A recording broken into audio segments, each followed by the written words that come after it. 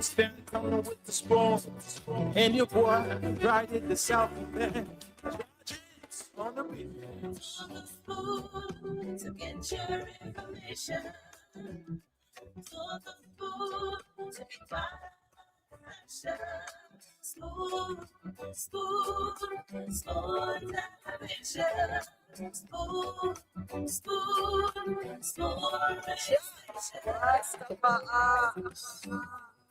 Spoon gonna tell you what is happening in Liberia. Spoon gonna tell you what is happening in Morovia. Spoon gonna tell you what is happening in Africa. Just to the spoon, you will know. The children crying for starvation, just to the spoon. You want to get a news update, my brother, to spoon. You want to know what is happening more often, to spoon. Politicians want to make their decision, just to spoon. You want to know what happening in the ministry, to spoon. Yeah, to spoon. Yeah. To spoon. You from Bonjama, Maryland, to spoon. Yeah, to spoon. If you eat a pound, congratulate my brother, to spoon. You got a spoon TV, you got a spoon radio, to spoon.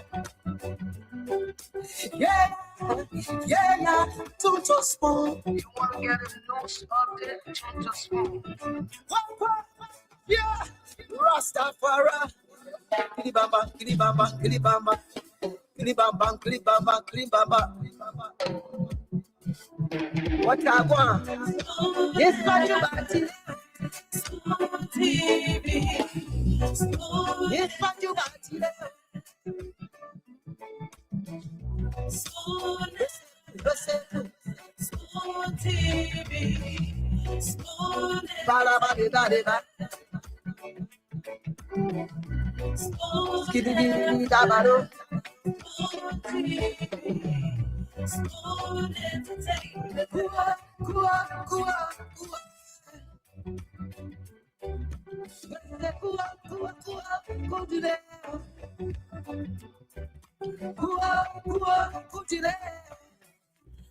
On the phone to get your information. Okay, tune the spoon to get all of the information you need. Good evening, Liberia. Good afternoon, good morning, wherever you are listening or watching from. This beautiful Wednesday evening from Liberia. I'd like to say welcome. This is the Spoon Talk right here on Spoon 107.5. Your number one platform for bold conversations, national reflection, and of course, people-centered dialogue. We are coming to you live from the Spoon House here in Odious, Congo Town, bringing you another very powerful edition of the Spoon Talk radio and television show. Proudly airing on Spoon FM 107.5 megahertz, Fabric 101.1, and Super 95.5 megahertz.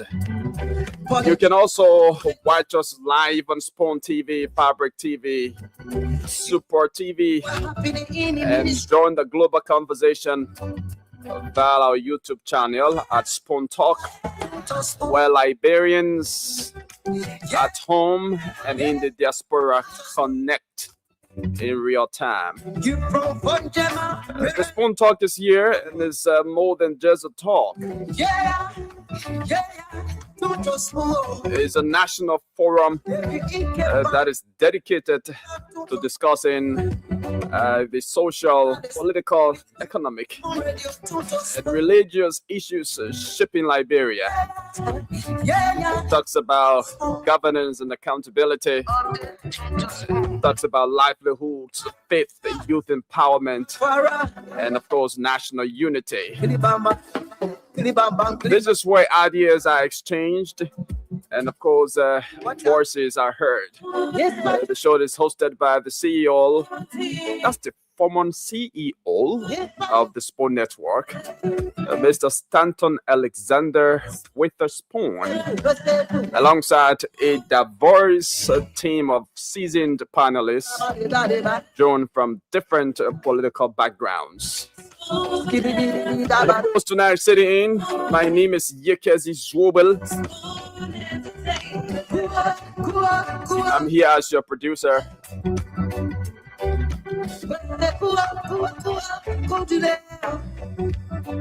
And let's have a wonderful, wonderful, wonderful, wonderful time together. With the time approximately, it is 90 minutes, climbing up to 9 o'clock. That's the initial time checked here in Liberia. So welcome, and let's have a wonderful time together. We go directly to the lines to welcome you to the Speak Your Minds segment. That's a segment on which you are given the opportunity to call and tell us what's on your minds, and speak to some of the trending national happenings in the country. You also want to use the opportunity to speak about issues confronting you in your various communities. So welcome to it, and let's have a wonderful time together. The numbers remain the same for those of you here in Liberia. 0777 771 0777 771 0555 are the numbers to put it through. Call and tell us what's on your minds. And for those of you watching the show outside Liberia, in the soonest possible time, I will be pinning the number to call on live on the stream. Okay, it's already pinned on the screen. So yes, you can call us via WhatsApp on that number, and that is only for those outside the country. If you're in Liberia, call on the local lines. If you call on the international line, I'm sorry, we're not going to take your calls. So let's go to the lines now. Let's speak to this very first person. Good evening, your name and where you join us from. Hello? Hello, Yakazi. Good evening, let's hear you. Your name and where you join us from. This is Oscar Zigben calling from Gompa, Nimba County. Oscar, welcome from Gompa. How is Ganta? Ghana is very cool and calm. Okay, let's hear you out. What on my mind have to take this time to call upon President Boakai? We Liberians, mostly with the Nimanian, put President Boakai into seat because we feel we feel ourselves is an older president who can govern the country well. But for President Boakai to be going after people for what they did when they were in government, like SCRA foundations, it does sound real to us. You said what foundation again? Just Wife Foundation. Oh, the Cloud Foundation. Okay. The Cloud Foundation. Okay. Let President Boakai know that he has foundations, he has children. At the age, according to our society, according to our Bible, assuming you pass 75, 80, you are waiting for God's time. And he has children. Let him live legacy that tomorrow when he's not in power, so people can God at his children. I'm begging of him. Let him lead the foundations. The foundation is catered to the children and he catered to the Liberian people. So I'm begging of him. Is that a good precedent he's trying to set? When he do that, it will harm the children in future to come and will harm the family. So I'm begging of him. So you see it as a wrong thing by the government to go after properties that are suspected to be, for the government. You see that as a no. So the person that belongs to government or government to go after is not a wrong thing. But sometimes when you are in leadership, in so international world can look at you and say, oh, we'll compensate you with this. So you can cater to children in future to cater to those who don't have the hand. So that not everything he had to go after. So thank you. Tomorrow he's not in power. So what he did when you were Z-Man, thank you very much. It's been a wonderful time having you on, especially so as our very first caller. Let's talk to this other person on the line. Hello, your name and where you join us from? Well, my name is Daniel City, and I call you from the Mosquito Lodge district. This is number 10. Yeah, well, Daniel, let's hear you out. This evening, what I want to say is that I want us to look at freedom of speech, right? Even though we have freedom of speech, but it comes with responsibility. Now, our big people we call, former leaders or present leaders, taking freedom of speech now to be something like, you can just go about doing it anyhow. Now, one of the former representatives in Akara's Moses Bay, who always get on the radio and inciting people all around. Now, we're not stopping Akara's Bay from speaking his mind on radio, but his politics, I think, is divisive, and his politics, it almost like inciting people every time Moses Bay speaks on radio. And, it call people attention, that everybody would become divisive, right? Now, he started on OPFM today, inciting people that Plan Foundation, if Joseph Brother attempts to do anything about that Plan Foundation, there will be a serious resistance. He started inciting. So we are calling on the government. Thank you. Who will be intimidating people. Thank you. Okay. Thank you for making your point. Let's talk to another person here. Hello, your name and where you join us from? Good evening. Good evening. How are you? Thank you. Sekou Fofana is my name. Member of United Party Intellectual Bureau. Calling for budget for tonight. Okay. Why is on my mind?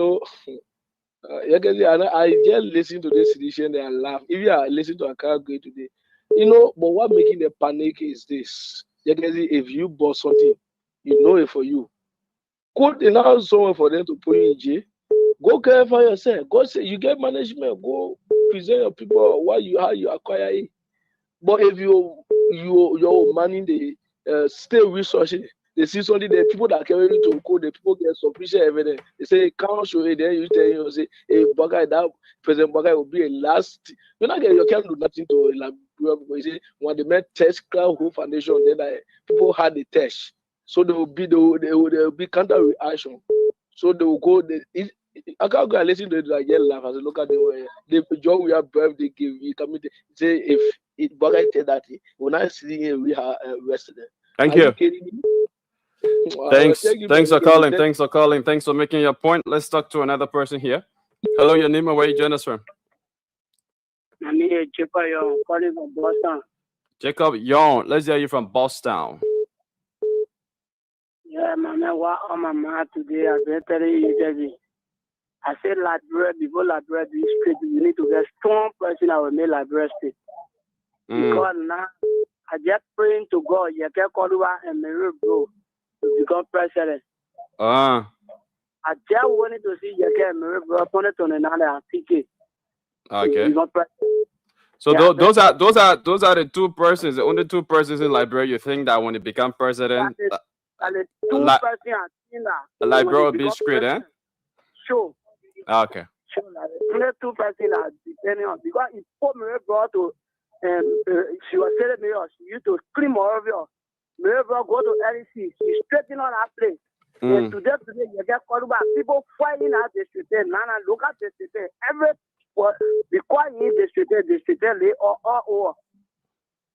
So okay. today, 15 people, then when they become president for the nation will be good.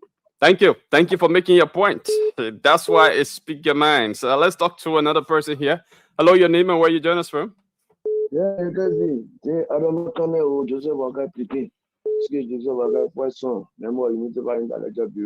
Adama, go ahead. Yeah, only thing that on my mind, I'm a fan of it, because I don't know what happened. I don't know what. Better go out and I'm making my phone and reach. Yeah, but now I'm working.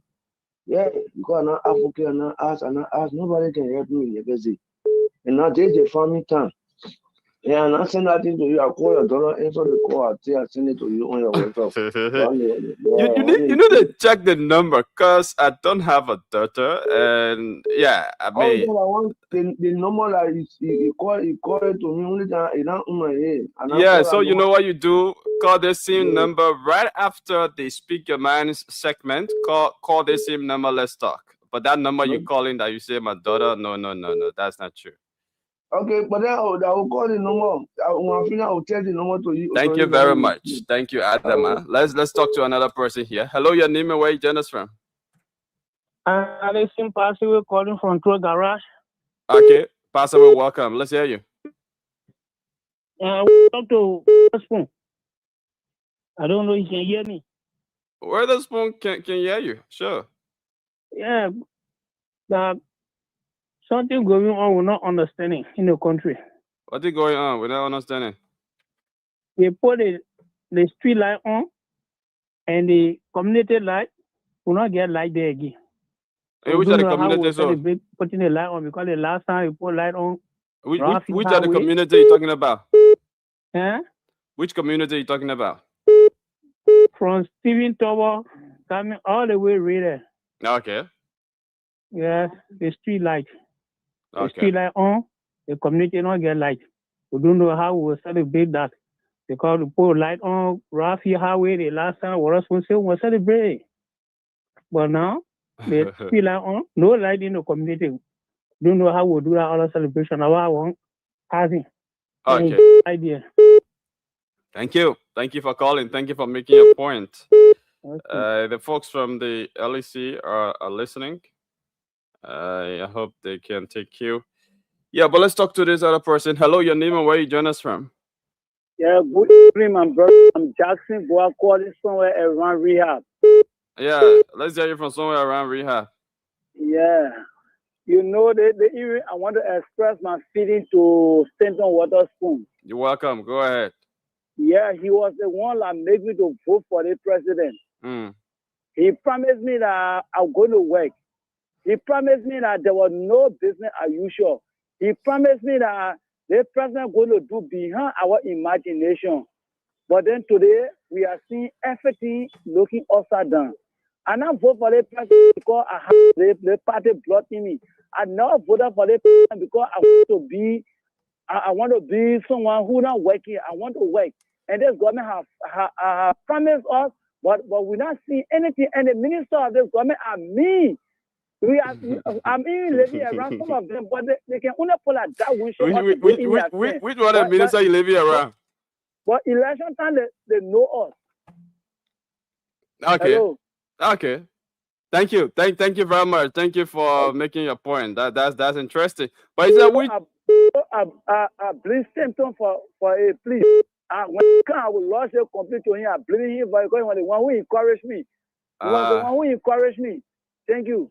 Who the minister you say you live around? For security reason, I don't want to call him, please. Okay. Thank you very much. Let's talk to this international caller. Hello, your name and where you join us from? Yeah, my name is Edward, calling from Massachusetts. Edward, welcome. Let's hear you, sir. Yeah, so my question have to do with this government. Are they the coming power to go after individual, or the coming power to unite the country and carry on development? And that's number one. Number two, you have major issue in that country that is affecting the country. They are not trying their best to solve some of the issue. But the whole government send the king power There's nothing sound like going on. The whole country just upside down. People suffering.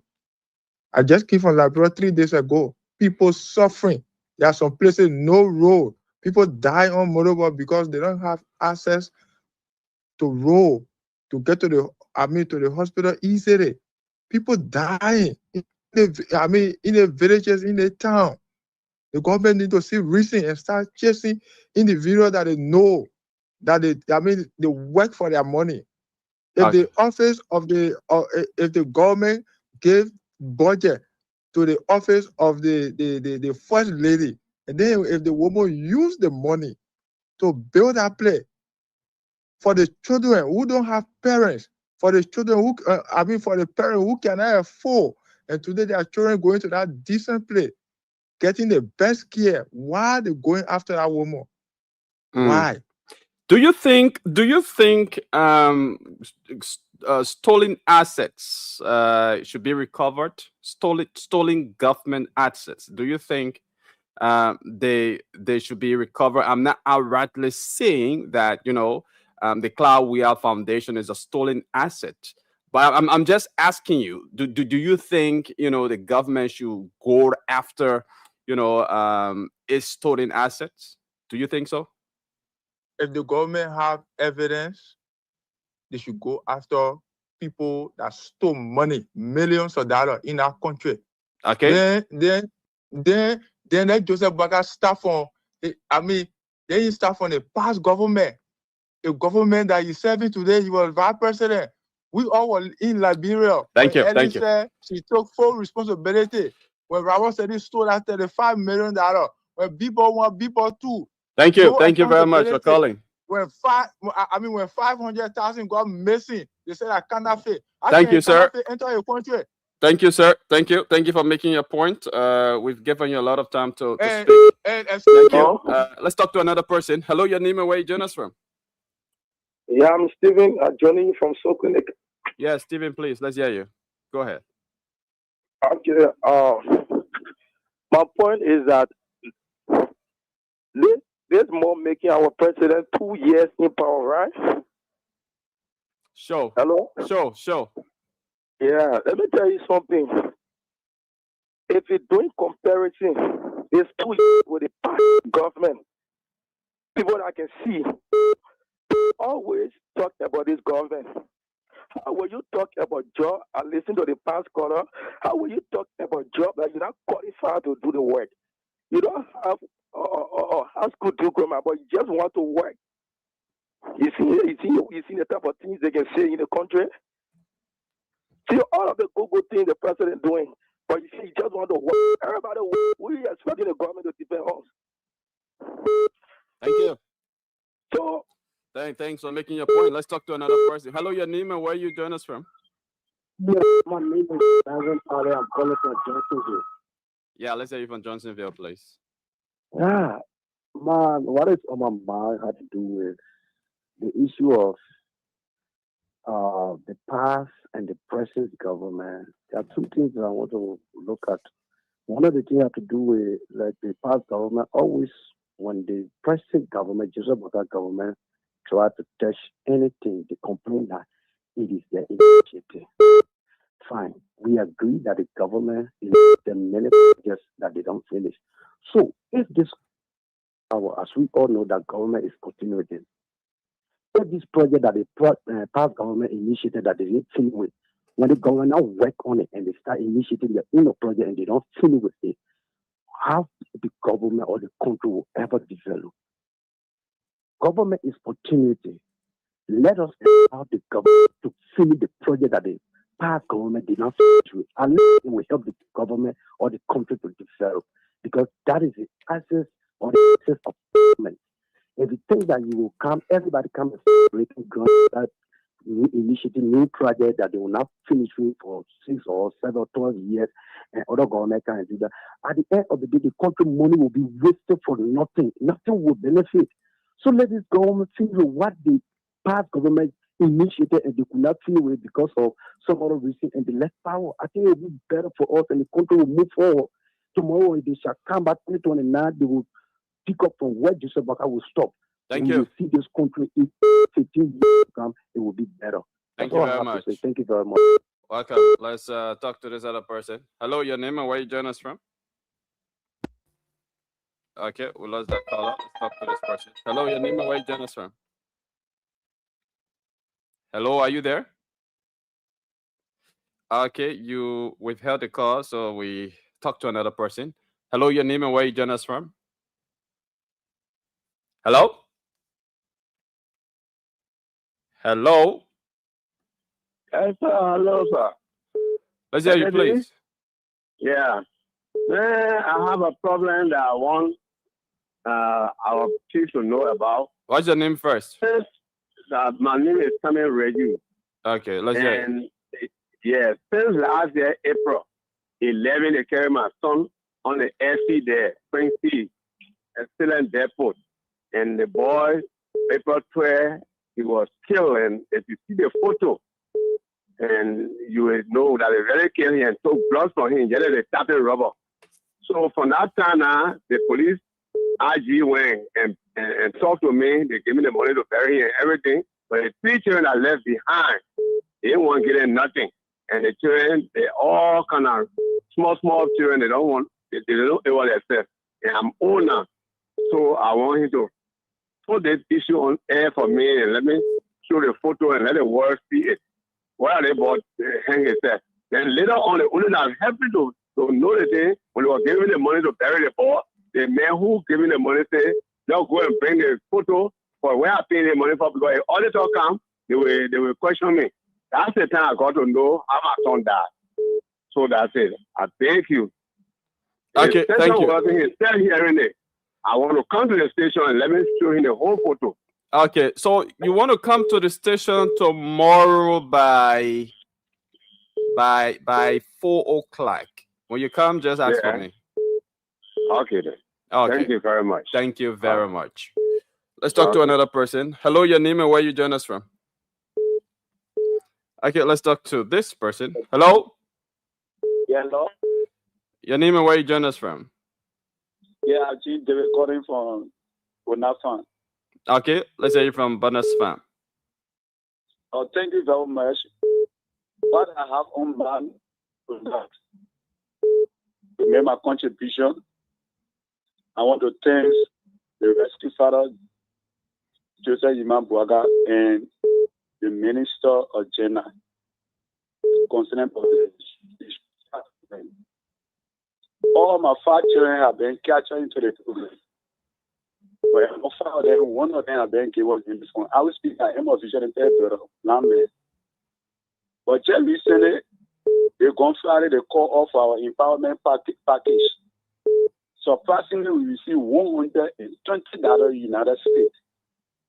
And they said that we as parents, as a black people, we shouldn't be on the street. We shouldn't care our children on the street. Even in fact, to have made the government doing well, sending all our children to school, which I should have made. Yeah, the government is doing extremely well on our note.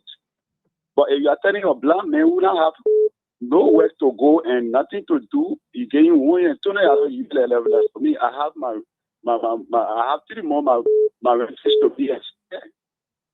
You want it, and every day going to school, I transport them and I get a reset. So we are doing the SS call to the rescue father and Mr. CEO, Mr. Waterspoon. They can call the thing and re-sit down and strategize. They kind of package or empowerment to put in place. Mostly we the future impair people as the black people. Okay. It's very difficult. The $120 is not sufficient for us. Also, our women can see. I think they give us only good. They can also sell and pay our rent. Thank you. Thank you very much. Thank you very much for speaking your mind. Let's see if we can talk to this person. Hello, your name and where you join us from? Good evening. Good evening. Let's hear you. Okay, I'm Isheli, a boy from Banavia State. Yeah, Philip, please go ahead. Okay. What I want to say is people who sit down in the diaspora don't know what actually happened here in Liberia, and they will get on radio and they start to say things that they don't know. I'm begging you, even though you're supposed to do your calling, but you don't know what happened here. Now, in 2 years, Joseph Walker instituted lot of things, including development. Now, somebody who just spoke, testifying that the government had done well by, giving some subsidy to them, to at least start business and send their children to school. For people who don't know, they have to say things that they don't know, right? Now, one thing somebody spoke about freedom of speech. For me, I want to agree with that brother. Accounts we need to be very careful. We shouldn't do a politics like somebody fighting here and somebody fighting.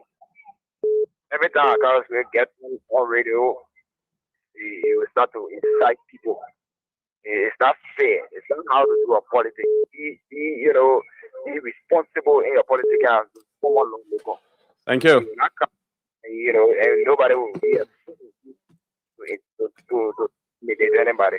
Thank you very much. Well, if you're just joining us, it's a reminder that you are listening and watching the Spawn Talk right here on Spawn 107.5, Fabric 101.1, Super 95.5. The show is being it's live on our various social media platforms, Spawn TV, Fabric TV, and Super TV.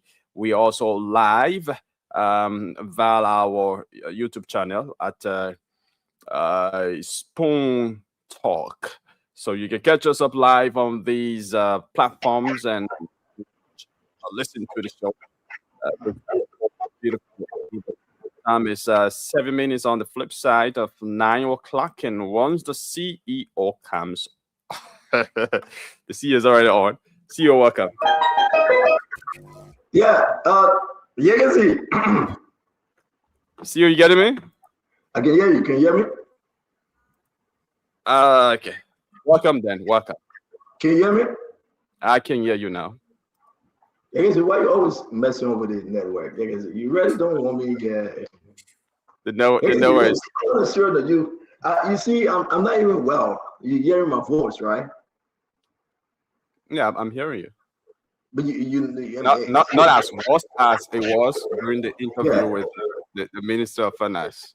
Yeah, whenever I shovel snow, like when I go out there to clean snow, I get sick. Yeah. Oh, okay. Yeah, I work too hard. You can see I work very, very hard. And that's the point, But if you don't want me here, you can do the show. I mean, I will be happy to go and rest.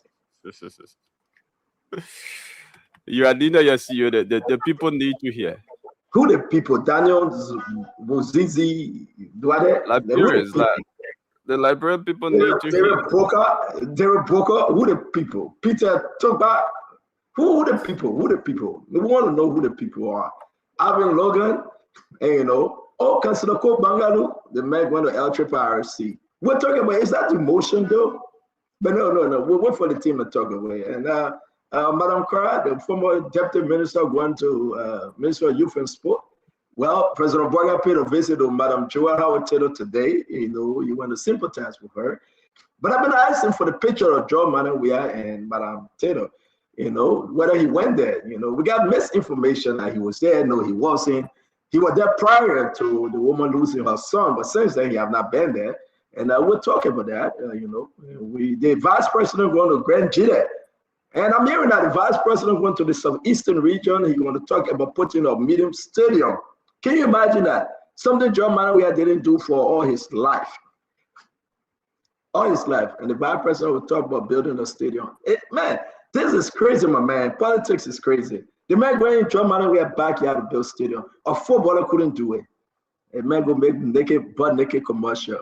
But we're talking about that, At the end of the day, the Liberian people will know who's serious, who's real, and who's fake.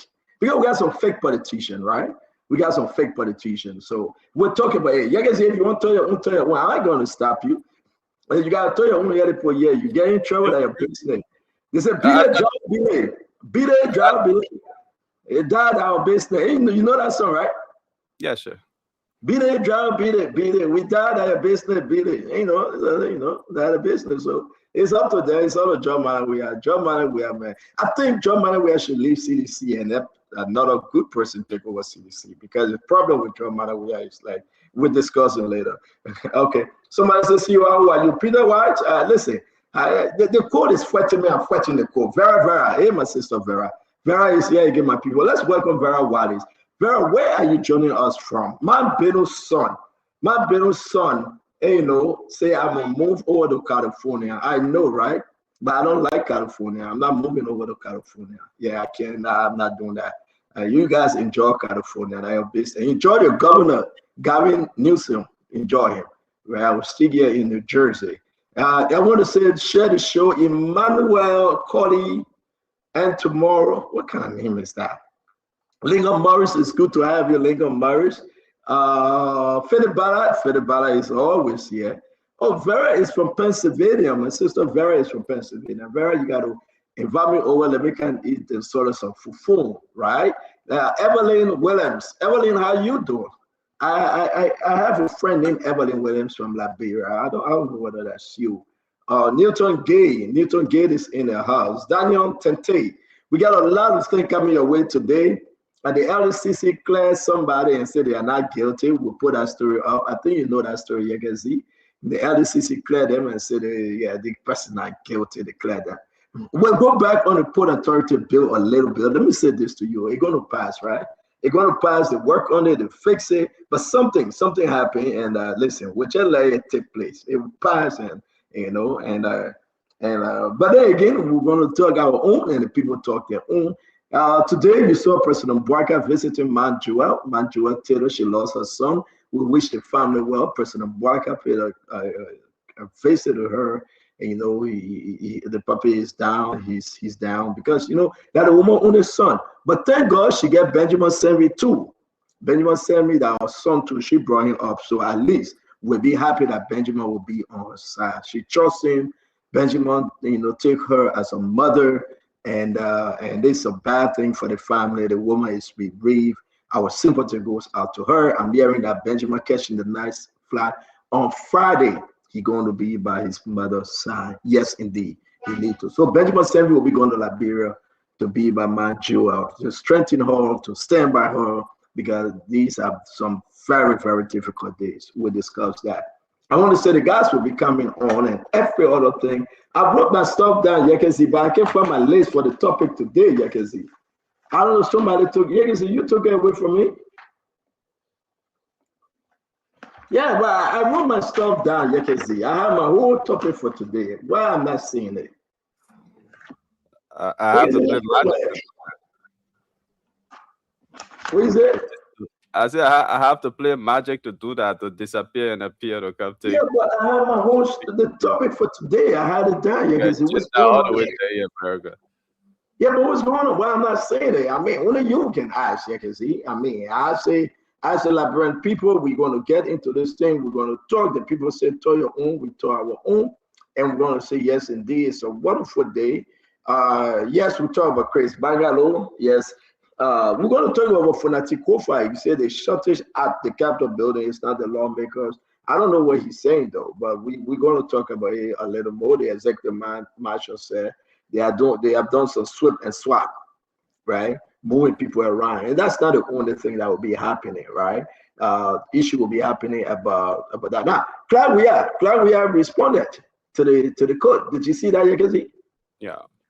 Yeah, Claudia responded to the court, but hey, I got a message for Claudia though. Yeah, I got a message for Claudia on a serious note, because this is not something easy. This is huge. This is terrible. This is big, right? But she responded. She said, listen, you were here at the end of the day. And I'm saying that they say Funati honor the best lawmaker. Who ran with the other one? Who made Funati the best lawmaker for 2025? But again, I like that. I like that they honor him, Funati Kofa. And I remember I said something yesterday about CSA. We're talking about it. Yes, declare the LACRA boss. LDCC clear him. You say I got to go on my phone now because I guess he took away my my topic for today. So I got to go on my phone and put out all these different topics, right?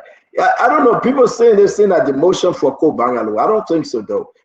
A man from Minister Proper Youth and Sport to LACRA. What do you think, real quick, before we go to the phone line?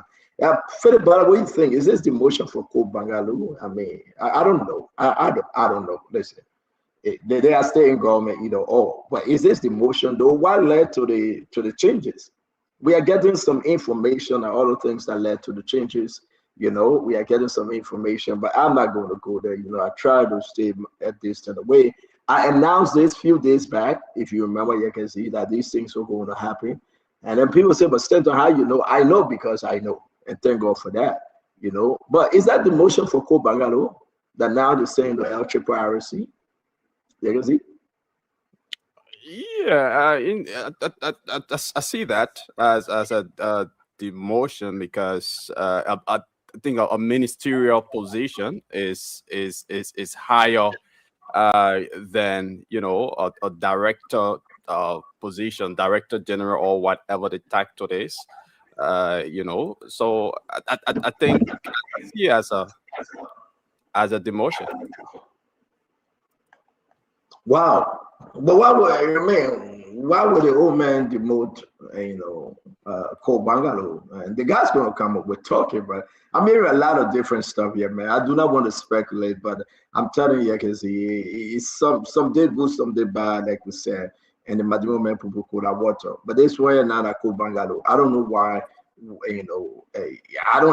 listen, I just want to be very clear that with this announcement today is Wednesday, a beautiful Wednesday. And I can tell you this, though. I think something is happening here. That's not the only changes, That's not the only changes we are hearing. A lot more is coming.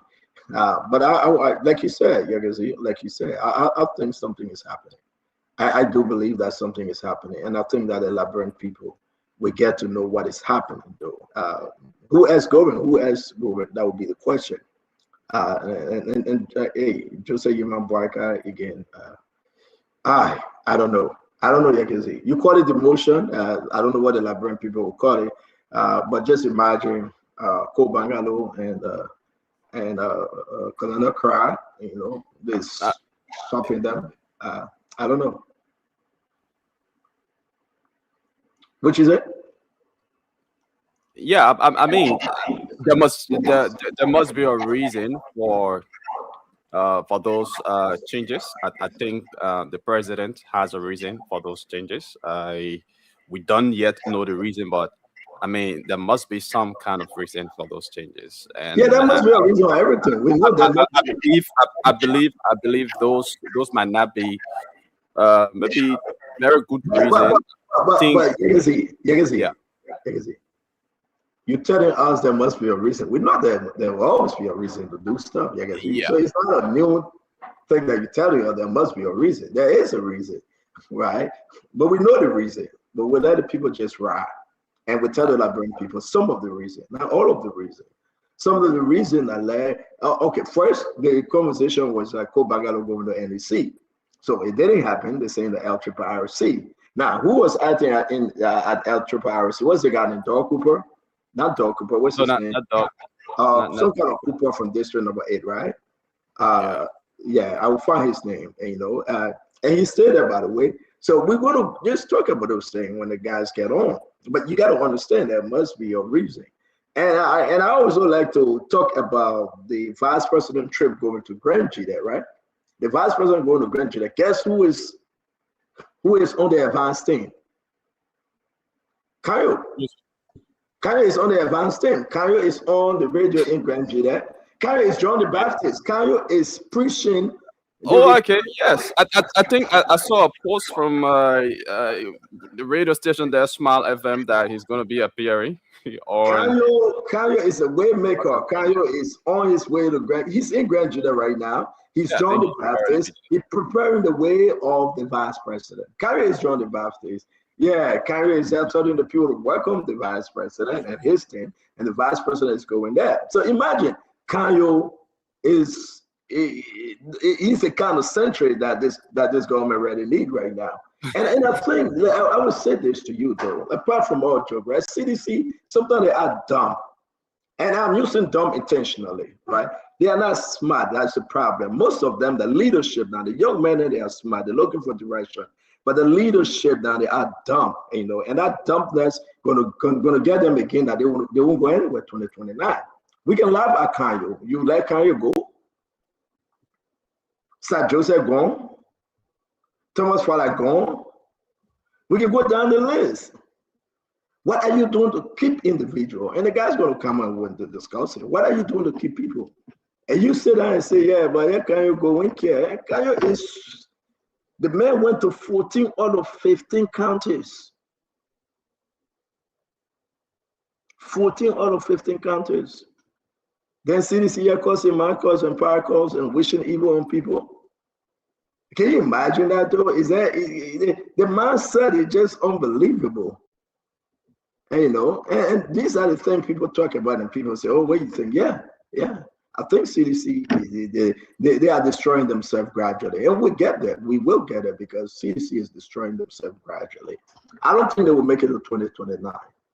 You know, but say what you want to say. Kanye is flying, my man. You guys, can you imagine that? Kanye is flying. Kanye is doing exceptionally well. Like President Obama would say, exceptionally well. And ladies and gentlemen, share the show. We're walking towards a beautiful show today. And I want to say to all of you, this is the day the Lord has made. We rejoice. Because what's the update in Liberia? What's happening right now? I think you've uploading all these things. I think you've given out of the major updates already. We're here in America, and I've given all of the major updates. Hey, yes, of course, you've done that. Out of the major updates, the VP trip to Grand Jide, you talked about, you know, the appointment of Bangalore to the LACRA, the Cloud Wia's foundation response through her lawyers, and you know, I mean, the LACRA, the suspended LACRA boss being cleared by the LACC. Those are, you know, major trending happenings in the country that you've already talked about. So let's play the video real quick, and let's put ourselves in mojo, Zico. So we play this video. It's very important. Let's listen to and I watch the president visit to Madam Joel Howard Taylor. It is a sad moment here to witness your only child being taken away from you by the cold hand of death. Okay, we're going to play that. Just imagine that Madam Joel is bereaved, you know, and the president paying obeisance. And this was good. This was so unique, and it was timely too. You know, yesterday we got the news. Today, President Barker went there. This was unique. You know, I listen. When you see something good, you say it. And I think everyone should go and pay respect to Madam Taylor. And I mean, yeah, Madam Taylor. And I reached out to her on behalf of the network and the team, and we paid our respect. Thank God for that. But I want to say to everybody, man, you have to. This is so sad. This is very, very, very sad. You know, and she's hurt. I mean, I don't know who can. She's hurt. This is her, and we wish her well. Yekezi, and with all the, you know, engagement, talk to us, bring us up to speed, Yekezi. I'm saying that people going, but you know, Sunday announcement was made though. I need some clarity here. Did Jovia pay his former vice president office? Maybe he did. I stand to be corrected now, right? But I want to say, and I know that Madam Salif will go there. I know she will. I'm not trying to put politics in this, but if you know, help me. I don't know. You know, I don't keep track on, you know, we are activities. No, I don't know. The only thing I watched the video when he was doing his commercial for the perfume or the cologne. That's all I do every day. I don't keep track of that. Yeah, because why you laughing? No, the one thing I watch is this video, that this video I watch, not other video, but I don't keep track of any other thing, where I do. And that's the only. But again, help me out. You think Joey I paid a basic? Go ahead, you can see. I don't know. I know Madam said we would go there, but Joseph Baga went there today. That's what I'm talking about. So it's up to the Kev Hassan and the kind of thought that I'm not there to say it. But if you got a picture and you know that Joey I paid a basic, let me know. If you got a picture, let me know. That's what I'm saying. I have not seen anything. Have you seen anything? You can see. I haven't seen anything yet. He might go. He might go because no, we don't say might. We don't. You say he will go. He probably will, but we're not. I can't be sure. That's why I'm saying might. Yeah, I understand. I don't want to say might. Whether I'm not sure, I just want to see something. You can say might. That's fine. But for me, I have not seen anything, so I don't think he did. I need some pictures. I need some video that he was there. Because this is his vice president herself with him, right? And taking things. I don't want to put politics in this, but I'm just asking a fair question. Yeah, because I don't know how fair this question can be. I'm just asking a fair question. Why? I mean, and I know people will get mad. That's okay, but yeah, because it's a fair question, though. It is. I mean, it is a fair question. But like I say, I think the former president might go, to pay a visit to his former vice president. I mean, I don't know of any, bad blood. I don't know of any rift between he and the former vice president. And even if there's a rift, I think during time like this, you put your differences aside, to go and visit and moon with somebody who worked with you before. Yeah, I mean, you're making my point. Right now, when somebody died, right, when family come together, right? You can see? Sure. Yeah. Again, maybe he went there. Maybe, I don't know. Lazy, maybe. Can anybody check online, find a video, find a picture that Joey had paid Madam Joy Howard? This is day number 2. He should have been the first one. I'm not trying to put politics in this. I've been sincere. I've been looking online. Can somebody help me out there? Can you find something? Can somebody send me something that Joey was at the house and he paid the woman a visit? This is the former president we're talking about, and she is the former vice president, though.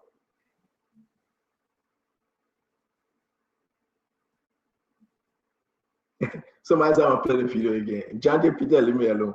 Can anybody tell me, seriously, we really want to know.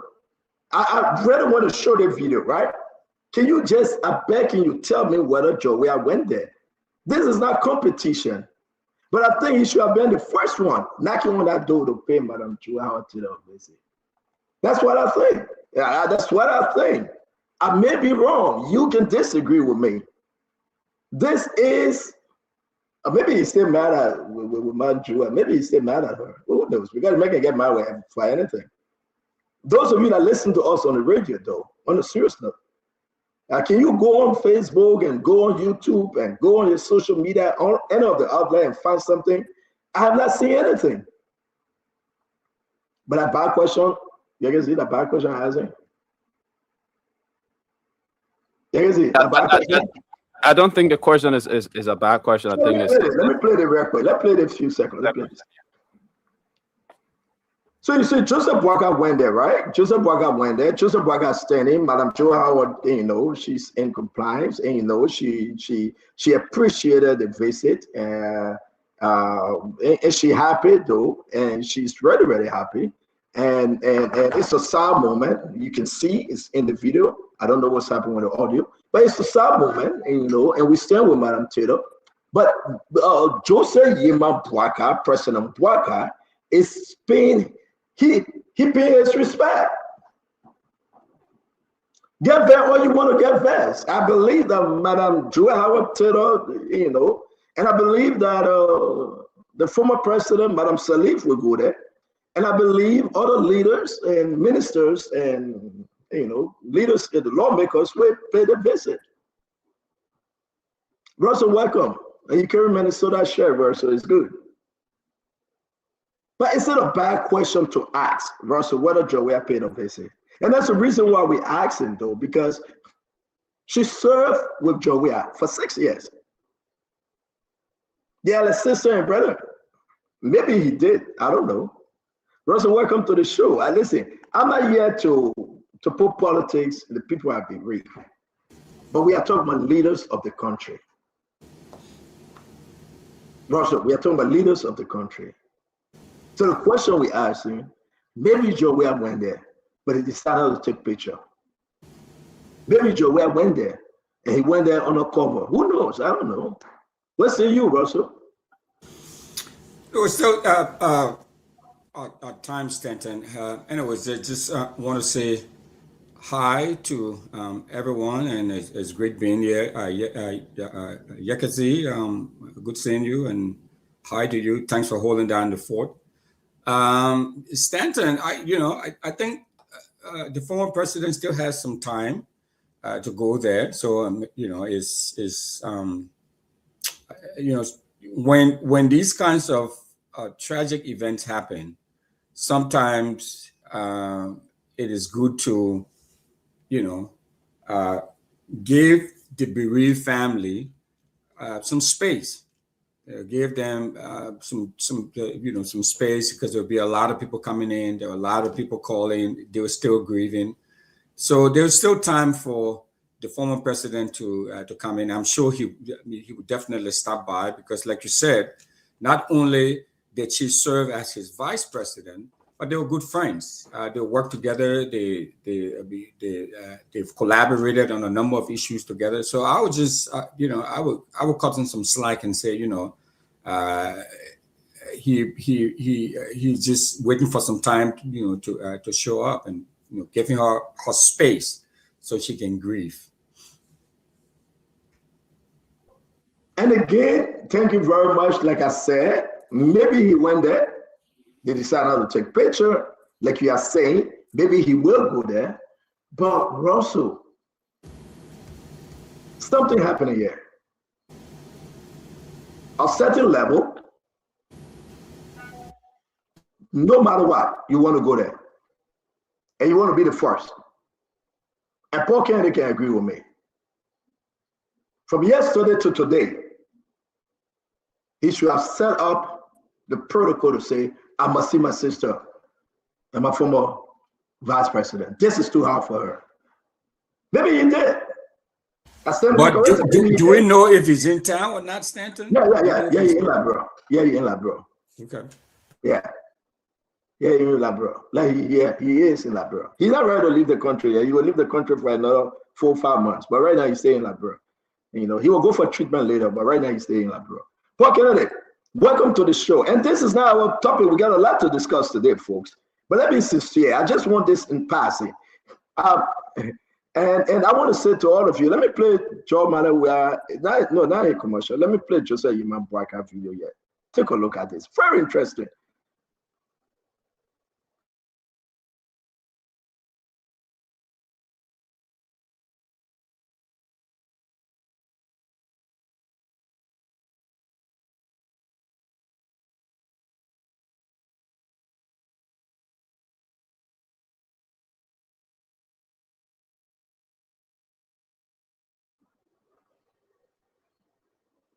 And you see, the video is very fine. It's there, and the video, the pictures, video, everything. Say what you want to say, Paul Kennedy. Again, maybe Joey went there in the middle. Nicodemus travel at night, right? You know the Bible, Paul.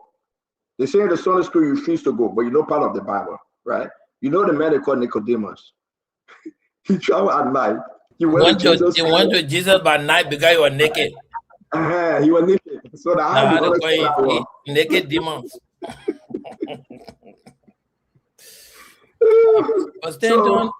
So go ahead, talk to me. Yeah, my heartfelt condolences to Madam Joel Howard. it's difficult to lose a loved one. I mean, I'm this old, and I really used to love my mother, and I still can't still can't accept that she left us. And that woman was over 91, maybe 92, 93, and she's been dead since 2020. So imagine that. I compare that to a child, right? It's every parent's dream or hope that their child bury them. I don't know of any parent who is asking to bury their child. Most parents say, "Oh Lord, let me live to see my child do well and grow up so they can bury me," right? But to be sitting and imagining in her stead, in her situation now of days to come when she's going to be burying her son, it's really disheartening. It's heartbreaking. I mean, not many way you can console someone in that situation. I mean, if she's a faith believing person, which I know she is because she goes to the church there with Reverend Johnson, in Congo Town, opposite Nigeria House. I think that's the church she used to worship, but I don't know what she worships now. But Madam Taylor is a good person. She was very instrumental into helping to establish Bapulu County, the county we have now, when her husband, Charles Taylor, established the county in 2001. Yeah, but we know that we asked whenever, man. We ready to talk about Madam Taylor. Yeah, we know she's a beautiful woman. So my condolences to her. Now, whether Joia went there or not is not something that I know. I'm not in the circle. Okay. Yeah, I'm not in Joia circle. I don't even know whether he's in Liberia or not, and I don't know what his state of mind is. People grieve differently. People react differently. So I'm not advising George Weah. It's up to him best to decide when to identify and express his condolences, if he has already not done that, to this woman who was very close to him as the vice president. That's all I can say about this. And I'd like to yield on that now. So you get you tired, but want to say welcome, Winfred Russell. It's good to have you. Welcome, Paul Kennedy, and maybe those editions are still hanging around will come on the show and tell us whether Joey went there or not. But there's no picture. Well, Russell, my argument is that no photo, no video. I mean, let's face it though. Maybe he did. Maybe he went there. Right, Russell? Maybe. But we have nothing to show that he went there. So is it a bad question? Because he should have been the first person there. It happened like 3-something or 2-something yesterday. The man passed away. We got the information, and whatever the case may be. But let's talk about Joseph Yima Boaga. There's about politics and everything, Russell. Joseph Boaga went there today. In less than 24 hours, the president appeared. Russell, what say you?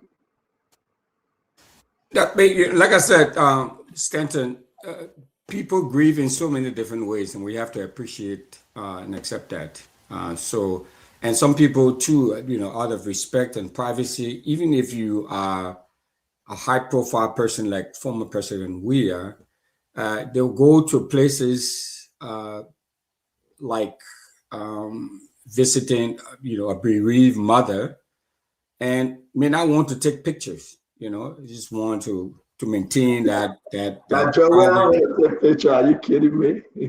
I mean, are you kidding me? That Joel want to take picture? So you just tell us like he didn't go there. I don't know. Maybe he did go there. He just. But you see, when you say maybe, and nobody can be sure that Joel went there, and that's my argument.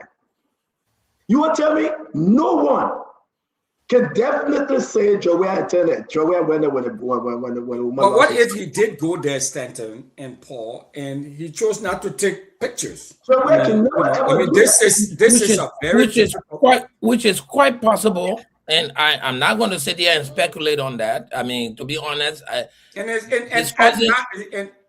admirable too as well. Not only, you know, it's admirable. You go But you there. understand that, Joe? What are you talking about, though? No, The no, men that but listen, and I agree with Winfred, right? you I don't understand even think that people should be taking Kennedy. camera in a woman home at this time.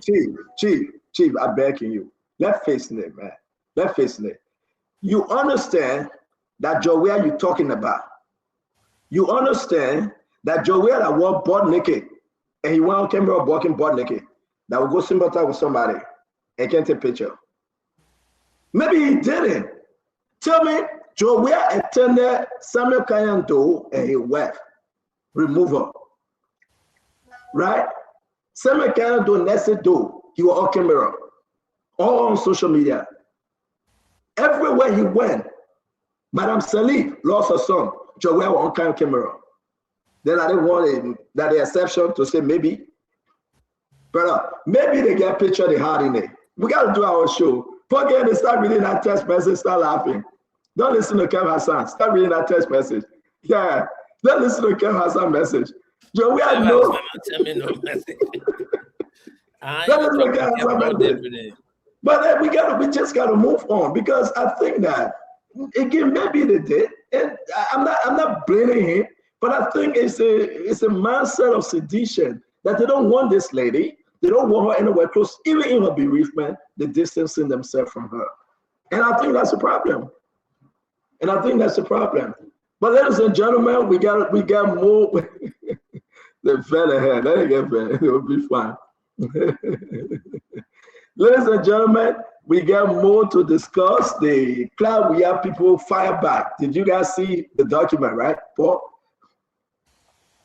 Paul, you saw it. Paul, don't take that phone cover, man. Pay attention. Man, how to go. You're talking with the people there.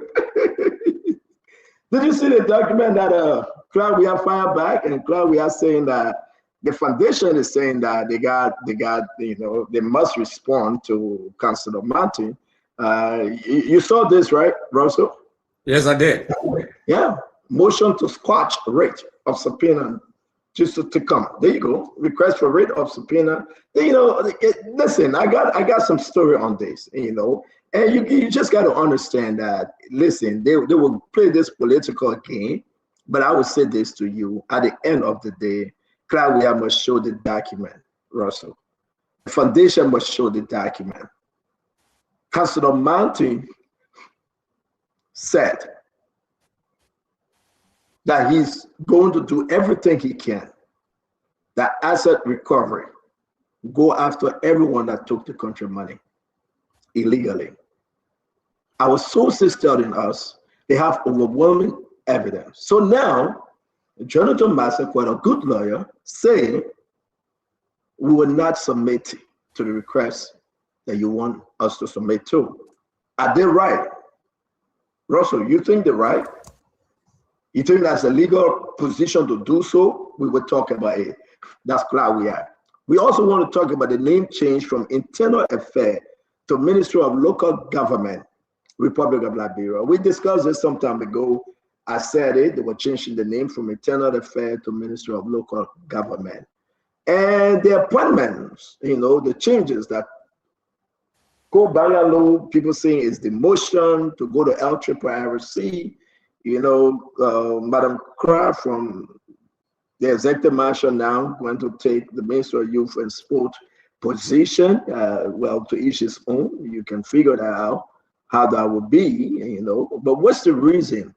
Why? Well, the reason for the changes, and we're as Liberians out there. Why do you think the president is taking this position now to bring in such at this time? And people want to know, you know. And we move on a little bit on the sport bill. New development on the port bill. New development. And also, Yekezi, can you pull up for us LACRA? He was exonerated, he was set free. You know, the allegation against him from LDCC cleared him and said, no, this guy didn't do anything. We don't have enough evidence to charge him. And it's a good news that now they're making walk free. LACRA making walk free. We'll talk about it. Then we got a lot of issues coming your way today to have a wonderful conversation. But what's your take with this Minister of Youth and Sport, you know, position now? Your friend Ko Bangalo, they remove him. Talk to us, Russell. Well, I think we all expected that there would have been some reshuffling within this government, and so the president is doing that, moving people around and where their skill set with the skill set coincide with the different areas that they've been assigned to. So this is a good thing. I mean, to to have the government reshuffle and move people around to see where they will be best suited to serve the people of Liberia well. So I think it's within that spirit that the president is now showing signs that he intends to have his government reshuffle. Now, is it going to be a full-fledged reshuffling of the government, or is just a few line ministries and agencies here and there that he needs to, he needs to move people around? And this is a good thing, Stanton, because it ensures not only accountability, but it also ensures productivity. It shows that the government is working at its optimum. And so it's a good thing that the president is moving people around. So if he feels that your skill set is best suited for this area, this ministry, of this program, then he should do that. So I don't know Miss Kra very well. I mean, I don't know her at all, so I don't know her level of competency that she brings to this ministry, the Ministry of Youth and Sports.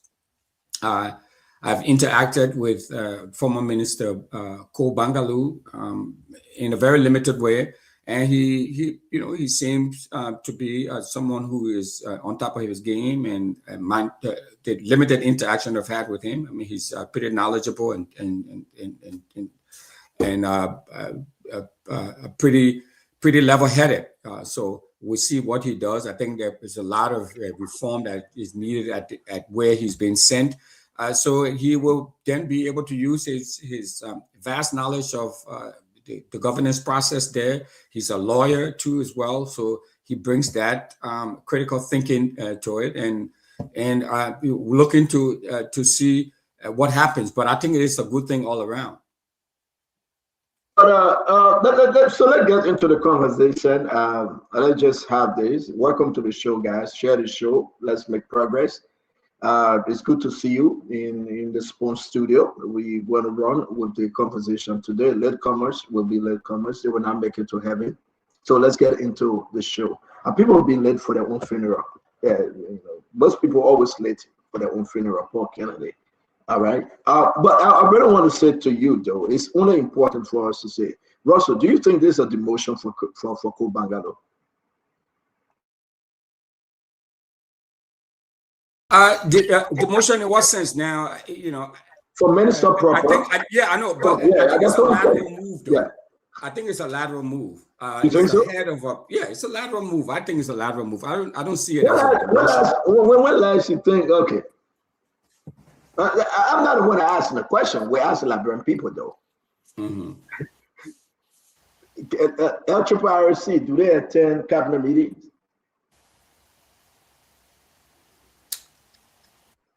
But yes or no. I'm asking you, yes or no. Do they attend cabinet meetings? I don't know. Do they attend? No, they do not. No, they do not. Okay. They're not there. You're not funny. Okay, but because they don't attend cabinet meetings, I'm trying to lay out something here. Okay, go ahead then. When last you hear about LACRA? I heard about them when they they were in the news not too long ago. They had that big scandal, and you had that big controversy and stuff like that. Since then, when last you hear about LACRA? I've not heard about them in a while, but that but because they may be a Minister of Youth and Sport. As recent as the county. As recently, every day we talk about these things. But anyway, I'm just asking the question. People are asking whether there's a demotion. When you're in government, you got to be promoted, you got to be demoted, or you got to be lateral. You say that it's a lateral fault. The Sametua said the lateral movement. When you're not telling anything, you say the lateral movement Sametua. What you say? Poor Kennedy. Ko Bangalo. I do know Ko Bangalo. We talked to him, right? I know the reason why, some of the reason why the some of the reason why you found out that Kobangalu, they're talking from that. I know, and I want to say something to this. But my first question, yeah, ladies and gentlemen, is this the motion for Kobangalu, Paul Kennedy? Stanton, so demotion or promotion in the hierarchy of government depends on the reporting channel, right? So if the Director General of the Liberian Repatriation Resettlement Commission reports to the president directly in that chain of hierarchy, and the Minister of Youth and Sports report to the president, then I will agree with my friend and brother Russell that is a lateral move. It becomes a demotion if the Director General reports to one minister and the minister reports to the president. But in the hierarchy of reporting under the structure in Liberia, I'm sure the Director General of the LACRA reports directly to the president. They don't report to any other commissioner head or commission head, or they don't report to any other minister. They are a technocrat. That's a technocrat position, right? The minister is more a policy-making position, whereas the Director General is a technician, a senior technocrat or chief executive of an autonomous authority agency that reports directly to the president. So to answer your question, whether that's a demotion, my answer from my understanding of government and hierarchical structure, it will not be a demotion as long as the president still reports to the president, the same hierarchy. It becomes a demotion where they took him from the Ministry of Sports. Now he's there reporting to the Justice Minister, or you're reporting to the Minister of Foreign Affairs. Then it becomes the line of reporting changes, and then it becomes a demotion for him. But he still has access to the president. And sometimes it depends on who's leading the entity. I heard you asking whether when last did we hear about LACRA? The LACRA is a very functional arm of the Liberian government. Stanton. I work with Liberian Red Cross. I collaborated with the Liberian, LACRA from 1990 all the way to 1998. I mean, we interchange, we intermingle, we work together. You are not hearing much about them now because there's not a lot of refugee crisis in the country, right? Why it is so true that they should be working in collaboration with UNHCR and making sure that our colleagues and our brothers and sisters. Let's go. We'll come back to that. You're not going to hear about them as you will hear about the Minister of Youth and Sports, that is an internal organ that is currently working on sports development and youth development. Thank you very much. But again, I got my phone going up like crazy. People are disagreeing with you and room for Russell, but I want to think this thing is a whole big demotion they're saying there. But we'll get to it and we'll find a reason why they demoted Kobangalu. Right? Look around the country, Emmanuel George. Let me frank, right? Forget about the mayor report directly to the when last that person ever see the president, right? They report to the chief of staff to the president, by the way. They start that way the buck start for them, right? But if you are Kobangalu, the kind of budget, Emmanuel, that Kobangalu was running on, that's not what the LACRA running on. Let's talk about the money. The money also is important. Look at Kobangalu budget and look at LACRA budget and tell me whether this is not demotion. Before we come to the other stuff, but let's hear you, Emmanuel. Let's hear you. Welcome. Good evening, Stanton, Wilfred, and Paul, and those of you who are watching us on Facebook, YouTube, and listening to the Vera radio station. Stanton, I agree with you. I think it's a demotion. I know I agree with my brother Paul that he reports directly to the presidency, which is great. But LACRA has a lifespan. It cannot continue to. It's called the Liberian Refugee Repatriation and Resettlement Commission. So the civil crisis, in a sense, I mean, we had democracy since 2005. Their responsibility was to bring back Liberians who were in exile, resettle there in the country, and help them to integrate in the community in Liberia. So they've been 20 years. So at a level, the point of existence is almost to the end. Government funding and international funding for that organization is minimized or drastically minimized. So it's not as powerful as an organization as it would have been in the early 2000s when President Sirleaf and others funded that organization. So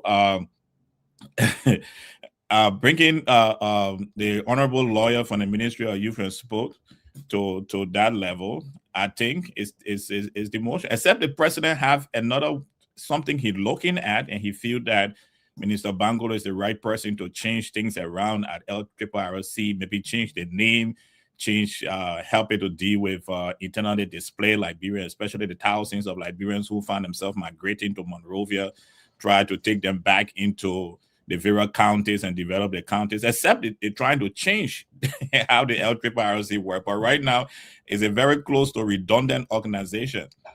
And then the appointment he made to replace him, I mean, someone that has minimum knowledge of sports and youth development, even though she funded an advocacy group, your net or something like that.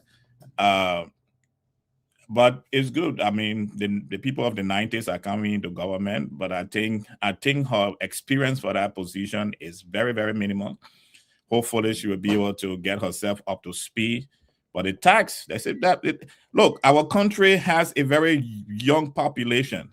We should be very serious as to how we want to who we send into the Ministry of Youth and Sport.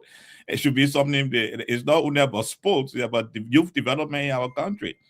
So hopefully, she will get herself up to par and up to speed. But she has, I'm checking her background experience, zero experience in sports. The only thing about sports that receiving a turf for Cape Mount County, the artificial turf donated by our foreign partners, received it, I think, on behalf of the government and taking it to Cape Mount County. So hopefully, we will be looking forward to seeing what the honorable minister will bring, the new minister will bring. But let me ask this to Stanton, but she has deputies who are technocrats. No, we're going to talk about them, right? But let's just talk about the question, right? Because I'm not going to beat on Madam Cry here about her credential and what she brings, right? I'm not going to do that.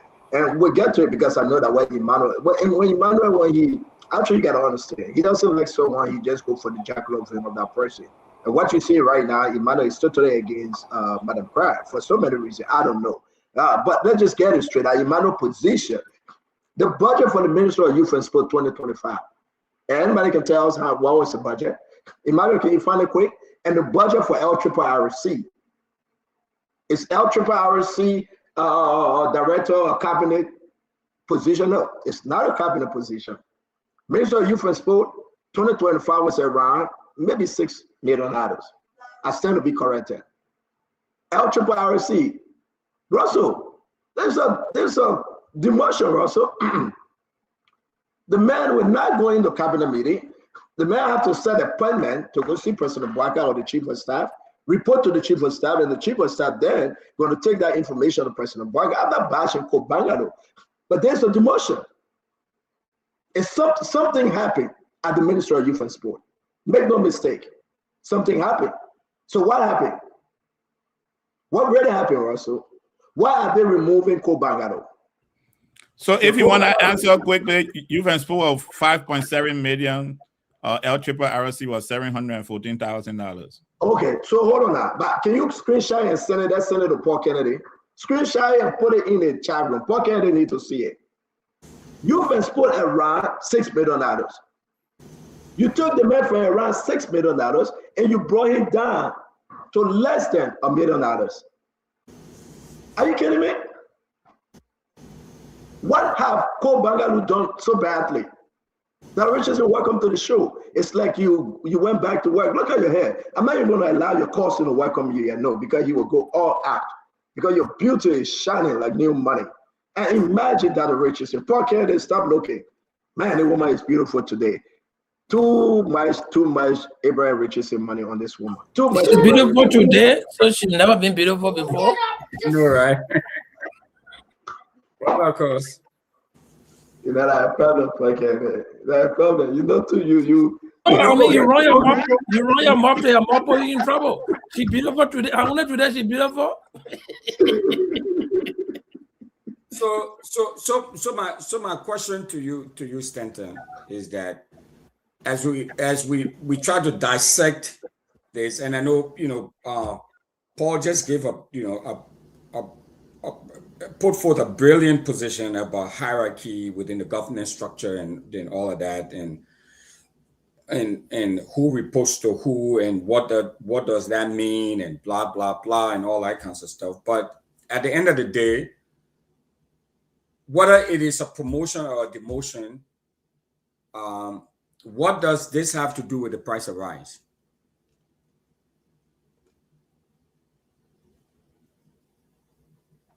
I will only answer that question if I know how much for the cup of rice. How much is the price for a cup of rice? Say you put rice is, I don't know, my man. I don't buy a cup of rice. I just So say I'm in the grand scheme of things, I mean, do people really care whether he was promoted or demoted? People care. Let me tell you this. Ko Bangalu served as one of the legal representatives for Unity Party government during the CPP time and all through. Ko Bangalu is a veteran lawyer. People respect him. What I've been hearing, speaking to my sources, they may be wrong. There's a demotion for Ko Bangalu because of something that happened. I don't like to beat or bear of bad news, but you got to understand something happened. Ko Bangalu, who have still owned that position, right, and run the course for the next 3 years. You understand that Zoga Wilson was there for 6 years straight. I said, though, he was there for 6 years straight. Joey couldn't change now, and the rest of the guys. Andy Kwame, that now working under this government, he was there for 6 years straight. What are we saying this? What have Ko Bangalu done? Did he perform well? Dr. Richardson, you must do something before they change you. And if you perform well, then guess what, Dr. Richardson? They will elevate you. They will not take it from a budget of 6 million to a budget of 700,000.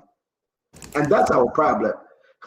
Taking Ko Bangalu from a budget of 6 million, around 6 million, 5.7 million or so, that the man will travel every month, enjoy all his DSA at the UN, Europe, all over. The man will not get it this time around.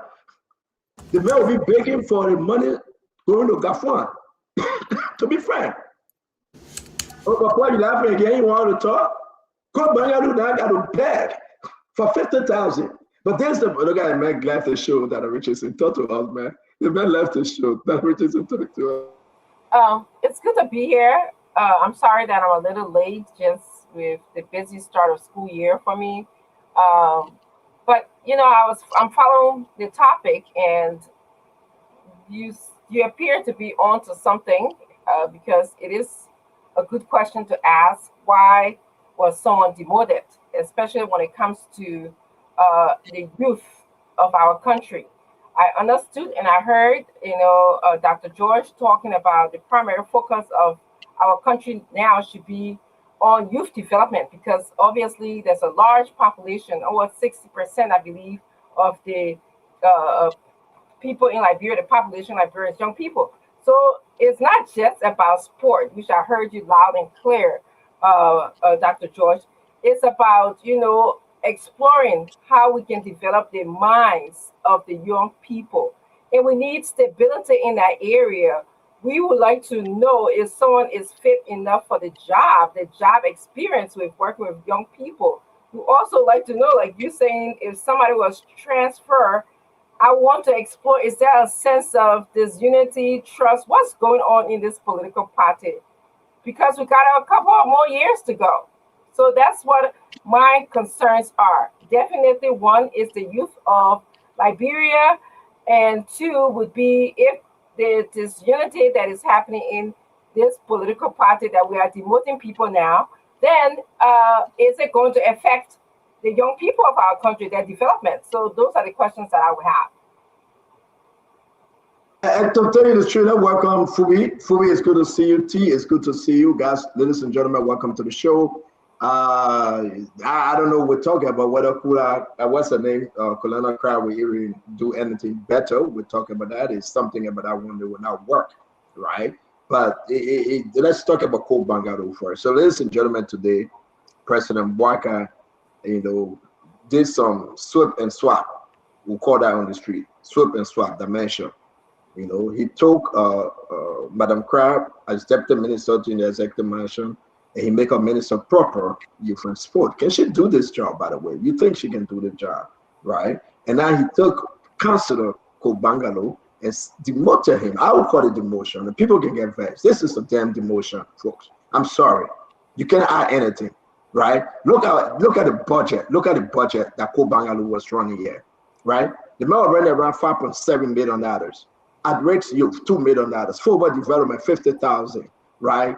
Miscellaneous sport program, 650,000. National county meet, 400,000. And imagine all this yama, he won't get it. Around $6 million budget, Fubi. You took the man from there, you bring it to Emmanuel. How much you say? Send me that to Emmanuel. Let me put it up. How much for LRC? What is the budget for LRC, Emmanuel? It's $714,000. $714,000. If I invest today, I can tell my wife, the business will do, please sell one of the properties and sell it. Can you imagine the whole LRC? Ask Emmanuel. Can you imagine? You took the man from $6 million Richardson, you brought it down to $714,000. And to get out thing, he got to be crying and behind Gafwan. The man will resign. I think Kobangalo will resign. You're not getting, no, he will. I can say this for everybody. It's a damn demotion. You're not getting anything from you, man. Don't trust that he's sending money there. You don't, Robert Dripa, forget it. What? You're not getting anything from USAID. You're not getting anything from European Union. Kobangalo budget at LRC now is the least in the country than even asset recovery or LDCC. How can you drop the man from 6 million to 700 and change? How about Chief Fubi? Let's hear you. Yeah, so good evening, everybody. I will look forward to a good show today. How about a repositioning?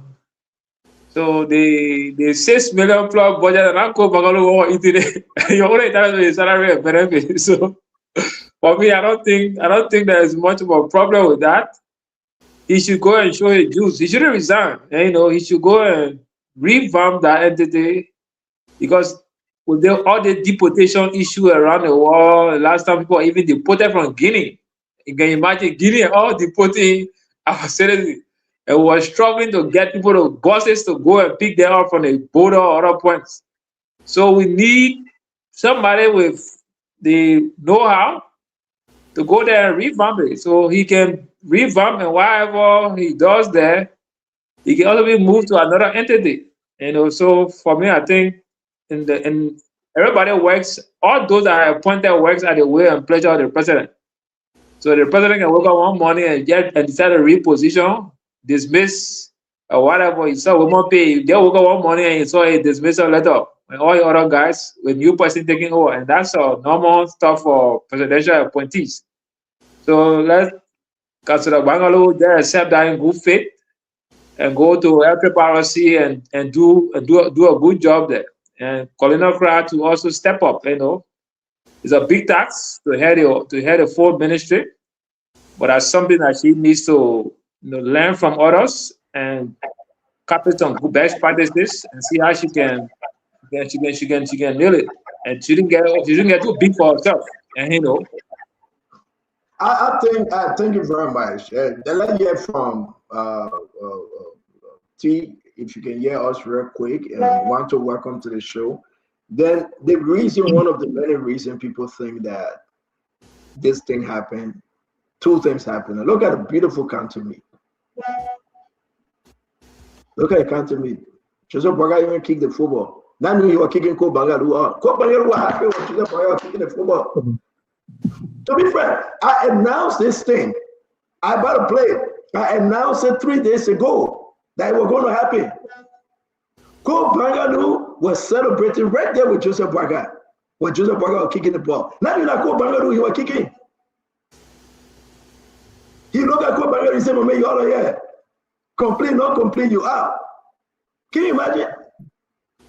This is the guys. You got to understand. I'm losing my voice because I don't know why. But can you imagine though? Ko Bangadu was sitting right there, and President Barack said, "Man, in 3 days time you out." You remember when Jesus Christ said, "In 3 days I should be, taken from the graves," right? From the grave he arose. No, no, no, no, no, no, no, no, no. He arose to the. So then what happening? And in 3 days, Kubanga done from $6 million to 7. Mommy, what you guys say was bad, mommy. You knew this was coming. I talked to you about it. You and myself discussed about it. I discussed it with you, mommy. That they were removing Kubanga. You say you're going to call Kubanga, you did it, and now the man out of there from 6 million to 714,000. And this is Emmanuel, can you send it to us? Let's put it up. T, let's hear you. Let's hear you quick, T. Okay. Thanks, Dan. Why I also consider, that movement to reflect a demotion. You guys discussed it earlier on the show. I think that the councilor has an opportunity to go and, like Phoebe said, prove his Jews on the other side. But I want to focus more on Colina. I see her as a very young and vibrant lady. In this country for too long, we've talked about women and girls empowerment. She has been given a platform. She has been given an opportunity to go and demonstrate her professionalism, her education. And we cannot talk on two sides of our mouth. We cannot be saying on the one side of our mouth, there's only 2 or 3, female representatives or senators. We need more women to be in positions of power in this country.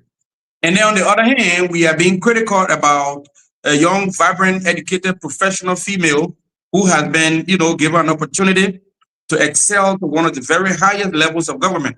So for me, I think this opportunity for Colina means a lot for not just her, but a lot of women and a lot of young people in this country.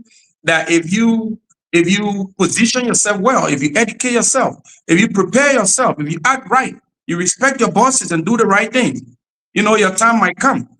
So that is where my focus is. Or the experienced counselor can go to where they send him. He came from CDC. He was there before. He came to the Unity Party. He had worked in government for quite some time. I'm not going to focus mostly on the idea that he had a 6-point-something million worth for budget. That's not the issue. Go and help Liberia where they send you. Focus on it. Maybe after some time, they might move you to another place. That's not government work. You work at the will and pleasure of the president. He is the one that was elected. And the people that he can confide in to head certain institutions of government are the ones who should go there and work at the will and pleasure of the president. So I'm very happy. Yeah. Thank you very much. Colonel Crab will call you and get you job there. Wato, I hear you. You come in laughing when you when you say as President Boga was kicking the ball. You're also getting rid of Kobanga. The truth to the matter here, CEO, is we are in a national crisis when it comes to young people in this country, and this is a matter of fact. Unemployment currently in this country, CEO, is the worst we can ever think about. There's been absolutely no solution. Obviously, I congratulate Cornelia on her opportunity, but I'm a bit pessimistic on her approach. I'm not judging her early, but I think you remember the last time I was on this show and I said one of my biggest disappointment. I don't know if that innovation was from Cornelia or who it came from, is the fact that the government and that pronouncement came from Cornelia. The first innovation for youth employment in this country was asking 4 years graduate to take a sweeping job. It's embarrassing, and this is a matter of fact and truth. You can never tell me say that your solution for the skyrocketing unemployment crisis is having a vacation sweeping job for 4 years graduate. And the second thing is this government first approach also to empowering to providing skills for self-employment. They call that digital training for young people, 10,000 youth. They took about less than 10,000 youth, but people who were accepted for that program said they learned computer literacy program for less than 2 weeks, I think 7 days maximum, and they awarded them and called them digital experts. So we are in a very stagnant tech crisis that require practical solution. Just yesterday, the chairman on the Youth Advisory Council, one of the incredible young people you can think about in Liberia, graduate from Princeton University. with an incredible track record of leadership, who I've had the privilege of seeing firsthand and growing into. He resigned from the entire youth advisory team. James Cowan. And do you know what he wrote? He wrote that if the situation does not change, this will be a national crisis for us. He criticized President Barker's approach with the entire unemployment crisis and youth issue in this country. So Colina she has a big shoe to fill. If our approach would be, creating vacation job to tell 4 years graduate to go learn about sweeping, then we'll be concerned. And if our approach would be to be able to empower herself politically for 2029, which is another concern that we're skeptical about because Thank you. she. Okay, yeah. So in Chinchu, congratulations, Colina Krua. We wish you all the best, but we are hoping that this space can be a practical space where you prove your doctor wrong. For us, we are a Thank bit you. pessimistic, but we Yeah, hope. yeah. Thank you. We got the letter from the young man that resigned. We'll put it up. Mommy, welcome to the show. Yes, guys, we have some interruption on Facebook. We are reconnecting. Let's hear you, mommy. Yeah, I mean, good decision for the president. Will be looking forward to seeing how Colina will deliver on her responsibility and how Councillor Bangalo will also take on what the president described as increased responsibility of the Department of, I think, Refugee and Rehabilitation, LACRA. So if you read the president's communication, he emphasized how they intend to make the LACRA given more regional and national responsibilities. I mean, across the region, we're talking about migration. So it will be beyond the current scope of work that LACRA has. They intend to expand the scope.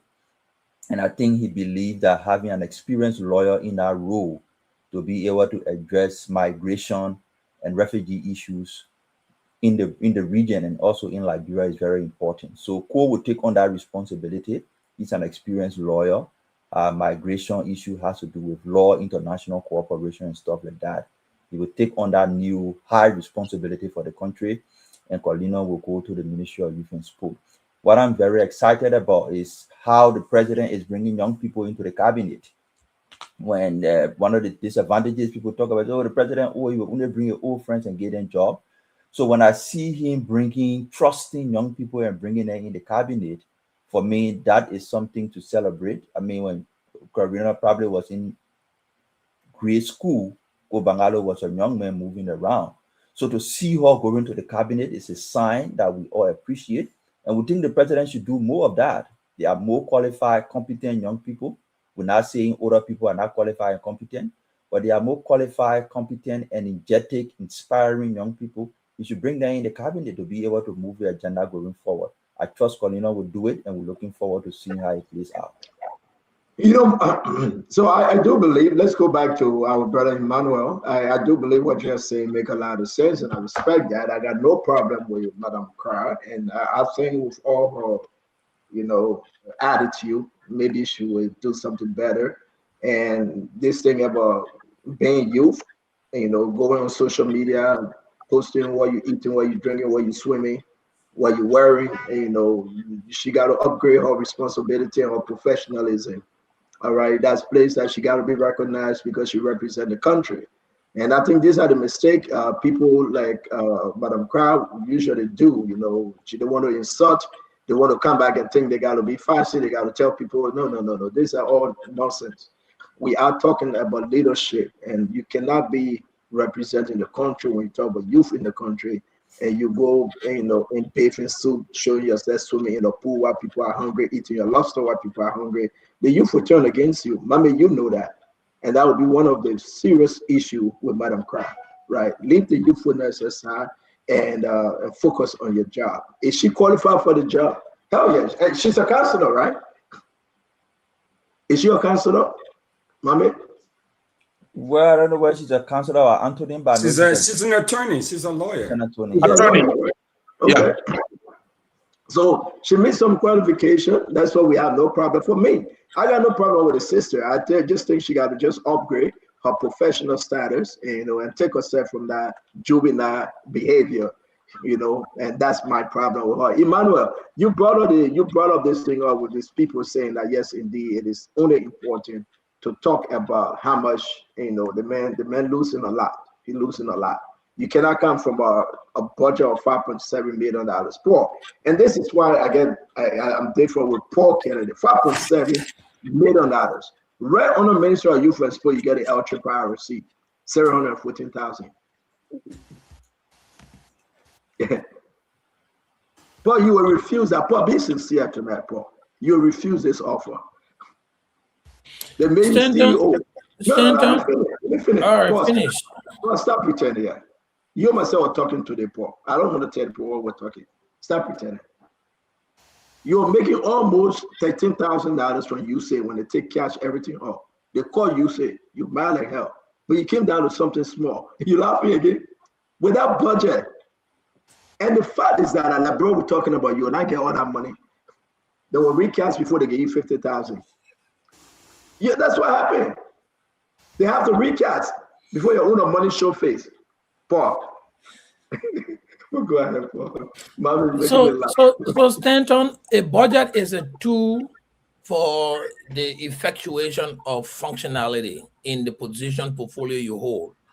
If your argument was true, you'll be telling me anybody who's leaving from the Ministry of Health that has a budget of over 80 million and going to the Ministry of State is a demotion. That if your argument was true, that's what I would be thinking. That if a Minister of Health is appointed a Minister of State or even a Deputy Minister of State, that's a demotion for you. But listen, this is my thing. And I think somebody said it was Wanaka or Emmanuel. I'll just support them. Your office becomes prominent based on your own ingenuity and the level of vision you have. The Liberian Repatriation and Resettlement Commission is a vibrant entity as much as the Director General makes it. There are Liberian refugees scattered in most countries around the sub-region: Ghana, Nigeria, Sierra Leone, Guinea, Cote d'Ivoire, and so forth. Some of them are still not living standardable life. Their conditions are deplorable. They cannot get jobs. They cannot get employment into the countries they live in. They are out looking for jobs. The Director General of the Repatriation should be thinking about how we can either collaborate with these countries to improve the well-being of our people by maybe giving them some resident permits to be able to get jobs. These are the kind of advocacy that the Director General of the Repatriation should be doing, going from one country to another, asking the people, do you want to come back home to Liberia? We are going to make accommodation for you. There are some people who've been out of Liberia since 1990. They may not see it fit to come back. There's lost everything there. Well, if this is the situation for them, they don't want to come back. I, as a Director General of the LACRA, will be talking with foreign ministers around the world. We'll be talking to the UNHCR to see how we can amicably accommodate the people in these countries by giving them professional standard skills, by giving them, employment opportunity or business opportunity. I mean, I was a refugee to the U.S. I got green card. I able to work where most refugees can work. Right there in Ghana, most of the people who went there in 1990 still are not able to work in any formal sector in Ghana. Don't you think the LACRA Director General should be interceding on their behalf? So it's left with you as an individual who occupy the office to increase your budget. If I sit down Director General of LACRA, I can move my budget to 10, 15 million and will be justifiable, because those are the kind of activities I will be undertaking. But of course, you went there and you saw the 700,000 and you left it at 700,000 and you did nothing. Every money you just go and take pay. What do you expect your budget to grow? So again, Stanton, budget is based on performance. It is a tool that is planned to help effectuate the functionality of a particular office. So your budget remains if you are not innovative. Your budget increases if you are innovative and bring justifiable things to government. So I don't think it's a demotion. It was a reshuffle and repositioning of a technocrat who have gone to bring back life to vibrance to an institution that is dying. That's the argument I will make on this platform tonight. Dr. Richardson, you want to take charge? I think Stanton in the back. Okay. Who's next? Actually, everybody spoke on this issue. Yeah, everybody spoke. Okay, I have no idea what he wanted to bring in next, but I just wanted to add, your point is well taken. Okay, Stanton, you're back. No, sorry, guys. I was trying to reconnect the Spoon page, and we did that. We're back on Spoon. So, guys, are we done? Is there any final closing on this? We got to move on. No, I was just saying, I just wanted to add to what Mr. Kennedy was saying, that it could be perceived as a demotion, but your point is well taken that, your job basically is what you make of it in the real world. So if he goes there and he sort of turned that agency around, because that agency had a lot of controversy. I think you guys were here when, they received money, and I'm talking about the refugee LP when money was given for them to return refugees back to Liberia, and then there was some controversies about the money. So yes, thank you. You remember that. So it's up to Mr. Bankalu to be able to use that agency to make that agency what it's supposed to be, as you said. It's also, I want to congratulate Cornelia's crowd that she's gonna perhaps do a good job. She fits a good youthful attitude towards working towards the young people. I don't know how old she is, but she fits that bill. Let's see what she's gonna do. I'm not gonna judge her right now to say she's not, because she's a woman, she may not be able to offer the youth development any progress. But I would just say that she just focused on making sure that she developed the mind. That it's more than sports. That she engages with the local population, work on unemployment issues. All of those things will help her become more successful in her position. So that's what I want to say. Thank you. Thank you, Dr. Richardson. Thank you to all of you. Yes, if I can add one thing before we leave, I love my brother Mame. He's a wonderful person. He said in fact the president letter is very wonderful too, forward looking. But Mame, if we look at the budget, the thing going down, it's not going up. if you forward looking, how come the thing that the budget of L Paper ROC going down, they're going downstairs instead of going upstairs? But I think Cole is a wonderful person. I believe that this repositioning, perhaps the president has something. But you look at Councillor Mangalo's record at the Ministry of Human Sport.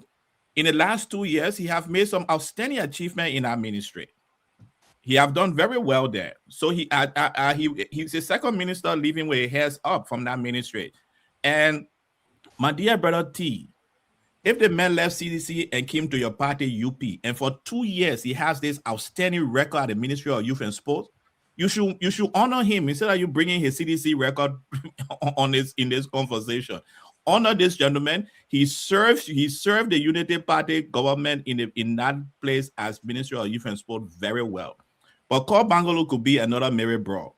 When Mary Bro was taken to the Monrovia City Corporation, it was like nothing, but she changed it around and people started putting themselves in line to be city mayor of Monrovia. And this may be the opportunity for Councillor Bangalo, a very wonderful person, humble gentleman. I have great respect for him, taking up that position. Thank you. And maybe people will get mad at me. I hate for us to play this game. That's the problem. And Fubi, you're a very dangerous guy. You're a very bad man. You know there's a problem. Mami sitting on the show, he knows there's a problem. Maybe Winfred doesn't know. Maybe Emmanuel doesn't know. Yes, indeed, the man came from CDC, so what? This Kobangalu guy represented Unity Party when they were infighting with the CPP and everything. He's a strong man.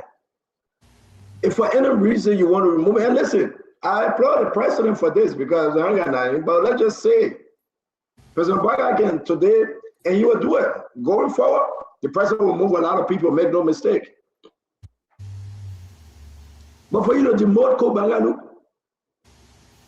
taking from $5.7 million to 714,000, Mama, you're a bad person. You're not a good guy.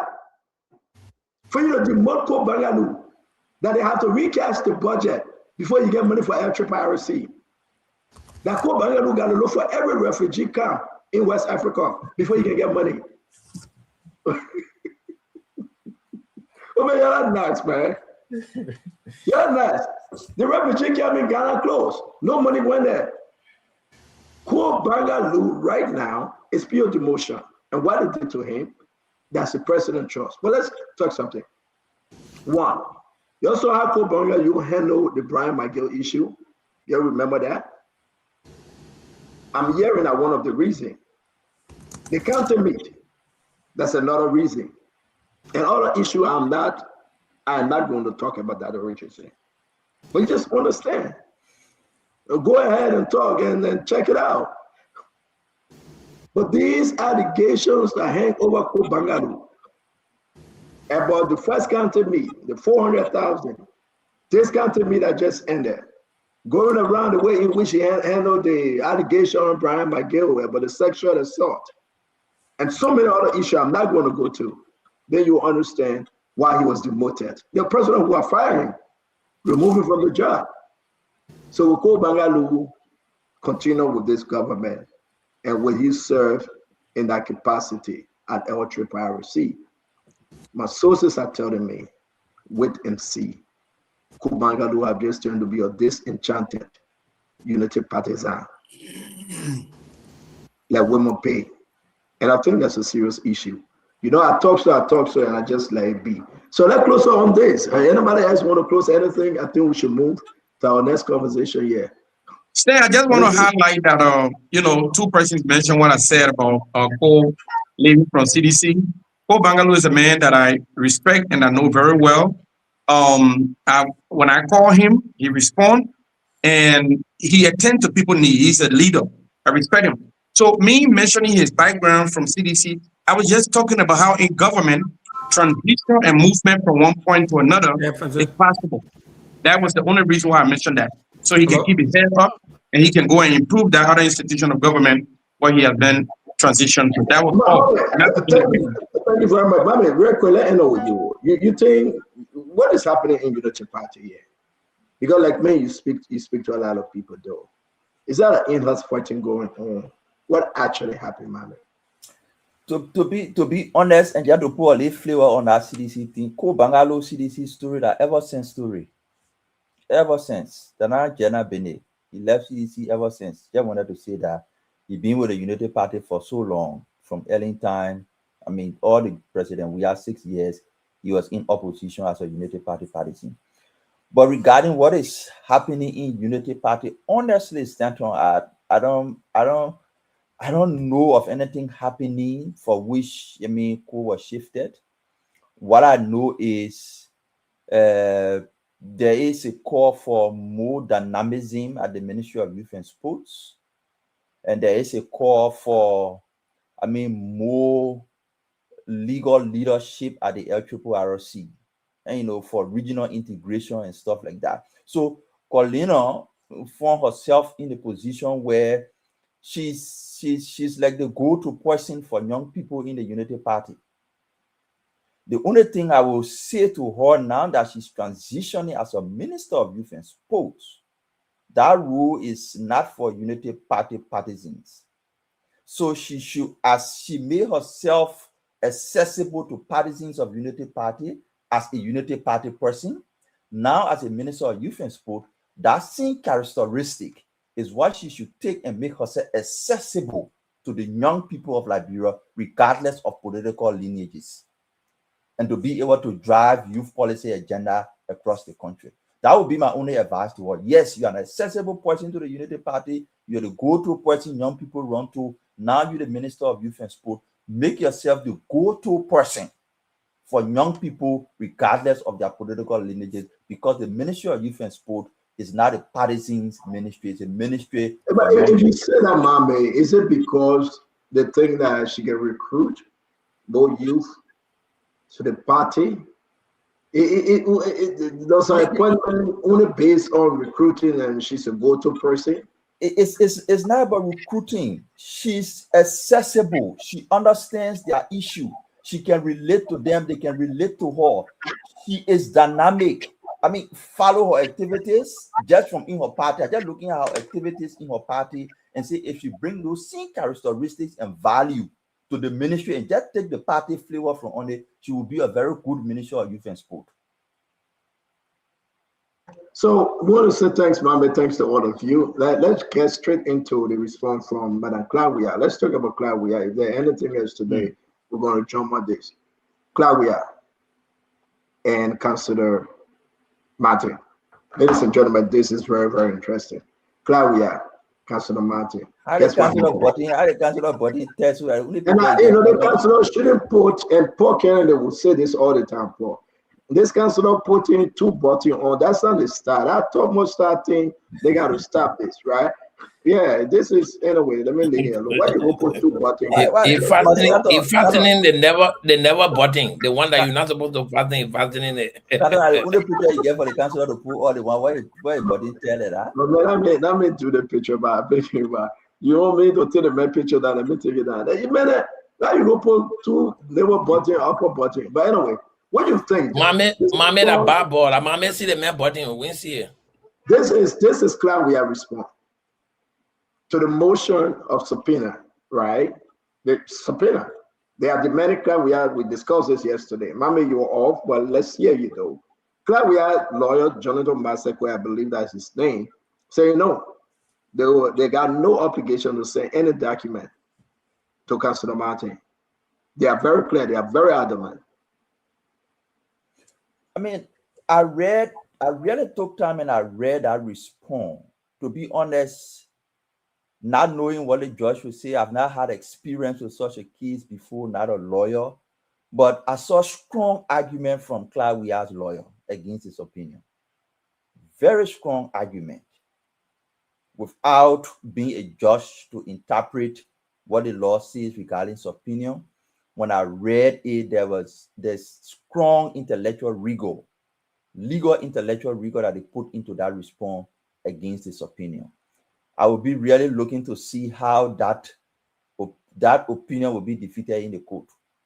If you ask me from where I sit and what I read, I think the judge will rule in favor of Claudia's lawyer.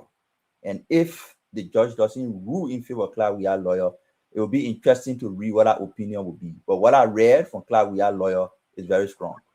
Does it mean that Claudia, is there any way you say yes now? She's in, because if you tell the Liberian people that the judge will rule in favor of Claudia Foundation, is this a pass? It means that she did the setting of free. Explain further. No. So what happened is there is no case on Claudia's property on whether she got the money from government or did not get the money from government. This case, this initial case, just like saying, okay, submit all the documents you have regarding where you got your money from. Claudia on the other side lawyer is saying, no, I'm not under any legal obligation to provide you any document at this stage. And I am saying, based on what I read, I think the lawyer would tell asset recovery that no, Claudia is not under obligation to give you any document. If you want to go after her and you have your evidence, use your evidence and go to court against her. That's why I feel based on what I read. But if you ask me about if they went to court on the case about Claudia, whether it is possible that the government can get a win, I will tell you that I'm optimistic for two reasons. One, I listened to Interclassy. Before she came to government, she never had the resources. She never had the means to do it. And then she said specifically that when my husband became president, every time he traveled, he asked other leaders and they provided money to him that he sent to her. She took the request, he took her request to them and they provided money. My thing is, as president of the country, when you raise money in your capacity as president, it should not be for a private foundation of your wife. I'm not saying Claire did not invest her own money. Claire invested her own money into that project as well.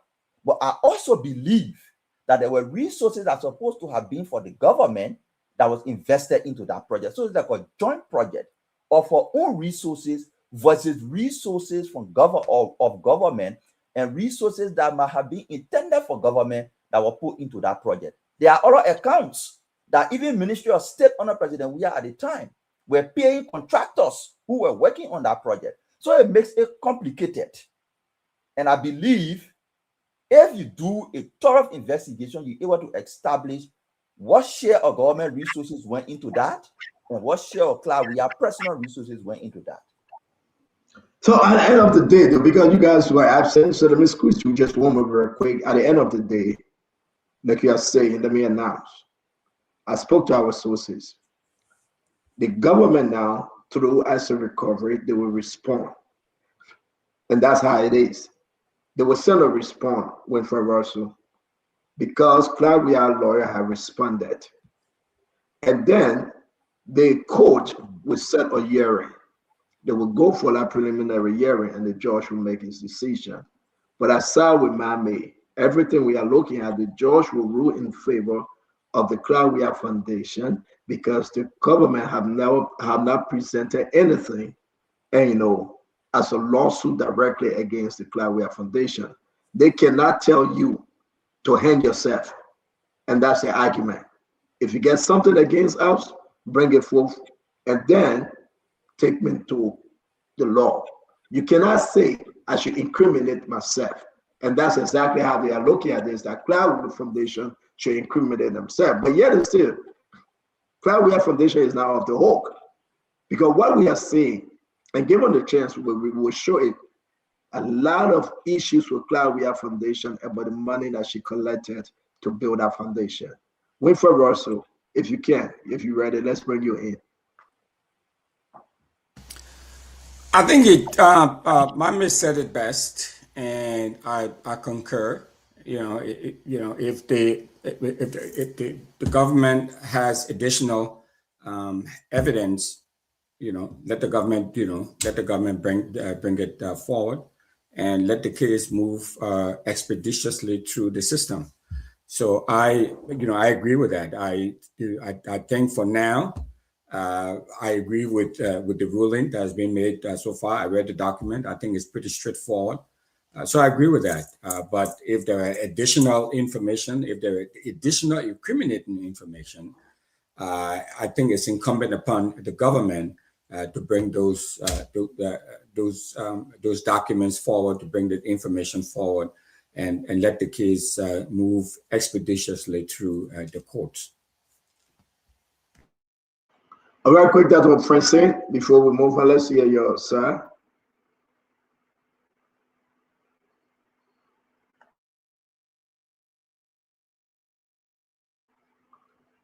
That person, unmute yourself. Yeah, okay, great. Thank you for unmuting me. I was having trouble just getting my mouse to work. We talked about this subject yesterday, and Clark Weah cannot incriminate herself, as we all are saying here, and she's right, and her lawyer is right in terms of refusing to present documents. Let the government lawyer be very clear as to what they want and what they are taking her to court for. Like someone said, she was very clear when she said that she's now has the ability to use the platform because her husband has some really famous friends. He can just call presidents. I remember when she said he can just call presidents. He's not like any other person, and ask them to support her, and they will. But I think we talk about lesson learned here. If you are in government, you need to spend government money for its intended purposes. Otherwise, you will face legal entanglements. Whether there's a court will be asking to submit documents, or government, whether this government, previous government, or governments to come, will be taking you to court. So we should clearly focus on, if you are in government, use the people's money for its intended purposes. That's what I have to add. Thank you. You're quite correct. Anybody want to chime in? Emmanuel, we run to the next topic. We'll run through everything today, Emmanuel. Yeah, one of the things we in the Alternative National Congress learned from this fingering document when T and his friends were taking us to court, we learned that these things, they are not all the time legal. There's a political side to it. And this case is not 100% legal. There's a political side to it. And what I'm seeing Madam Clark Weir and the Clark Weir Foundation making the same mistakes we made, thinking that this thing is legal. There's a political side to it, and they have to be able to manage it politically as they go to the court, because these things can be seen that, oh, the people, the common man in the street will not understand all the legal tangles, and the people hiding documents, and they want to show the people the document and doing this thing. So I hope someone sitting in the office of the Clark Foundation have political mind to start speaking to them that don't see this case as only a legal case. It also have a political bandwidth. And hopefully they will understand that. Thank you. Lesson learned from your end, right? It says political. Yes, then let me just comment on what T, hold on 1 minute. Wait for your time, my brother. Paul, let's say you don't go to Fubi hearing. It's Stanton. The court is asking Clark Weir, say, listen, not the court, the asset recovery, say, listen, if you got any document in your house about it, please give it to us. Let's use it to incriminate, let's use it to put you to jail. Now, one stupid person will do that. I think they're always losing their prosecutions. They're always losing their cases in court because they don't wait to gather all of the incriminating evidence and they run to court. That's what they're doing. How are you asking somebody? I'm told that the burden of proof is on the accused. You are accusing someone of wrongfully using government money, but you are not able to admit all of the evidence that you have that will link that person to the crime. Now you are asking the person to indict themselves. It makes sense to anybody? So let's wait and see what happens. The former first lady got her lawyer, and the state has his lawyer.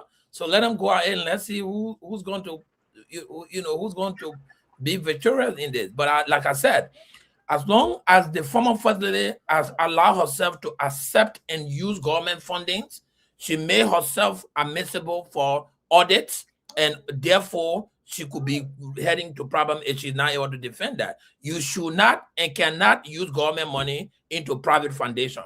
It cannot, it's not possible. Don't do it. You do it, you have to be audited. And I think, so let me say this, right? And I think, let's just get it straight. Yes, the court can do what the court, yes, Clark have right to do what he did.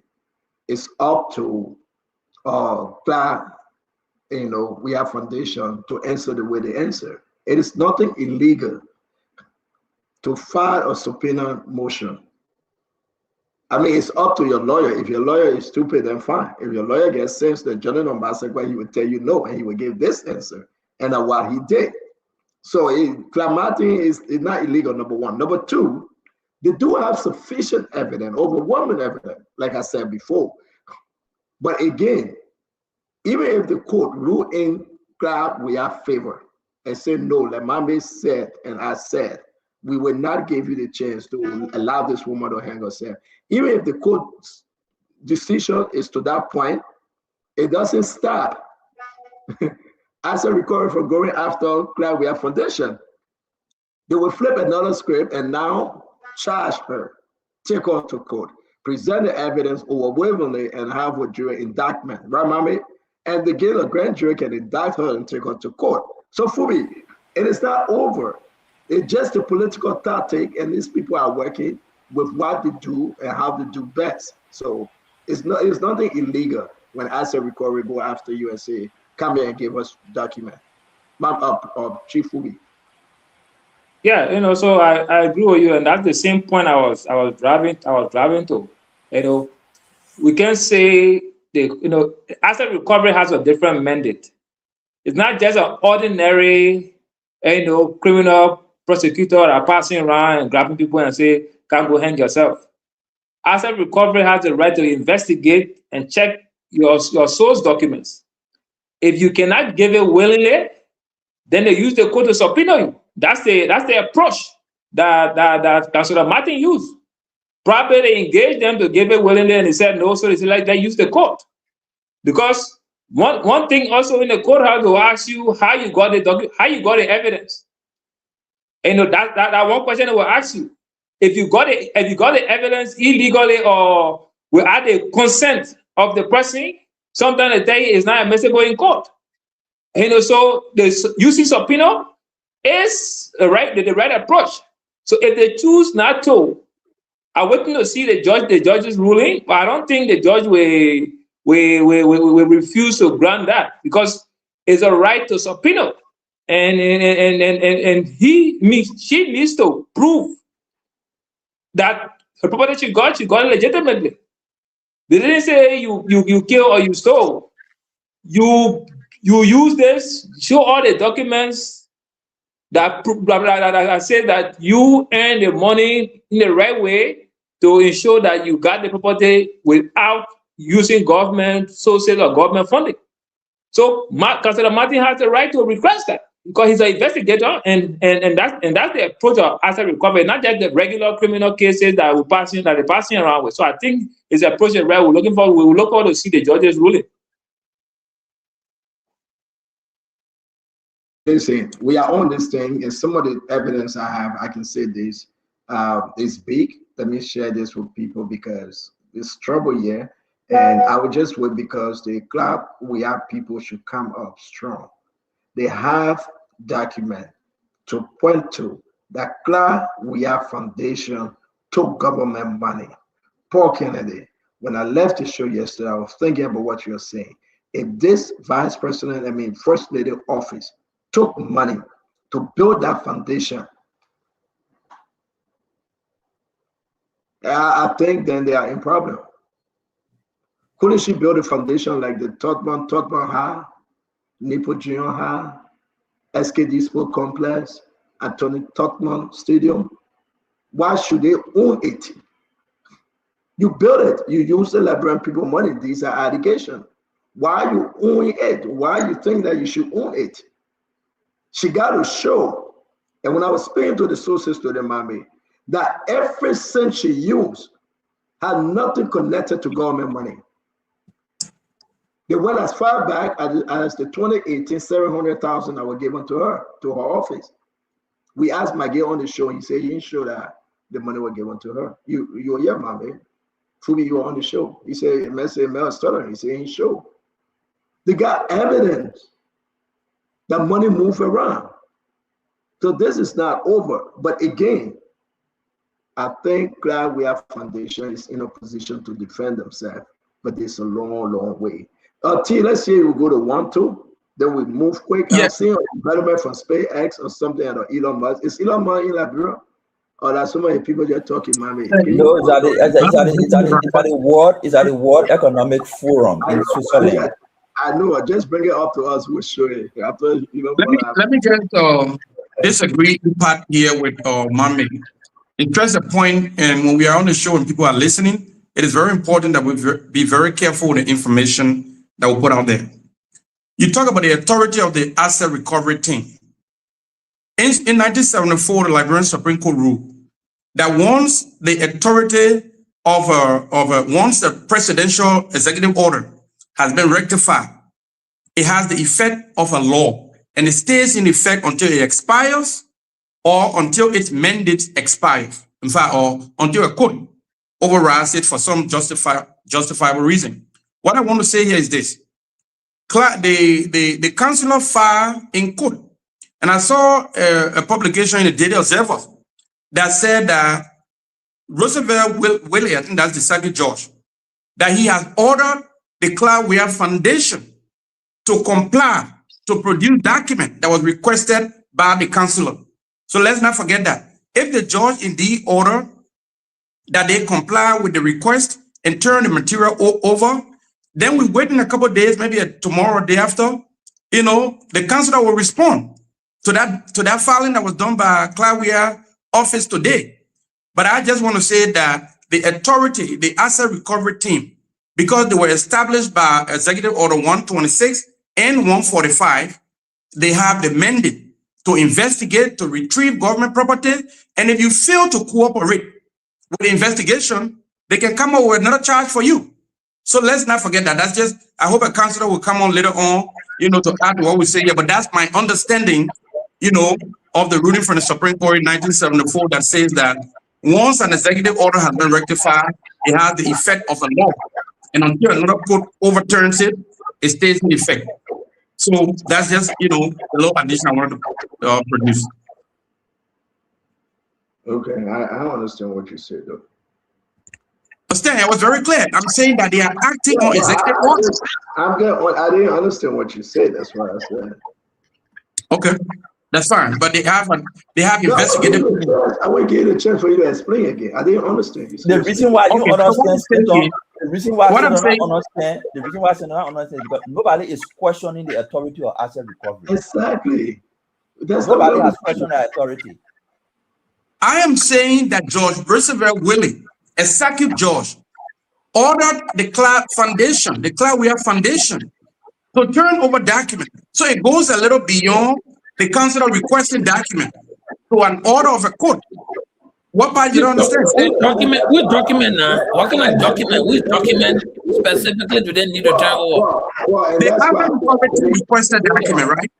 Yeah. They requested a lot of material from the Clark Foundation. Yeah. Those materials that were being requested by the Clark Foundation, I am saying that Daily Observer, I'm yet to authenticate that, but I'm saying Daily Observer. I'm looking at a paper here. Daily Observer is saying that the judge ruled that what is being requested by the asset recovery team, that the Clark Foundation should turn it over to them. So then that makes it a court order. That's what I'm saying.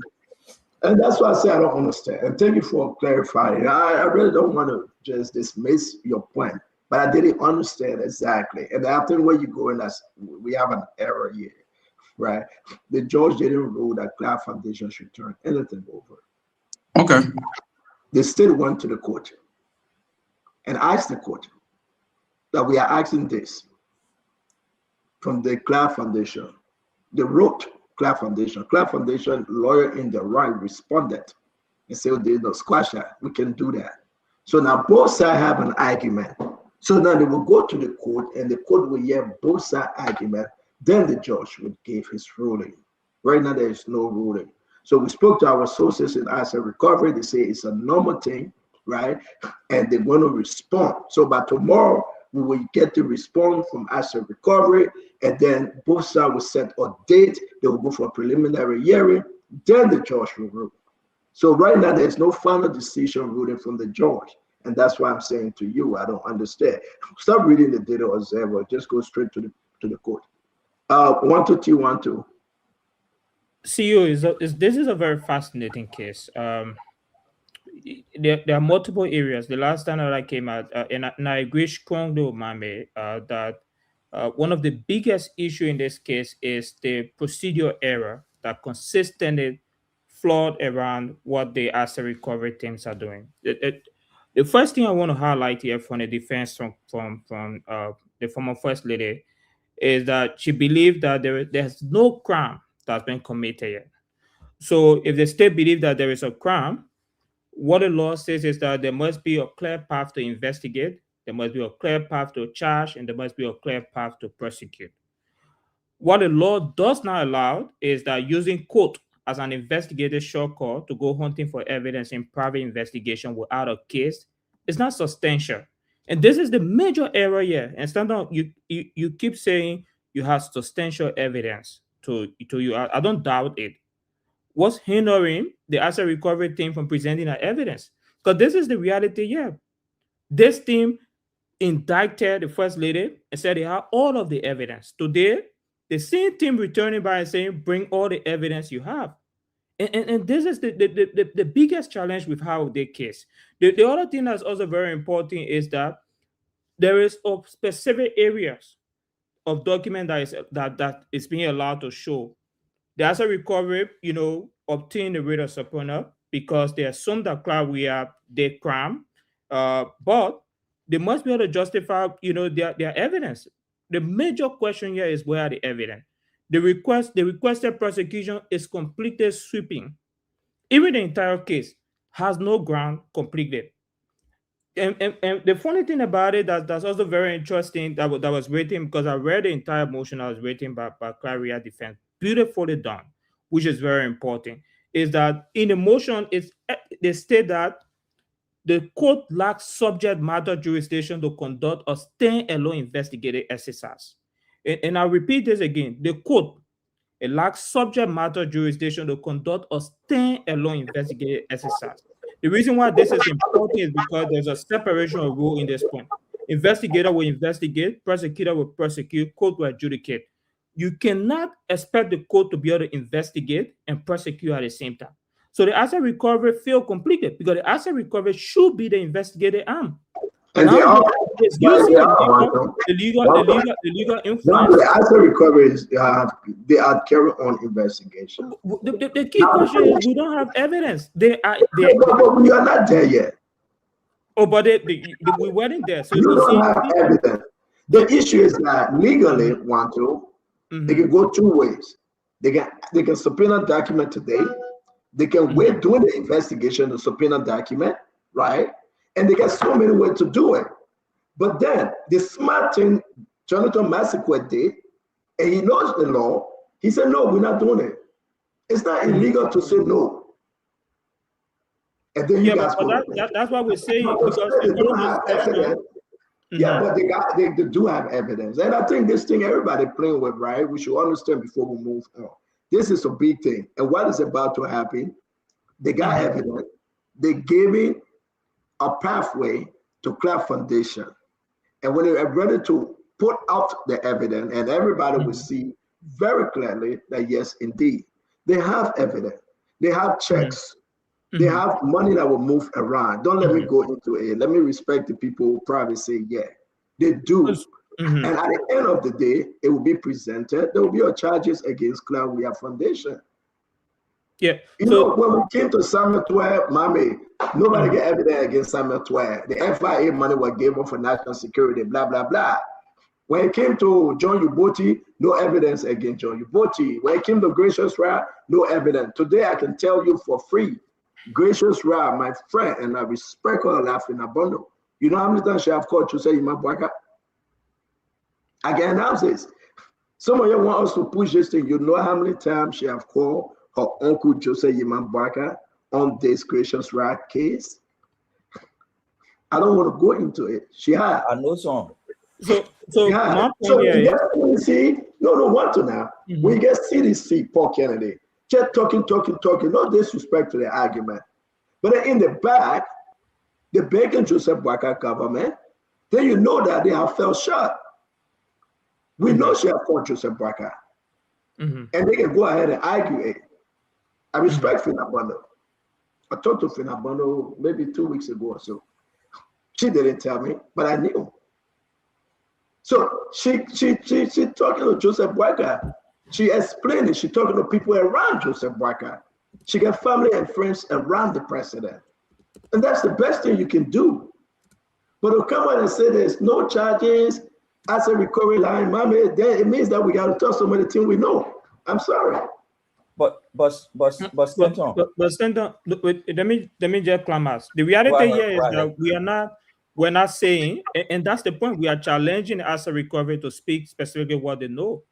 So the truth is that you can't be having procedural error and expect us to defend it. So there are procedural error, which we think that this entire motion will be quashed. Until we know what you know and what the asset recovery know, they have no case. And that is exactly what we are saying, because the truth here is that we agree. Maybe back you have more out there. You're a journalist. You're very informed. You have maybe basic information that we don't have. You're political activist or whatever we say. You might have privileged information that we don't have. But specifically from this case here, Stanton, you can agree with me that there is fundamental error here. Even section 14.1. What's the error? What's the error? As a process we gotta go. We gotta go. Yeah. Let me just end on the last note. No, just tell me section 14. What's the error? What's the error? What's the error? Section 14.2, 14.1. A defense subpoena as a process commanding a person to attend, testify, or produce document in an action with a specific time and place. Section 14.2, it authorizes the issuance of subpoena only by the court in which action is brought. The key point here is that there's been no action. The task force did not bring action Okay, before. wait a minute. They didn't even script it. But listen, one, two. No disrespect to you. Don't just hang yourself with this one, my brother.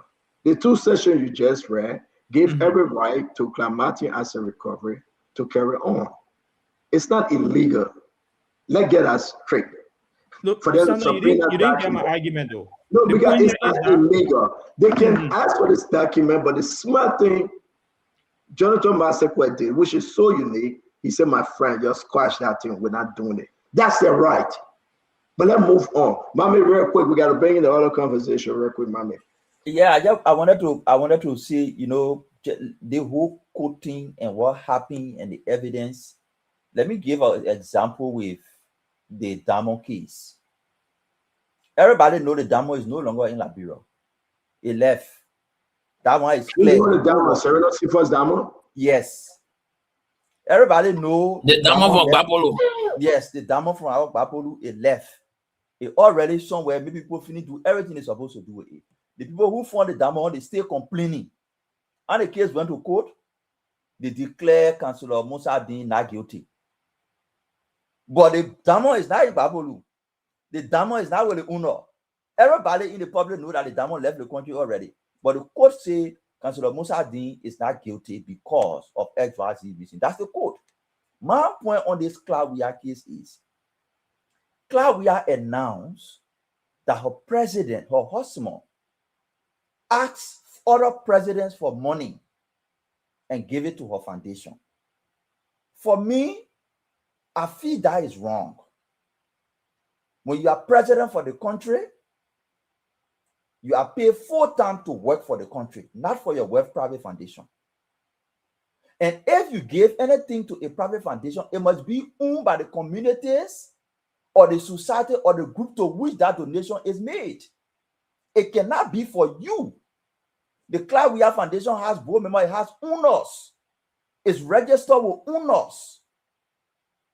So that is the problem I have. And I think she put her personal resources mixed with government resources. And there are even receipts of Ministry of State making payments to contractors for Clark Foundation. I think that's where the case lies. And potentially, if you ask me, maybe eventually they will reach to the point where there will be an agreement between government and the Clark Foundation for the management of that particular asset. Since you get share there, government gets share there, let it both for them manage it. Okay, so again, Dr. Richardson, I know you got to go. You are at work. You got to go to do your closing, and Dr. Richardson just returned back to teaching, making people doctors. So, Dr. Richardson, go ahead. Yeah, I was just going to say it's been a great conversation tonight, and I definitely, in tracking with the last conversation, I see what Mame is coming from. You know, as long as you're going to use government money and mix it up with, your own private thing, definitely you are subject to be audited. So I think Paul Kennedy mentioned that as well. However, I think it's a slippery slope, Mommy. I tend to disagree that her husband only should have focused on the government's job as opposed to raising money for his wife. But it's something that I could decide, because maybe he could say that he on vacation time. I mean, the man took 47 days in vacationing somewhere else, so maybe on his vacation time he was able to speak about his wife foundation to others. So maybe he could say that I did that during my private time. When you're president, you have to tell us what percentage went to the Liberian people, what percentage went to his private family life. So that is the slippery slope that I'm concerned about today. But thank you very much, Tanta, for having me on. It's great seeing you. Thank you, audience, for always being here. I will talk to you guys hopefully tomorrow. Bye-bye. By God's grace, Dr. Richardson, good night. Good night. Have a wonderful Bye, cousins. I put an S to that. Oh, both of them? We're going to bring you guys one at a time on the show because the family renewal is now on spoon. But Ross, are you related to Emmanuel too? Or only Dr. Richardson? I don't know. I just trying to know. You don't have to answer. I just trying to know because their relationship thing going all over. For me, Dr. Richardson related to both of them. But No, both so Dr. Richardson is related to me via marriage. Okay. So it's not, yeah. So it's via marriage. So you're saying that you don't care about Emmanuel George? You really don't want to be his family? Okay, we understand that. You know, it's okay. You don't want to be Emmanuel family. No, nothing's for. But listen, you guys are great men, and Dr. Richie is a great lady. We appreciate you on Spoon Talk. Guys, I want to say on a very serious note, let's make progress. Let's move on. Welcome to the show. We'll go to the phone line. What about this? LACRA, LACC came up with the document on LACRA. And this guy, they set him free. They set him loose. They said, we got nothing on him, right? I want to start with you, Fubi. I think you know him. I think you know him, Aflin, and maybe you can correct me. LACC came up with a finding and said, you know what, we got nothing new on this guy. There's not enough evidence. But it's something about LACC that is happening, though. Somebody told me today, LACC have turned out to be a hustle ground. I don't know. I want to be straight up. Paul, you got to stop laughing. You remember what Botukana say? I mean, somebody said Botukana or something about giving $10,000 to go after Zinamane or Samano. What's the guy named in Papulu? So it's LACC. Sam Zina. Is LACC turning out to be a hustle ground now? That when you take your case there, the find not to trash. I'm just asking though. Fubi, let me say you. I believe you. Maybe they are right. This guy did nothing. But is LACC a hustle ground here now? Fubi, are you us? LACC, there are human beings that are there. So it's not impossible for some wrong things to happen. I'll let you not right. And it's because you saw the issue with the Noka building, the contract with all, and they said they investigated Safwa and there was nothing. But if you read through the land, it smells fishy. But they said there was no evidence and it's federal free. So I think they follow the same route. So, but we hope if he did nothing actually, then that's good. Fair enough for him. At least he gone through the investigation. But they are human beings at LACC, so we can't see them as 100% as God. They are infallible, and so they are subject to some wrong practices. But we hope that he actually clean as they claim, and he can now move on with a normal life. Yeah, but you know, it's not only him though. Emmanuel George, this year, you're right. He's suspended now. Will the president bring him back? He's suspended now, and then what? And the LCC said we find nothing against him. This is not the first guy. The Lofa president, I think, Emmanuel, I'm coming to you because I think he will be coming on this show, right? To speak to us. Is that the president coming on? Talk to us. And he was exonerated by the court, I believe. Yeah, the president of Lofa County Community College will be joining us, God willing, next Monday. I don't know. I think our calendar will be filled because next Monday should be the State of the Republic address also, right? So he intends to join us. I think Monday. It's a Tuesday. Next Tuesday, not Monday. Okay. They do that on Tuesday, right? The SONA, is that Tuesday or Monday? Oh, okay. Monday. It's a Monday, yeah. No problem. We'll just push him for another day. No problem. Okay. So, yeah, he will come to speak to us and have a conversation with us next week. But again, I agree with Fubi on this point, so I'm not going to belabor it. There are human beings that run institutions, and sometimes it depends on what they want to catch in the investigation. They go after who they are investigating. But one thing for sure is that most of the cases that we see, there is always an opening, right? The police, LACC leaves an opening door at the end of the case that when we get new information, we are going to open this case. So it depends on the investigators who will come. There may be someone who will come to see something new, and that case will be reopened. So again, I agree with Fubi on this point. There are human beings there, and they have to take priority in the investigation.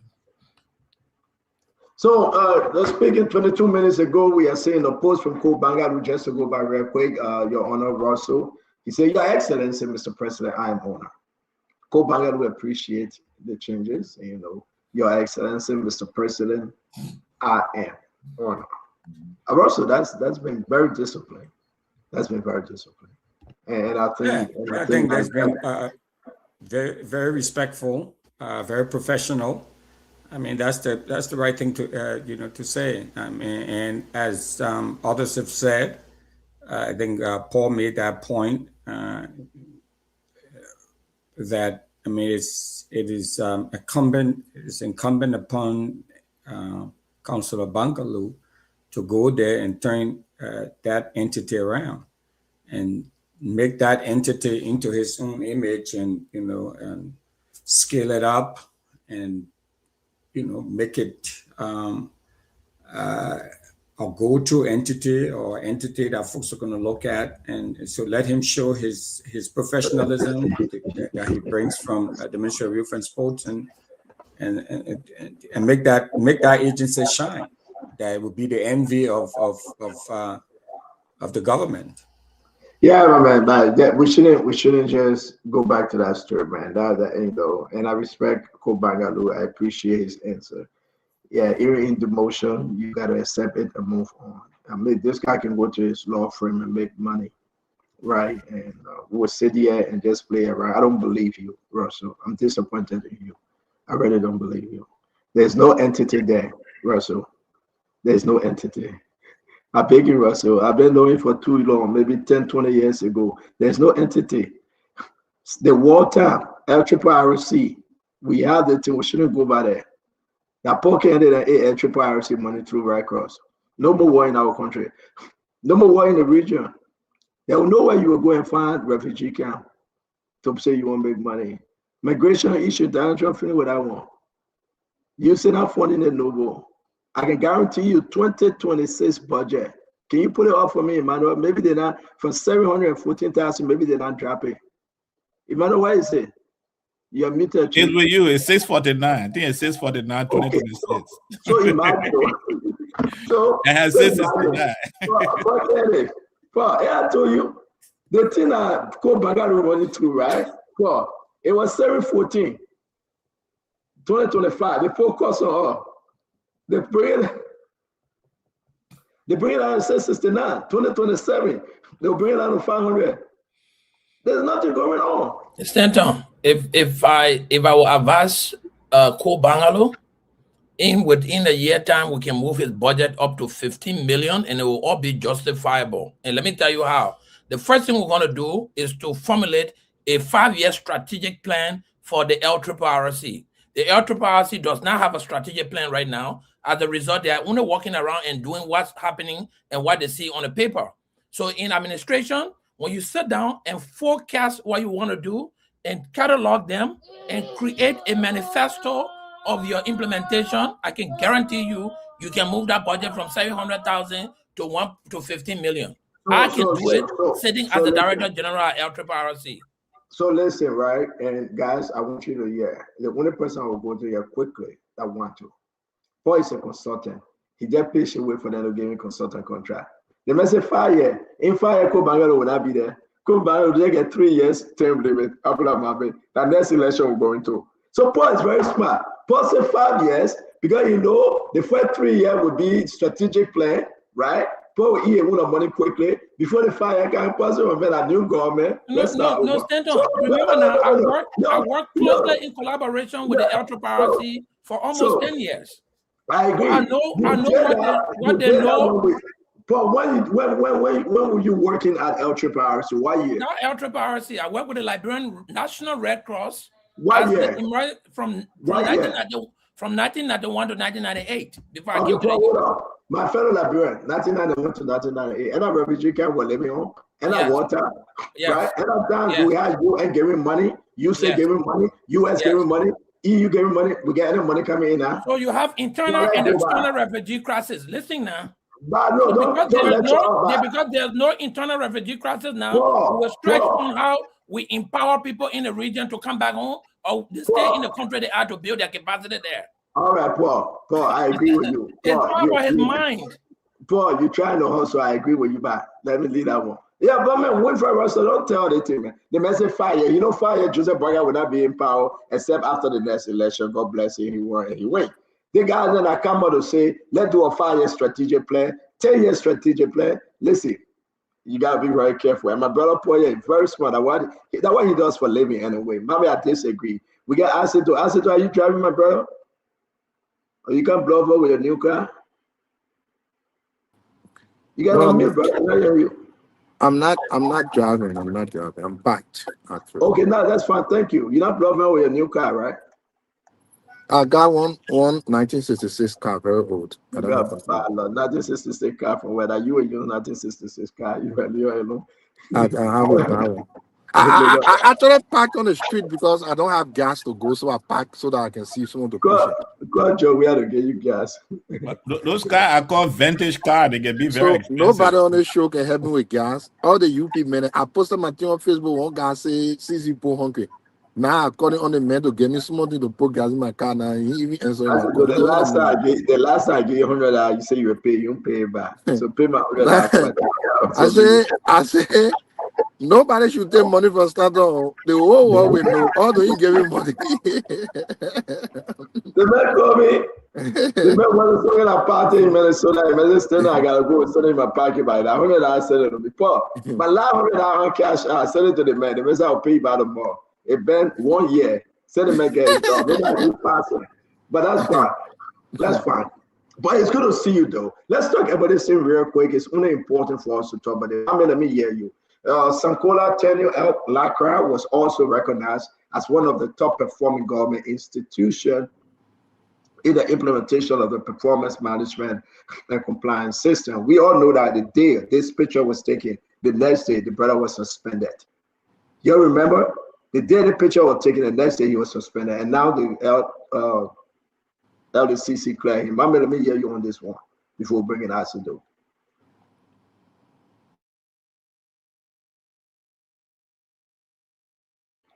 Mommy, yours? Would I hear you? All right. Yeah, go ahead, Stanton. Go ahead. We'll come back to you. Isaac, let me hear you on this, right? LDCC credit, brother Isaac. Let's hear you. Well, this is not a no. So what did you expect anything else? Like we were saying yesterday. Hello? Go ahead, Isaac. We can hear you. Thank you. So UP people, I beg you, I'm using my phone. I don't have computer, I'm using my phone. Please don't call my phone. Please, I beg you. UP people, don't distract me. I don't have computer. You know me, a poor man, so I ain't got nothing. But again, Stanton, on a serious note, anybody here expect anything? Like we were saying yesterday, and these things continue to manifest. The United Party is all about politics. Or at least the government party can arrest the people and investigate them. What's about CDC? CDC didn't even investigate them. That's just the talking point. At least what that's why they want to put there. At least the government party can investigate the people. But CDC power, they investigate nobody. But this is just all politics. Everyone on this show, everyone I'm looking at now knows that once President Bwaka appoints you, nothing's going to happen to you. Nothing. Yes, they want to add that at least, CDC didn't investigate the people, but the government can catch the people and investigate them. That is charade. The brother will be cleared. Everybody will be cleared. Liberia will move on. Listen, this government is inherently corrupt. This government is inherently corrupt. If you were to really take your time to listen to our friends from the United Party on all the accusations against the CDC, sometimes they can be so confusing to themselves that they don't know how to package the ideas in a way that it will reflect consistency. At one point, they will say, Young Payo was stealing all the money, the kind of money they steal. Then the next day, they will say, CDC people are hungry. So, okay. How can the man that been stealing all the money just turn hungry the next day? So this money, the man steal the whole million of money. He used everything overnight. Now, even if you were to use it, the money, you're pretending you're hiding the money. Even if you were to use it, overnight, Only you see the things he used it on. At least he would buy cars. Something you were seated. Money cannot. He didn't go to Burger King to eat 2 million burgers. It's impossible. So you can see the confusion, and that's why we always said everything about the CDC is politics. This is the time where you are seeing real world truth evidence. LRRC, for instance. Let me ask you a question. I know you came late. Let me ask you a question, and let me interrupt you, though. Alexander Zoe, the chairperson for LACC, Joey appointed her. 5 of the other individuals that were appointed by Joe Manawea. So if you say that, well, the Unity Party clearing them, and guys, I want you to listen. Is that because she's a sedition and she was appointed? They'll go ask him. We'll give you a chance to speak. I say, let me finish now. Oh, all right. I thought you done. Sorry. Yeah. Just go ahead. Maybe I want to tie something here, right? So they didn't appoint Alexander Zoe. They didn't commission Alexander Zoe and the rest of the commissioners. But he got faith in them. And he believed that they would do the right job. If these guys are Unity partisan, and she's saying they are not guilty, then your argument holds no water, Fubi. Am I correct? Because they came. Yeah, go ahead, make your point, Isaac. Make your point. Right. Thank you. So Stanton, political governance is a totally different place. The system of the governance process dictates your action. Stanton, Zoe is working in Baka government. I bet her to do one thing that Joe we are told to do. The next day, they will find some more crime and put it on here. Forget about Joe appointing you or third boy appointing you. You are working in Ome Baka government. You won't do what Ome Baka wants you to do. You will do something simply because you were appointed by Joe. The next day, you will see the crown they will put on your head. So this is a political governance process, and Paul, who definitely know what I'm talking about, it is not about the individual who sits in the position, it's about the system of governance under which they work.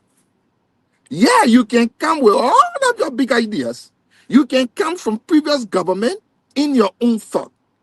Now, if this government was a normal government, or we all can agree that this government operates from an abnormal place. If this was a normal governance process in which all of the dictates of government we see happening, we can discuss it differently. This is not a government where because George Weah appointed you, so you will say your action will mirror what George Weah wanted you to do. You will be kicked out the next day, not for any reason, but for the crime. We have seen it from person to person. It is okay for the individual to be there, but the system employed by those in which the person works is important. That's why you cannot tie her actions on a black eye to her appointment from Weah. She tries it, she is gone the next day, they will put fake crime on her, and that will be there. Are you insinuating that this government telling her to exonerate those folks? Stanton, the woman in UP government, not will happen to anyone. Okay, Stanton, this I've always. Is that what you are saying directly? The woman working in UP government, Stanton, I've always said this. We didn't answer the question. Tell us strictly what I'm saying. That the government. I've just told you the woman. Stanton, let me tell you something.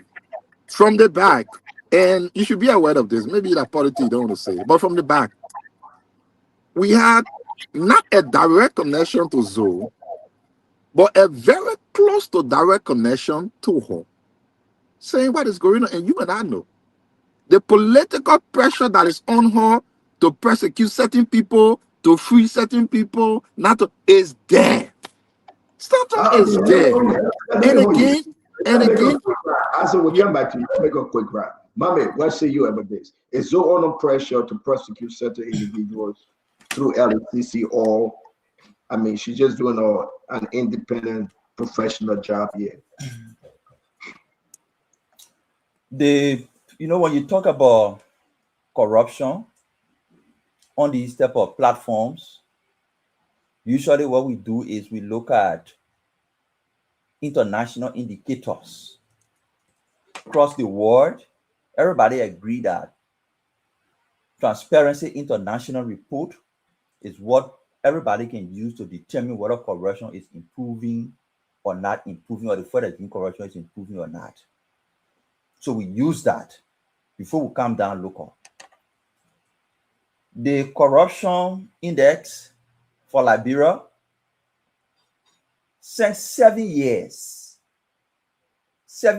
back, 2024 was the first year that Liberia improved 2 points. Liberia improved from 25 in 2023 on Awia to 27 in 2024 on Bwakai. But you argue that nobody fighting corruption is not, the fight against corruption is not improving. That is Transparency International assessment of Liberia 2023-2024. You can't leave that and just make reckless statement about the fight against corruption. The second thing is, we are, and the story is true, that the system of governance can make bad people good and good people bad. That's true. The system President Bwaka and the team put in place is the result of what you're seeing. For example, the LACC is investigating and reporting regularly. The same person who was under President Weah is the same person under President Bwaka. She is investigating and reporting regularly. The LACC is taking people to court and getting guilty verdict. I think there was one guilty verdict recently announced. And part of the LACC role is to how the system works. You investigate people. When you find reason, you go to court. When you don't find reason, you clear them. That's how the system works. That's how decent government operates. So that system is what is working. The LACC is investigating. They have evidence. If you're guilty, if they feel that you can get guilty, they proceed to court. And in some cases, they are winning cases in court. If they investigate and determine there is no sufficient reason, they waive their investigation against you and clear you. That system. That's how we what was Sidisha say, right? Because under George Manawea, he was leaving 2022 into 2023, they brought Edison and so and the young team, because you understand that they have changed the LDCC, they amended it, right? So yeah, there was nothing major, but all of the major allegations on John Manawea, he buried it. You remember Ono Klamati? But when he came up, he buried it. And he allowed this new commission chair. It didn't roll over. We should understand that. It didn't roll over though. Everybody that was Ono Klamati, over 40 some of them, that the allegation was hanging over, we still got the document. They didn't go after them. But this woman is not an independent professional job. But now people are saying, well, Joseph Paga telling her to cherry pick. Don't touch my people. Don't go after them. When the LACC indicted the former agriculture minister, President, we are called on radio. The video is online. The audio is online. And he made statement that undermined our investigation. The record is there. But the point I was trying to conclude on is a system is put in place. Government will not, LACC is not one of the best places we can celebrate giving the pace on the fight against corruption. But we are saying a system is put in place where people are being investigated. If there are probable causes, they are going to court. The LACC is prosecuting them. In some cases, they're getting guilty verdict. The system is working such that the LACC is investigating. If they determine that there is no probable cause, they don't have evidence, they drop charges against you. That system is working. That system has not worked before. And the international bodies are seeing those pieces of progress going along. That's the reason why we improved from 25 in 2023 to 27 in 2024. That's progress. You can't beat it. Just accept it. And again, thank you very much. Well, Winfred, what do you think about these allegations now that are coming up from CDC? that it's a cherry picking of the investigation and it's a place to go make money through LACC. For me, I got my own stand. Well, the first question here, Russell, is sedition saying that LACC should prosecute everybody and find all of them guilty? Is that how it work? I mean, my read on it, what I think they were saying, it's simply that we should have a fair and equitable process and ensure that whoever we decide to prosecute, that we have the evidence and the documentation to support that prosecution. I just, I think they were calling and demanding for equity in the process.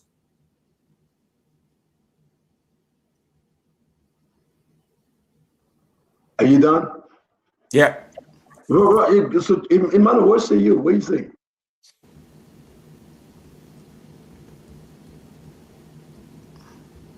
Stanton, I think that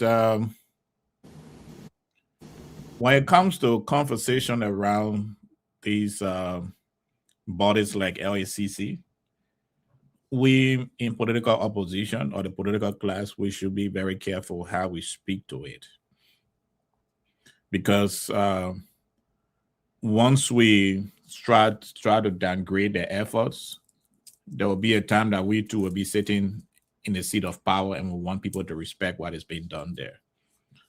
But on the other hand, it left for the investigative body, to be able to also prove that they are fair and they are carrying out their investigation properly. Look, LACC have one son, where I agree with Mohammed too on this point. They have one son, they have lost son. We spoke a lot about the issue in Lofa County. They went to court and LACC lost the case there. Our fellow panelist, Councillor Gould, told us he was in Lofa for that case. And he was there when I believe they lost the case. So they will win some, they will lose some. But it's our duty to keep encouraging this organization to do that which is proper, to investigate corruption in our country and minimize it as much as possible. Because there is nowhere in the world that will be able to eliminate corruption. But the primary duty is to minimize it and make people to be very conscious that they will be, when they are caught, they will be taken to court and they will be investigated. So we'll continue to look at what the LACC is doing. We'll continue to follow that case. We'll continue to raise our voice as loud as we can when those cases come up with the information we have. And we look forward to what the LACC will do. If they take someone to the court and the court vindicate that person, there's nothing much we expect the LACC to do. What they did was to take the person to court. It's left with the code of competent jurisdiction to conduct a hearing and find out whether the person is guilty or not guilty.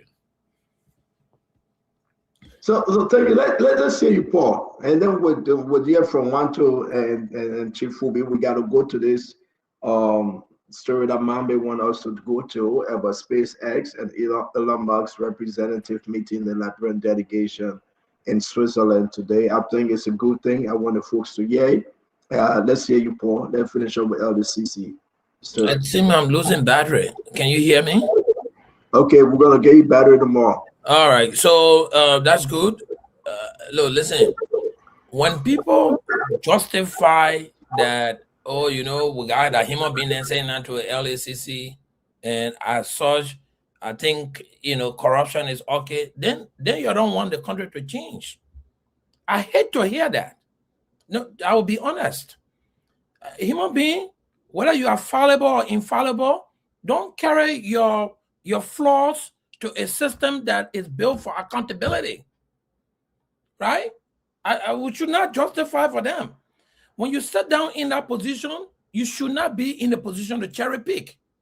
And once you begin to cherry pick, that takes away credibility from you. So the Lofa County Community College gave money to President Joseph Boakai Foundation. We didn't see anything wrong with that. Did we not see anything wrong with that in the country? And this guy who was informed, who was charged by the process that he was doing something wrong, you carry him to court, and then the court say, well, he's free to go. He didn't do anything. Although why he's a sitting chairman on the community college board, he's taking money from the very little money that the county has and giving it back to the president foundation. Where have you heard that? Where in the world have you heard that? And then when people come to tell me, well, you know, the dead, so we can't blame them because they're human being, then you don't want change. You're crying for change, but you don't want it. And until we can begin to hold these people to standards, and I mean higher standards, whenever we lower the bars and we lower the standards, then these things becomes acceptable in our society. Where's our morals? We can't be advocating for justice and transparency I'm confused. and justifying LACC. Can you hear us? No, Stanton, I think that you're not hearing me. We can hear you. When you put your thing on there, I get a bad sound. Can you hear me? I want to ask you a question. Can you hear me? You are breaking in very hard. So may refuse to tell. I can, Emmanuel, let me hear you. Can somebody speak other than Stanton? Paul, you can hear me? Yeah, I can hear you, Emmanuel. Stanton is boiling like battery in my ears. But I'm closing now. So what I'm saying is the LACC. Oh, Stanton, come here again. The LACC has done some, and we expect more of them because they are an integrity, or supposed to be an integrity institution that will set the premise that our country will thrive on good standards with. So they should not be cherry picking. They should not be doing anything that will undermine that high standards that everybody's supposed to be looking to. That's what I want to say, Stanton. No, Paul, I just want to listen, man. I don't believe you, Paul. You just took us all over. But you say your own, and I hope that we can something, Paul. Seriously, let me fair. You drove me around and bring the LCC. No, Paul, you muted. So you don't worry. Don't do your face like that. You drove me around and bring LCC. Our argument is different from what you are saying. Seditious blame the very woman that they put in place and said Joseph Baga gave her instruction to cherry pick. Do you believe they are cherry picking? Must they convict anyone and everyone that they investigate? Is that your argument? Fubi, let's say you go to Wanto and we got to move to SpaceX because I think something good is happening. We got to play that video. Fubi? Yeah, you know, I don't know why Paul just started blowing up like that. But we saying that people at LACC are human beings, we in no way justifying the corruption. What we're saying that they are not subject to, I mean, they are not infallible and they can make error or they can do wrong, they can make wrong judgment. That's the point we are making. That they are human beings, so they have the high possibility that they can be compromised. That's the point we're making. We're not justifying whatever stuff they are doing there, but we're just making a point that there are issues that can go wrong, and we shouldn't see them as superhuman beings and think that everything that they do there is okay. They can do wrong things because they are human beings and they can be compromised. That's the point we're making. And the CDC guys, yeah, you know, yeah, as they're talking about Joseph Boakai put, you know, the CEO said it right. There are a lot of corruption cases that LACC couldn't prosecute. They just had it on their list, and at the end of the day, they came up with a long list of because of statute of limitation, they couldn't go forward with certain cases. It's because the regime that they were under suppressed those cases and made sure that they didn't do anything significant with them. So until the 5 years ended, they rendered them, and you know, they just dropped the cases because they couldn't do anything because of statute of limitation. And that was the CDC, you know, way of getting around most of these things. All these different corruption cases involving their hierarchy and top guys with them, they just buried them, suppressed them. In most of the other reports, the president look at them really and just throw in some kind of dustbin and say, look, that thing will not get up, I think shouldn't get up from over there. You leave it right down there. And that was the wrong approach. So now you have a serious government that are trying to make some serious efforts, and you say the president giving instruction. Who the real president that was giving instruction? That was the way I was giving instruction. The Mopper SSI report, they buried. The local report was buried. The very LACC, Alexandra Zoe with the Boga government exonerated Safwa Gray so that Joseph Boga And that's a good plan. Thank you for taking that from me. Safwa Gray got a letter. And it's very LACC also exonerated Nathaniel Faro Maggie on the payroll payment. He got his letter. Yeah. So that Joe, we are sending him free there. Go Joseph Boga. Yeah, Joseph Boga sending him free there. Mommy, go to Nathaniel Maggie office, guys. Look behind his desk. They may put the letter there, free by LACC. Free by LACC. I mean, how can you say that? Can we go down the line to see how many people they say nothing on? Can we go down the line? I mean, but on a judgment we are over 40 someone names and allegation. Joe Man, we are buried. That was the only way he could fight corruption. I put it up the list. I'm going to pull it up. On a Joe Man, we are when Clark Martin was LACC boss, chairperson, on a Joe Man, we are. Do the comparison. But sorry, for me, finish up. I just want to bring this SpaceX something. Finish up for me. Yeah, move on. I feel a little better. Yeah, what do let's hear you? It's a very fascinating discussion. Our argument here is that there is exceptional evidence that the LDCC is cherry picking. Let's start first. And you know, I like always to speak with the president. Before President Bouaga became president of Liberia, can you name a single donation for his foundation worth around 200,000? None. In fact, President Bouaga went to the US. There's a famous picture during the campaign season behind medical equipment and said that we will have this medical equipment shipped to Liberia. For years, it was never shipped. That is one of the biggest scams we can think about. So the foundation was incapable of even having basic, program in Liberia. Basic program. We're not talking about large scale program. But you know what's happening today? This same foundation donated over $220,000 in fertilizer consignment. If you want, I can send a link to you. Let's look at medical equipment donation. JFK Medical Hospital published installation of X-ray machine donated by this very foundation. So the critical question here we can ask LACC is, why are they ignoring the Joseph Bouaga Foundation? Paul spoke about very clear evidence. The same financial funding in our budget that's going to Lofa County is being donated to the foundation. They got something called presidential influence, which also can be a clear violation of in our constitution. The president has an influence to make decisions. And yes, influence will also influence massive corruption, whether intentionally or unintentionally. So just by the virtue of fact, I don't have to speak about other cases. By the virtue of fact, evidence by President Bouaga Foundation alone is a justification that the entire LACC is cherry picking. And we can say all that we want, but we don't need to go far. But there is one thing that's also big, the FOIA project. We'll always talk about the FOIA project because you are one of the biggest advocates against the discrepancy around the FOIA project. And I applaud you for that, Stanton. I always like to give you a flower because I appreciate some of the stances that you take. President Bouaga is now building about $10 million project in Lofa County. That project wasn't discovered by LACC. It was discovered by an independent NGO. In fact, it was NAMO, the director of NAMO, who posted all of the evidence. He questioned the LACC's stance and investigation. So the LACC is extremely proactive against opposition, less proactive, less research-oriented, have no understanding of existing corruption within the very government.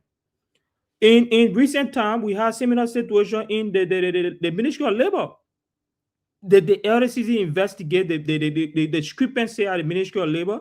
And I just recently we saw the labor inspector suspended because he was selling fraudulent work permit to foreigners. This is the situation. So the truth here is we're not saying this or that. We're saying there's substantial evidence that this LACC is cherry picking. This is the reality about it.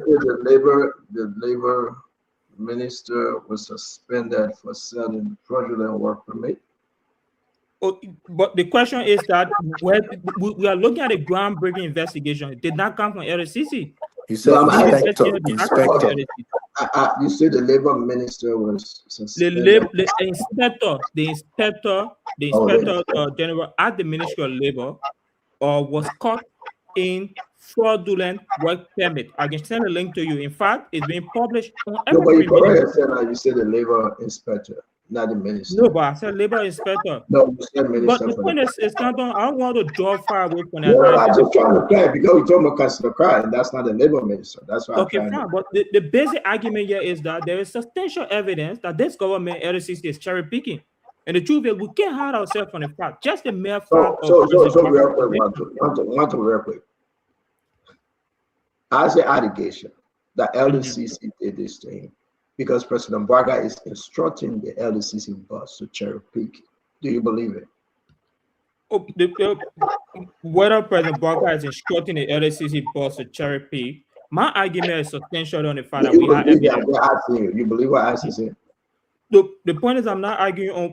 Let me. Yeah, answer yes or no. Don't waste our time. Let me empathize with what Isaac is saying. Yeah, we don't have to think. Do you believe what Isaac is President Braga? I do believe what Isaac is saying. I do believe what Isaac is saying, and I can give reasons. To exonerate Safwa Gray, it's not cherry picking, right? Because there was no evidence to task Safwa Gray on these allegations, so it's not cherry picking.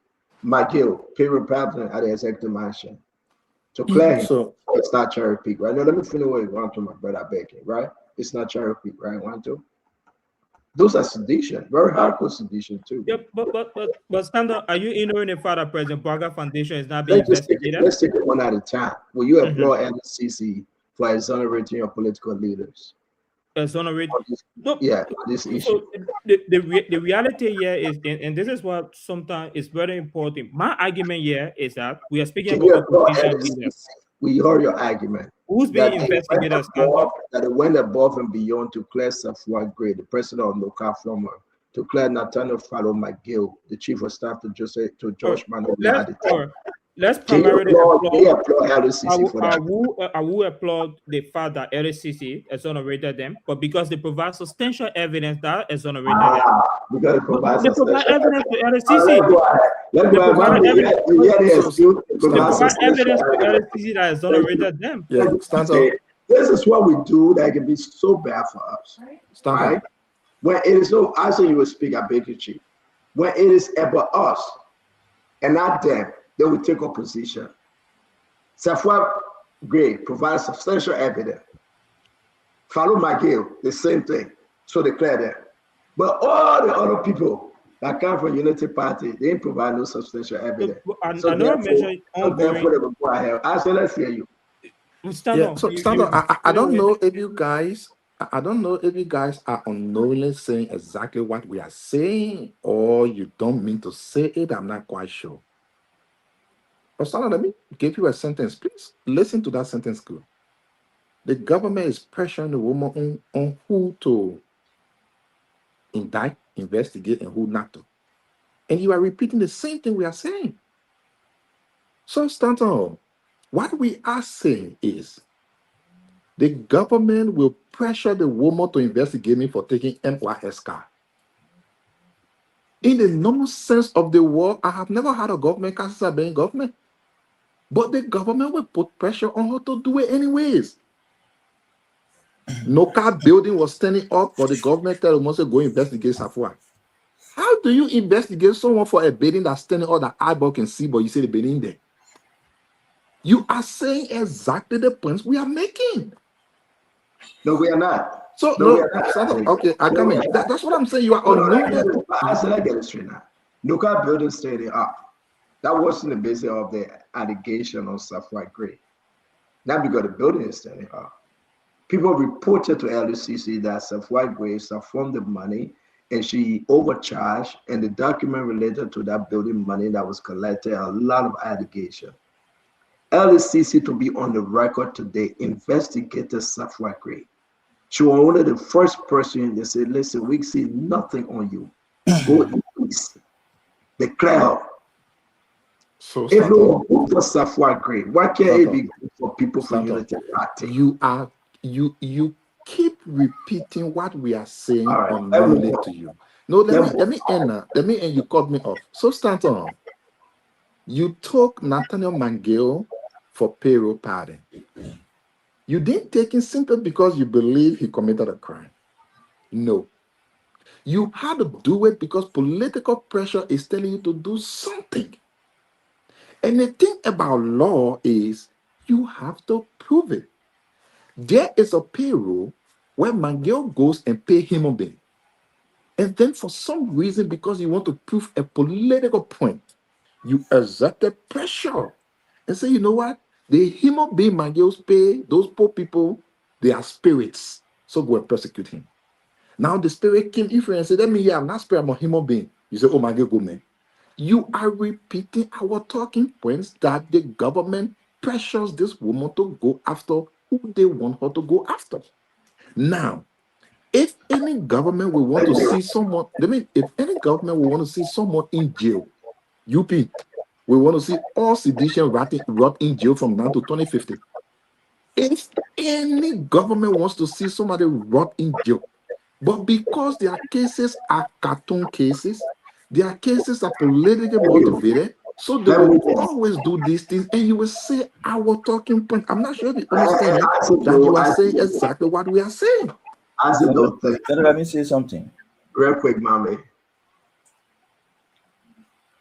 Safwa Gray situation was about the law requires that every contract above, I think, 1 million or 500,000, the justice minister and the finance minister should sign.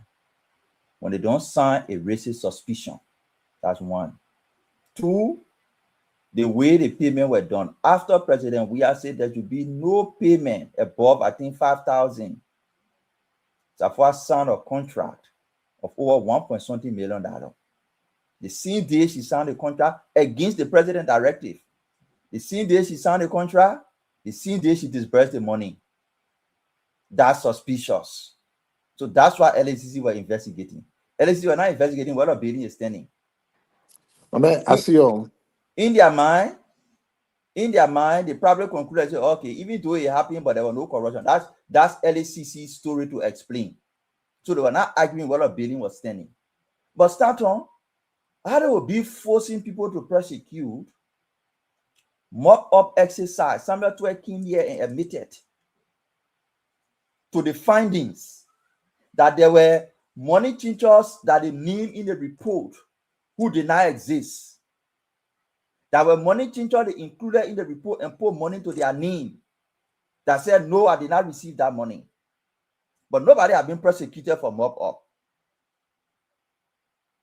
The LACC under President Weah indicted folks at the Ministry of Agriculture, not under President Boakai, under President Weah, indicted folks at the Ministry of Agriculture.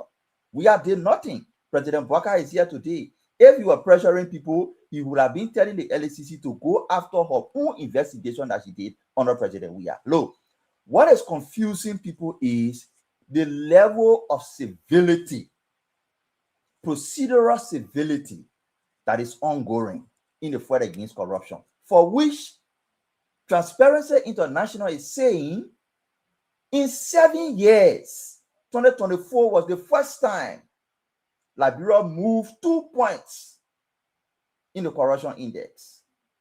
The first time in 7 years. It happened under Boakai. In 7 years, 2 points. It is because of the procedural civility.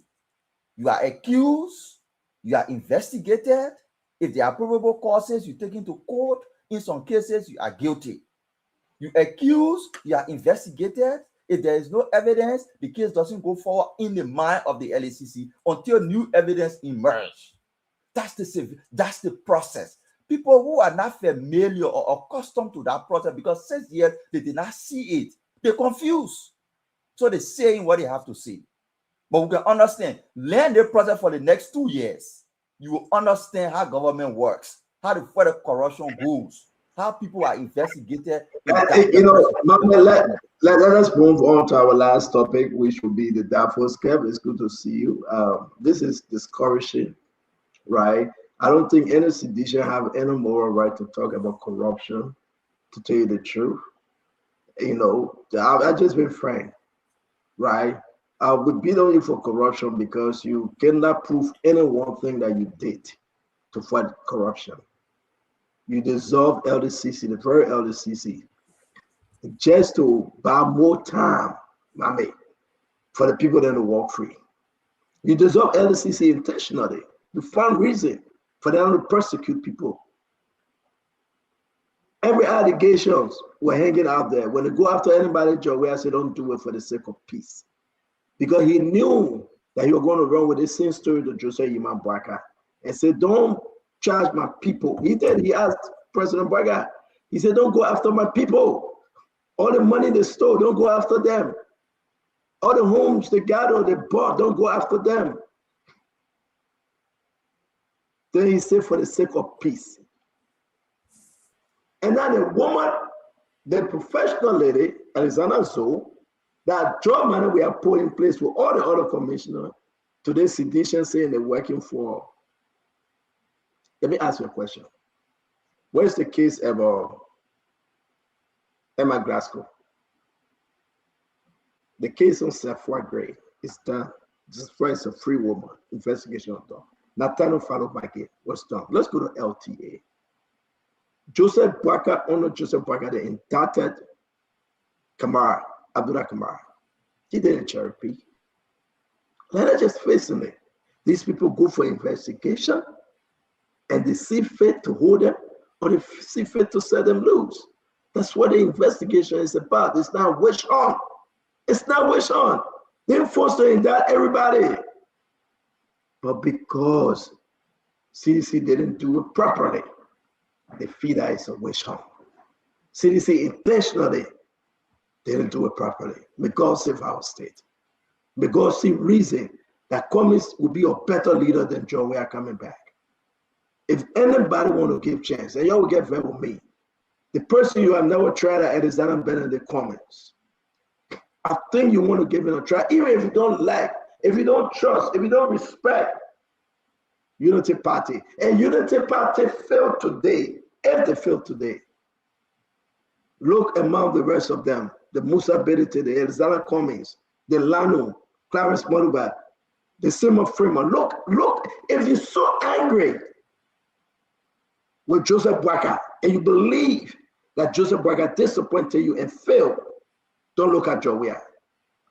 Because you cannot bring back John Weah that already showed you that he's inept in leadership. And that's the message. I'm sorry. John Weah already told you that he wanted your force upon him. He left the country for 49 days and go spend time with everything else. He neglected the country. But he want to sit back and come back and say, pray for what? For retribution? For payback? If you say anything about John Weah, they will shut down your business. They will go after your businesses. They will persecute you. You saw what he did to Spoon Network. Close her down for nearly 6 months. When pressure came upon him. You put John Weah, he failed. You remove him. Look at Mr. Cummings. If even Joseph Braka, Mame, have done the worst ever, try somebody that you look at Teron Gonglo. Look at Clarence Moruba. Bring them together. But for us to hear that John Weah is that option, then something is happening to Liberians. Because he will not take you to the promised land. You gave him 6 years. He didn't. Can you imagine? 6 years. The same people that own some of their own section today, the same people that destroyed our country, put money in pickup truck, go around celebrating, building their homes, doing everything. The same people coming back with John Weah. What's the change? What John Weah say you were coming back with? We're closing now. What can John Weah tell what he coming to do? Ask Mr. Cummings, he will tell you his vision. Ask Musa Benete, he will tell you his vision. Ask Clarence Moluba, a very smart young man, he will tell you his vision. Simon Freeman will tell you his vision. Ask Joe, what new thing you coming with? At the end of you can ask Joe, what new thing you coming with? Mommy, what's the new thing? Nothing new. What a new thing Joe are coming with? Nothing new. We said it before, we'll say it again. President Bouaka has 6 years to deliver. We are getting even more optimistic that he will deliver significantly on his promises. All the indicators are pointing in that direction, that he will deliver significantly on his promises. But let's assume, because we're dealing with human system, let's assume that he doesn't. Job Weah is not an option. What do we want? We want jobs. 6 years, he failed to give you job. The finance minister could not even tell you how much job he created. If Bouaka doesn't create job, it doesn't make Weah better, and Weah is not an option. We want to reduce poverty. 6 years, he increased the number of poor people than the one he met. Even if Bouaka doesn't reduce poverty, which is unlikely because now it's even reducing, it doesn't make George Weah an option for Liberia. International reputation, he destroyed it. Bouaka is repairing it. The Elon Musk company, global leader, is marketing your country. It's sitting at the World Global Economic Forum and telling world business leaders that Let me play that real quick, Mame. Let me play that. To make sure that Minister of Finance and Foreign Affairs and guests from Liberia are aware of this. So I work for SpaceX, and I had a very recent experience. So I deal with global engagements, and Liberia is one of these countries that I can tell you set the benchmark. It is one of the fastest countries to license this American entity. Yeah. Elon personally was blown away because it was a couple of months from really working with the foreign minister. So I want to just, in the form of a question, it can be, well, whatever you're doing, please keep doing it, and how can we help you keep doing it? But I really want to commend you because it is very easy to sell yourself and to say we're going to do all these wonderful things. But when you're in the trenches and you're trying to get a spectrum license, and there can be all kinds of incumbents and telecom operators saying, slow things down, I was just so blown away at how the government of Liberia, the foreign minister, she personally took it on as I think, an initiative because she really felt it was going to help the country. And so bravo. And so I certainly will echo this to any and all, both U.S. and global multinational corporations who are looking to enter this market, that indeed this is a new Liberia. Seeing it go through this transformation firsthand has been thrilling, so please keep it up, and bravo to the ministers and the cabinet. What you're doing is being noticed, and I think a year from now we're going to see even greater and even more people coming to see what you're doing. I know it's hard to get the message out there, so please count on people like myself and all the things that you said to echo what Liberia is doing, and bravo. Yeah, is that what we just heard, that he now going to sell Liberia out there, Mame? He going to be, I mean, this is huge though. This is, I mean, clap for Sarah Bessel anywhere you are. Just tell her thank you. Clap for the president. Clap for the folks at LTA who made it happen. Look, this is a global leader, business leader, sitting at the World Economic Forum, telling his peers that there is a new Liberia. That's a key word. There is, I'm happy to lay firsthand, a new Liberia and the transformation you're going through. He said Elon Musk was mind blown. Exactly, and that's where I want to go. He said Elon Musk, but this is huge. Was mind blown. This is huge. This is what you see happening, and you countenance the conversation about bringing George Weah back.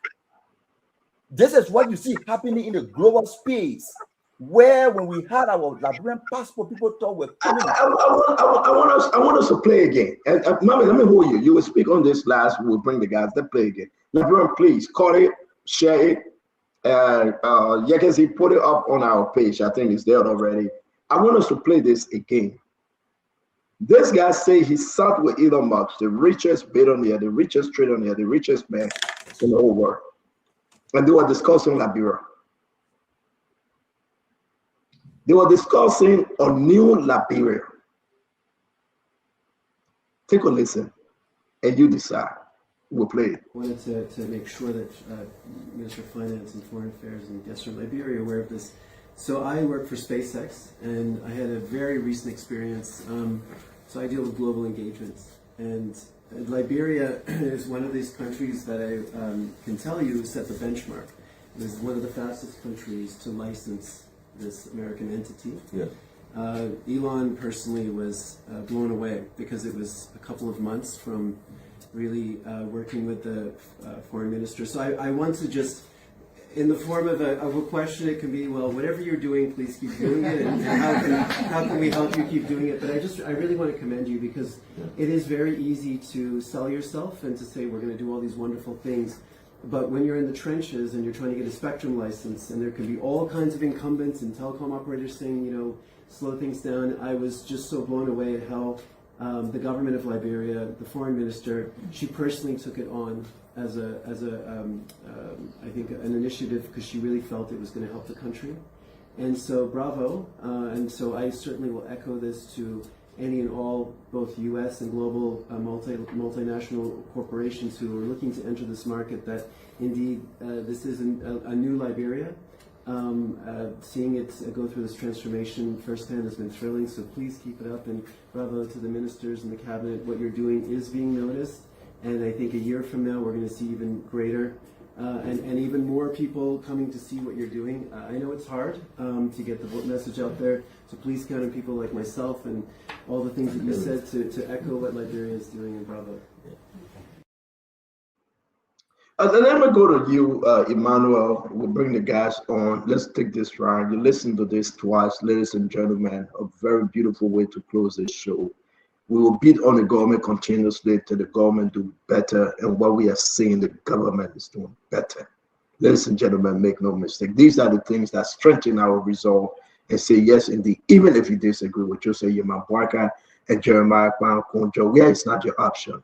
Give it to Cummins, give it to Clarence Motoba, give it to Tewa Gonglo, give it to Sima Frema, give it to one of those leaders, and we hope they can come together. Musa has an ability that they can have an opposition unity to make their case.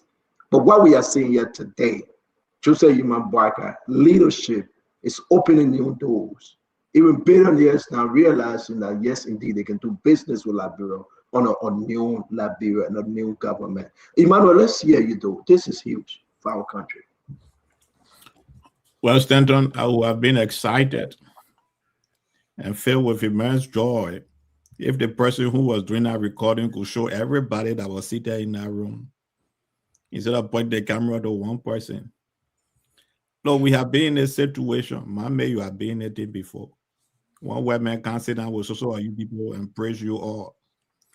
The video I want to see is that gentleman standing on the platform at Davos with other billionaires or other investors and convincing them, not sitting in a tight room with a few Liberians sitting down around him, making statements. We recording on. We can't even see the other people on the video. We just keep it to hear. We don't know whether that two person was. So the statement or seeing people on video, which one is important? The man speaking from the side. What is important? I can show you the one where I have people on video, but yeah, good. The message that he's saying, what he's saying, that going viral right now, you're saying that statement is not strong because he's not on the podium like Donald Trump was. And after Donald Trump spoke, Donald Trump had a side meeting with world leaders one-on-one, just like that. So you know about this thing. Emmanuel, is that your strongest argument because you see the other people around? I'm speaking to it because I know it, but I have some experience in these meetings. Look, with the side meeting that you have, folks coming a side meeting with Susu or you posting in that room making big promises. It's just that going to funeral when somebody died, people sit down there making all the big promises. The actual thing is to see that gentleman.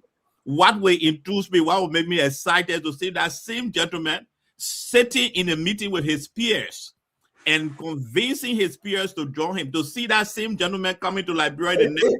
Is that the purpose of the Davos meeting, though? The meeting in Switzerland right now? Is that to sit with peers or to engage and talk about the development, the achievement, and what is to come? Emmanuel, don't do that. It's both. It's both. No, Emmanuel. If this was not important, you are disappointed right now, right? if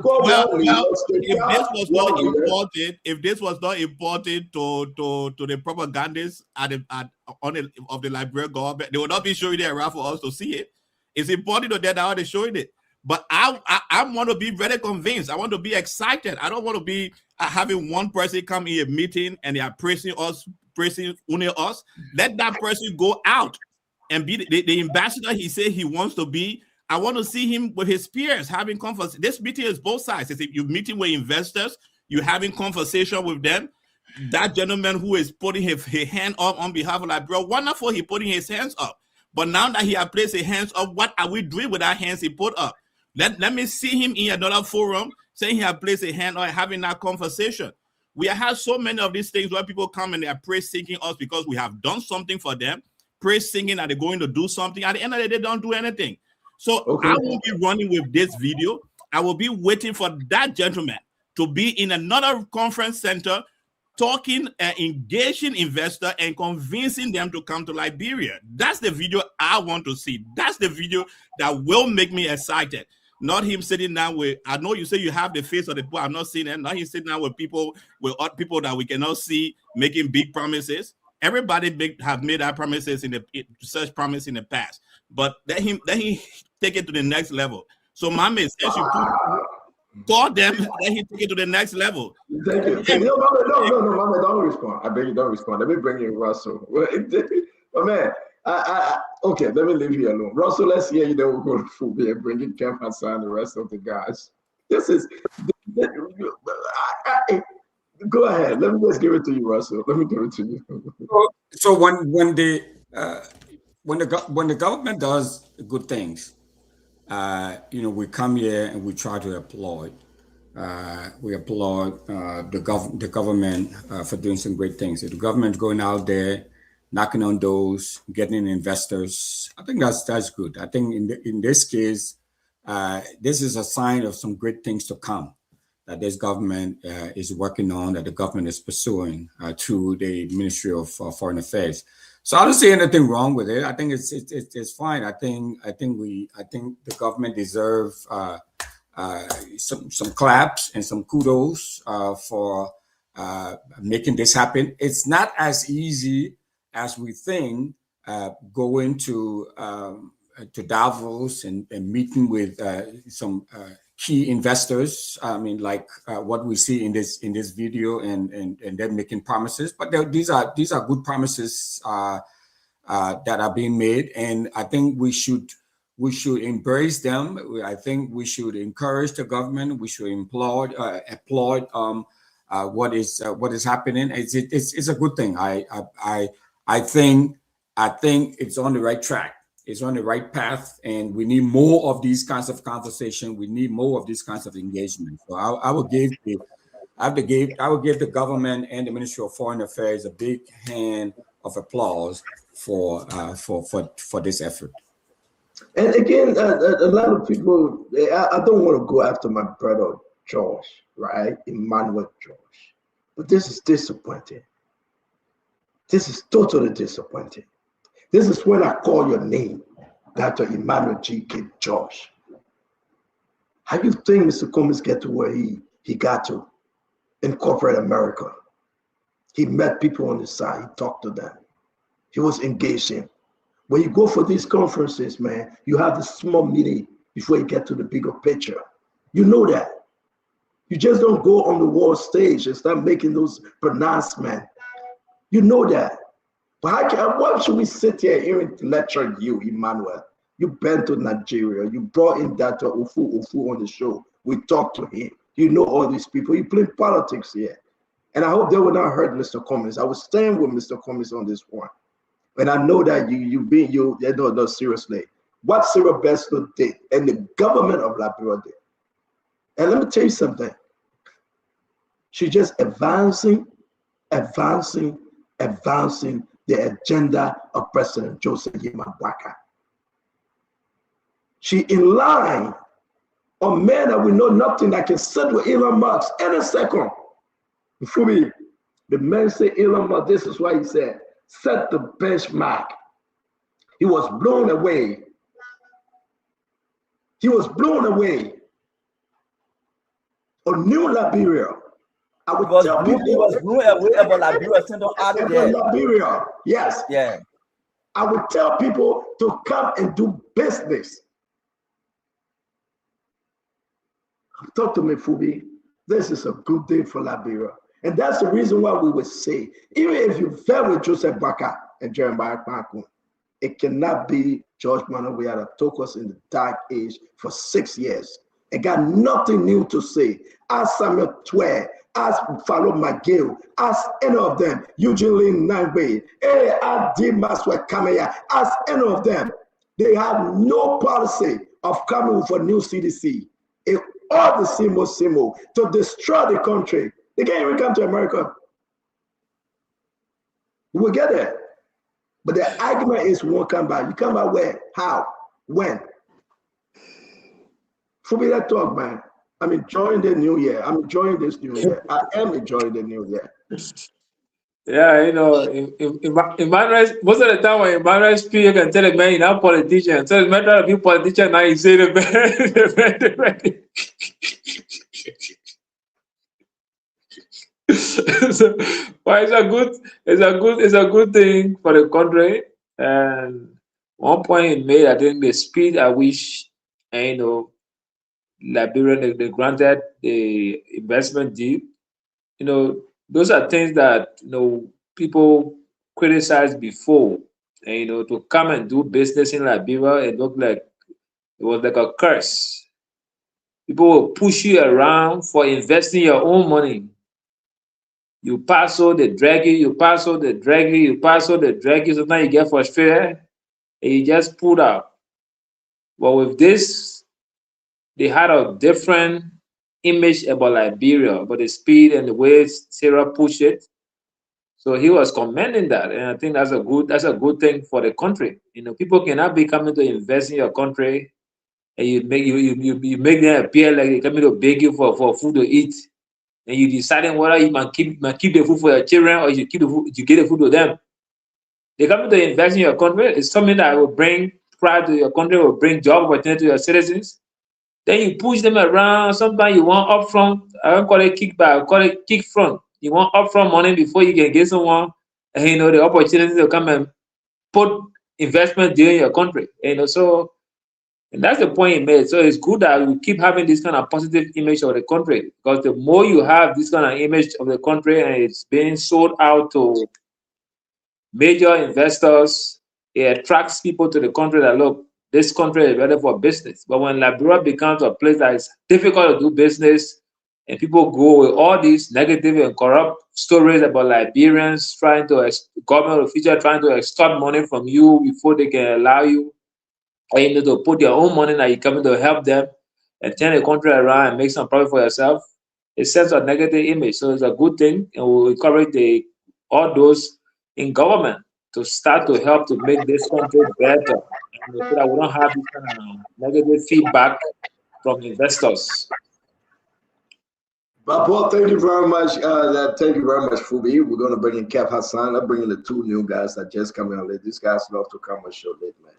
Especially Remy Gray. Like, gather and listen, we'll fire Remy Gray. We'll fire him. We'll dismiss him from Stone Talk. Eddie, it's good to see you, oh my brother. Kev, it's good to see you. Let's hear you, Kev. A new day, a new Liberia. I'm not saying it, that the women saying it. I'm big on there too. Talk to me, Kev. Let me say hi to everybody. I hope you guys can hear me because I'm not at my usual position. But I think most of you guys will put yourself into some kind of political and problem. What I would say that you're presenting and showing a lobbyist versus a businessman. Emmanuel, the gentleman is a lobbyist. He's not a businessman. This is how the scam our You know country. him? What's his name? God. Hey, but you call the man lobby. I just say what the man name. We can check on Google right now to find that man name. You know it? Let me continue now. Okay. Let me continue. You put in a lobbyist out there who talking about Assad with Elon Musk. JMB spoke with Elon Musk, right? You guys can hear me? You can hear me, right? Okay. JMB, they claim JMB spoke with Elon Musk. I don't know. We didn't see nothing. They claim that JMB spoke with, and what's the name? President Trump. The next couple of weeks, like Bureau on sanction. It is new. Emmanuel used the word. It is new. We saw President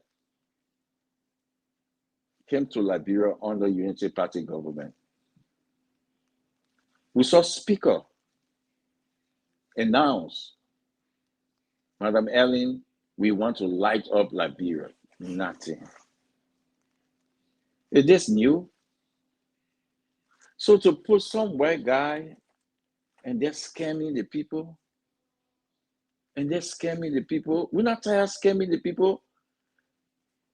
The Omar down there in Rallytown Market, selling on market, every single day she is saying, nobody buying, no jobs, no jobs. We should be talking about jobs where you bring in somebody who says they come invest, and now an investor is a lobbyist and presenting. What a scam. And sometimes you said something earlier. You said Georgia government abolish the LACC. They actually gave LACC more power.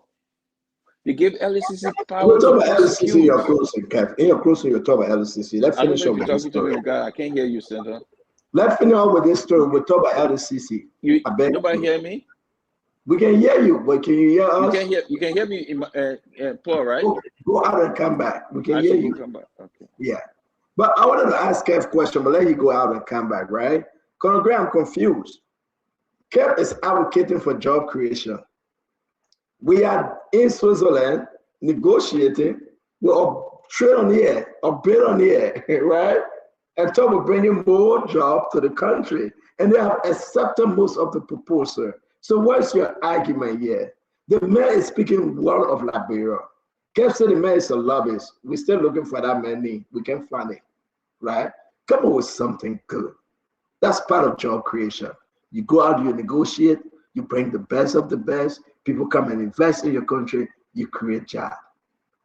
What's Kev argument? Conor Gray, welcome to the show, my friend. Stanton, thanks, man. If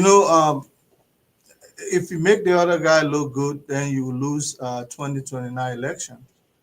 So anything that presents itself as an option, of course, the naysayers will always beat on it. Matter of fact, they'll try to flush it several feet down the ground because but this is not about I'm more concerned about today, what will happen to Liberia, than to wait for 2029 when some redeemer gets in power.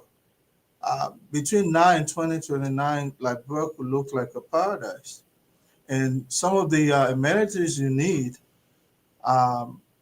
these are the individuals who provide it. I remember when we went to, I think, Kuwait, or if not Saudi Arabia, or maybe the Emirates, one of those Arab republics.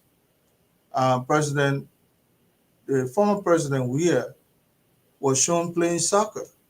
What accompanying that was the Emirate Hospital. So that's just how it is. I mean, go out, like it or not. They say President Buckeye spoke with Elon Musk. Last time I was in Liberia, Starlink was one of the most reliable. As a matter of fact, it's getting nationwide. And I didn't have a blip. Just somewhere in October there. Sometimes me I travel, I don't tell people.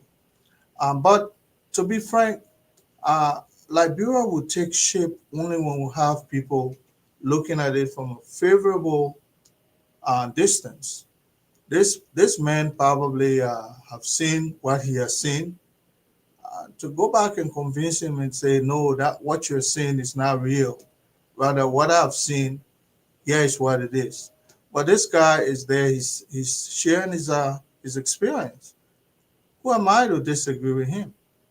If he said he saw a white wall and I'm seeing green, who am I to argue with you what you see? I mean, yeah, people can disagree with people, but it's getting too childish, so to speak. But this guy is presenting a favorable picture of the country. Not a Liberian, not a politician, not somebody who supports Joe Buckeye or George Weah or whoever it is. It's just a guy who gave sharing his observation. He's an investor. If he's going to paint a bad picture of a bad situation to make it look, that's his investment. So let's stop this, man. I mean, sometimes Thank you. grilling stems. It is. It is. I want to bring in one to here from Paul Kennedy. We end the show. We got a back wonderful show. We hear from you, T. Let's bring in one to T. One to. You know the foreign minister very well. You know Cyril Bessler, Yanti. You know who all voices you heard in that video. But let's hear you. It is always fascinating every time, So now the argument right now, Stanton, is that even if Braga fail or Molo for alternative, so you're agreeing with us that Braga is a failure, which is amazing. And No, we I said want. if you say Braga fail, I'm not saying Braga is a failure. No, you just said it, Stanton. You said You even if say Braga. even, yeah, if the people say Braga fail, Joey is So not the that alternative. that that agreement in itself justify the fact that Braga is a failure, and it's amazing to say that. And the truth is, he's a failure. Probably one of the biggest failure we've had in our history. Because the truth here is that this government, national plan in itself, was criticized by IMF. A government, a vice president that spent 12 years being a vice president, now with presidential power, cannot even have a concrete plan. But that's not all. In this current government, what we The are video speaking. that we just showed, let's speak to it. We can have an open But, conversation.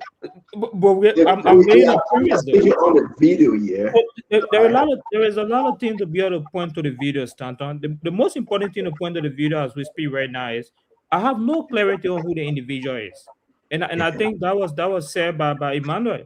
The video, the caption of the video show a representative from SpaceX. Up to this time, we don't know the specific name so that we can research the representative. So the truth here is that what we're So, saying but then he consistently. said that he met Elon Musk and LeBron will discuss. Well, stand He on. said it. I Go thought you were ahead, giving right? me the chance to complete my Okay, no, go understanding. ahead. Go ahead. Well, no, it's okay, Stanton. It's okay. I'm saying some very uncomfortable things to most United Partisans. But the truth here is this: the video itself. Let's break the propaganda down. We have no clue who this individual is. It's being highlighted that he's a representative from SpaceX. So that's the first establishment. The second aspect is we are applauding a statement made at the World Economic Forum, which is a multilateral space. You'll have a chance to meet a lot of people. They will say brilliant things as always. What we need to be honest with here is the comparative analysis, and that's what I want to bring you back to. You said, President, we have traveled. There's been absolutely no tangible in his travel. President, we have traveled to the United Arab Emirates.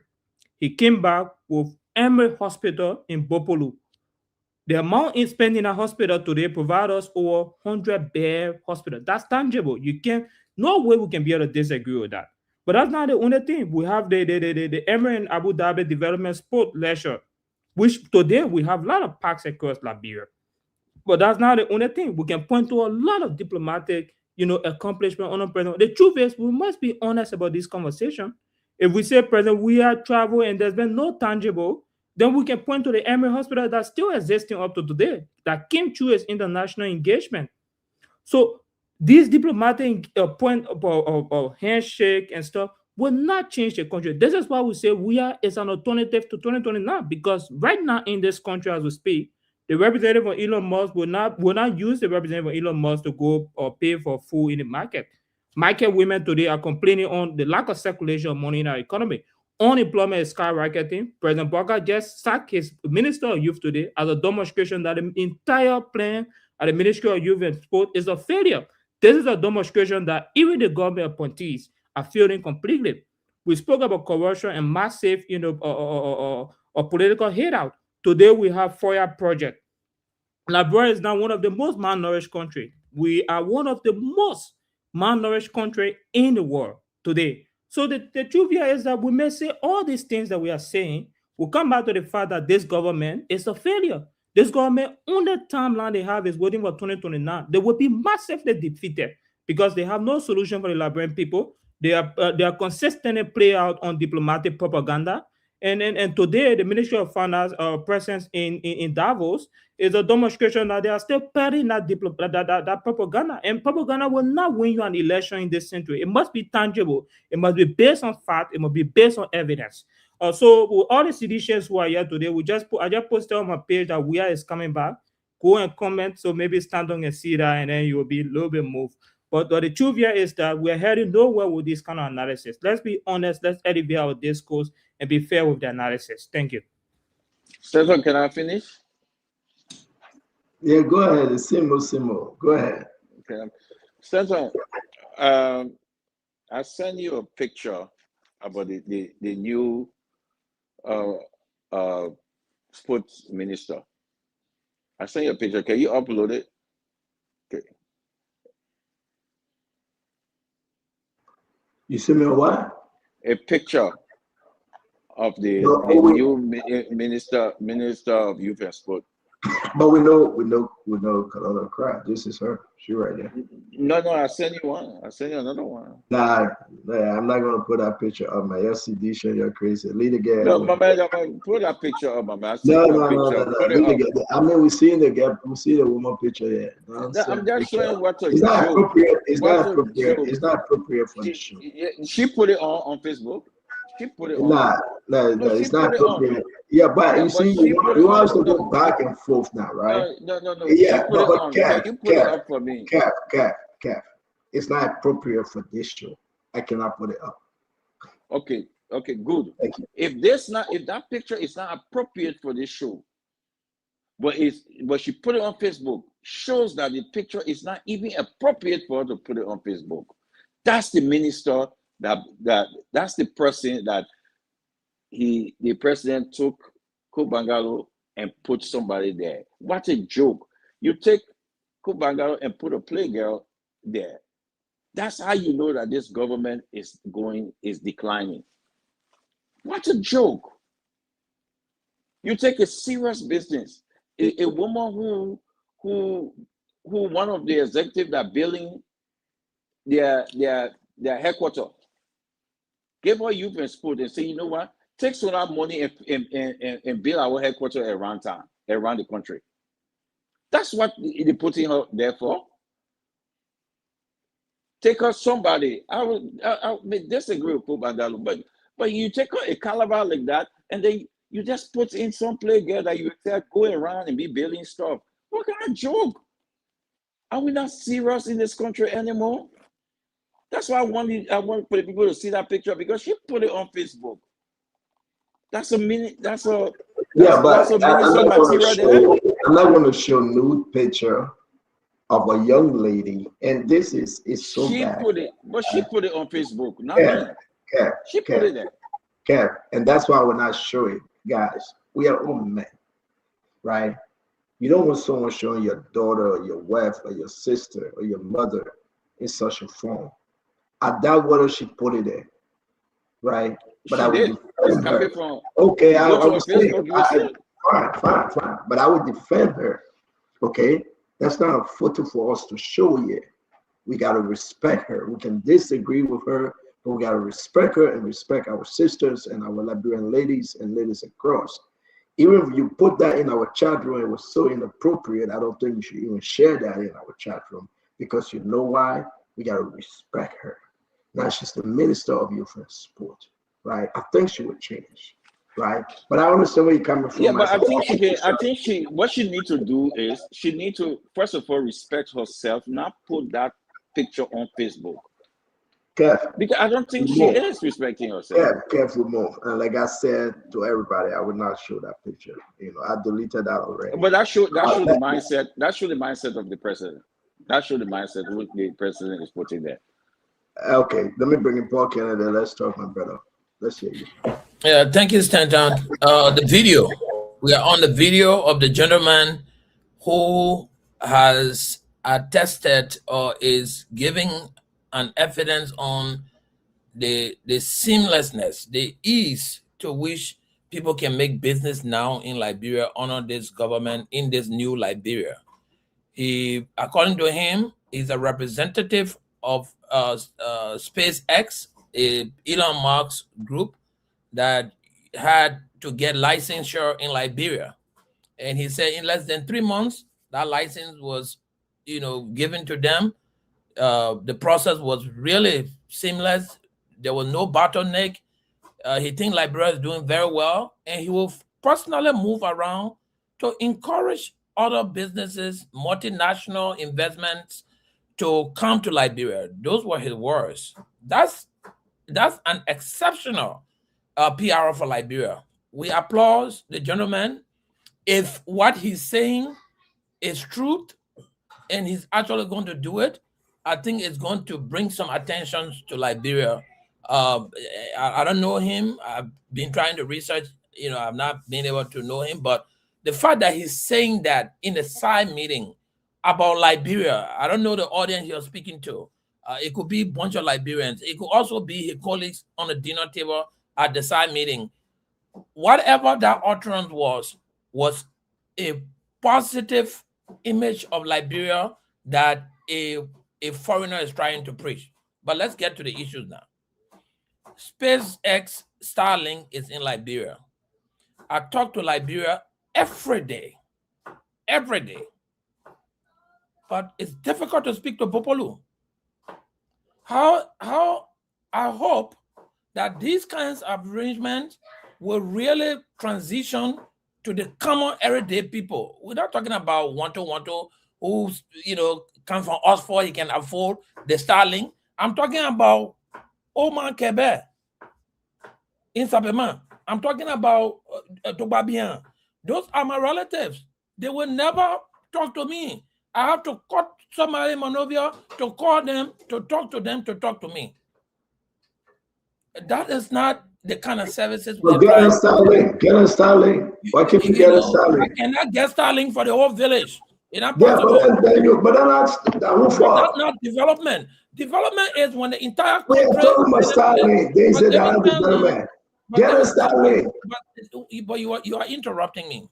And then when you do that, I lost my train of thought. I started this conversation by saying the gentleman spoke positively of Liberia, and I even clapped for him, and I said this is a good initiative and it brings well for our country. However, I'm advocating that it translates to the common people, and I will make that advocacy without any regrets or apologies.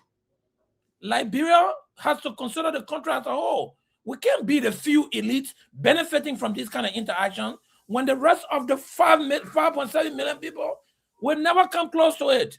So I should be saying here and clapping because one white man in the room talking about how Liberia is easier to make business now. How is his business benefiting my people in Sapema, in Kuyontan, in Bakwata, in Totokwala? How is his business reaching there? These are people who sometimes 1 month they don't have access to any cellular connection, no network. Pregnant women are still dying in Bapolu because there is no telephone you can call to come to the hospital. But then you're telling me that you got Starlink in the country, so I should take off my clothes and be jumping around and partying and happy. We have to speak to the issues. And the issue is why I agree that this is a good step in a positive direction.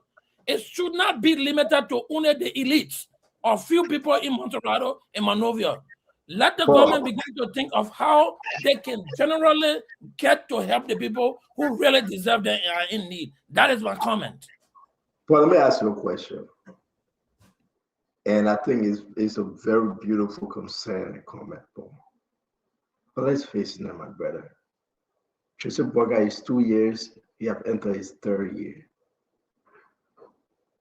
And what you are seeing, the transformation, the changes, you have not seen it before. We can beat on the government for other issues, and that's the engagement. Honor Joseph Imam Parker government, start linking to Liberia. I want you to call Clarence Masakwe from LTA. I will send his number to you. Talk to him about the plan about going to your Buffalo and interior to establish this thing. But let me bring this to your attention. Under George Manor, we have 6 years. Universal surcharge, the one that also care all the connection in all the interior. And I will name them. Israel Akasaya was one of the commissioner on that. Asking what they did with that money. What Joel did with that money. And I will share the document with you, Paul. Comparing the 6 years that our people in the interior supposed to get telephone connection, cell phone, they ate that money. They ate that money. And that's what we are suffering today. And you know, it was being sponsored too, though, Paul, by international partners. So the work to bring in Starlink on a Joseph Burger government is a plus. And your argument, like get it in the interior, that's a good argument. That's my That's argument. a beautiful argument. And we'll get it, but nobody should say it's a bad thing. And we would get there. And I will share Clarence Masakwe. I spoke to him. They are aggressively working on these things. And that's what makes the government, it's just not a sitting down government. But when you have a government 6 years, that connection couldn't pass real life. You, Paul, you must say one of the Liberia. It couldn't pass real life. Then you start hearing, the person you're trying to call cannot be connected at this time. It couldn't pass real life. So it's a big development. And that's what we're saying. If we can celebrate these little things and work towards the larger things, beautiful things will happen. But I appreciate that. Let's end up with We celebrate the little thing, but it should not stop there. And It work should towards also the bigger thing. transcend to the rest of the people. That's my point. Thank you very much. T1OK, that ends this with you. Yeah, thank you, Stan. So what happened in Switzerland, the video that you play, I saw part of it, I think is a reflection to see Liberia engaging with international partners at this level in Switzerland and discussing opportunities for Liberia, where different investment opportunities are presented. Partners from all around the world, they are there, and Liberia can speak to people even on the sidelines. For me, it reflects, an improved microeconomic, outlook and opportunities for Liberia that we did not see during the times of crisis. I'm not just talking about George Weah.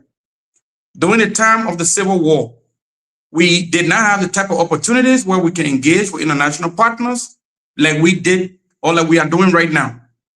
So to talk about, let me come quickly to talk about what Kev Hassan just said in the image that you said you will not post.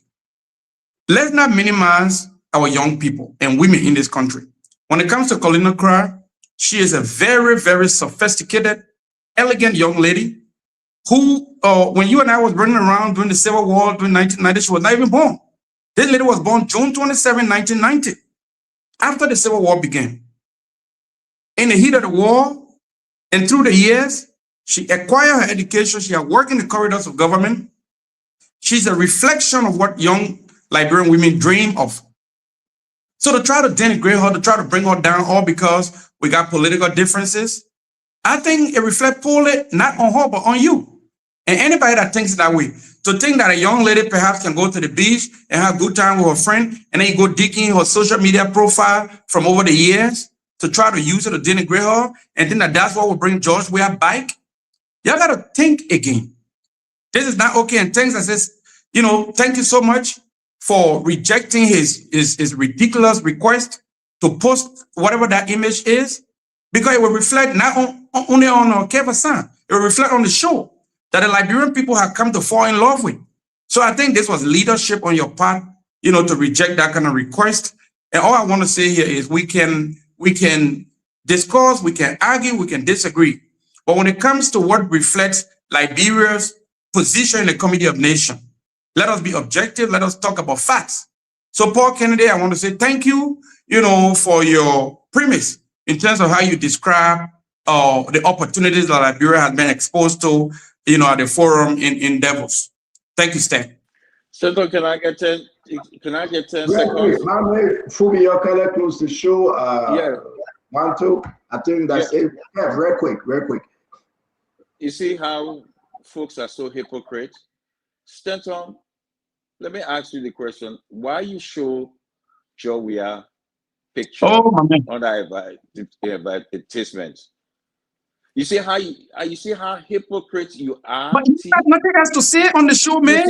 You see how you hypocrite? The man asking a legitimate question. Why you can't get a man chance? Stand on response. That's why I can say seriously, if they owe me, I will tell you, shut up, T. Shut up. That's what I will say to you. But you're lucky that I don't say, Stanton, why you stop? Because we are close to the show. Yeah. Why you stop? Why you refuse to show my picture? But even today, yesterday, day before yesterday, every day you're showing that Joey picture. Which one? That video that you've been showing. You're showing that video. Nobody on this platform said no. The video they won't. Yeah, you're showing it again. Yeah, you're showing it again. But what the voice? See, where's your voice? So let me say this now. But you asked a question, let me answer you. You asked a question, let me answer you. Kev, you can hear me? You're lucky. Yeah, you can hear me? I can hear you. So let me answer you, Kev. I can never, ever show any female walking like that on this show. Never. I won't do it. That's somebody. Let me answer you. I beg you, brother. Even if they wear the bathing suit, I will not show you on the show. Joey showed himself that he's a pen. Joey showed himself that you're looking for money. He could do anything. Joey is a former president. I go after your political leader. I don't go after you or other people. She put it on Facebook. And Joey want to come back. Wait now, but wait. You want me to answer you? Wait now. Yeah, let me answer you. Facebook. Yeah. You go to her page and put it on your page. I'm not doing it. Joey, I would do it. Even I see Joey in the background, I'll put it but off. that's the biasness. Joey is not the people's daughter. A young girl should not be a young girl father. There is no comparison, okay? You go ahead and do it. I'm not doing it. Anything about Joey, I will show you. But anything about anybody else, I won't do it. I even Joey. But what the voice of all you guys on the platform? But can I move ahead? I finish answering you. Joey decided to be a pet and we put a picture up. So sorry for that. Ladies and gentlemen, it was a good show. Joey decided to be a pen and we put a picture up. But without put Condolences crowd picture up, and bravo to her. She's Minister of Crowd now. We wish her well. We talk to her behind the scene to behave diligently, professionally, but we will not denigrate and disgrace her here on our show. No. If the that show biasness to President Weah.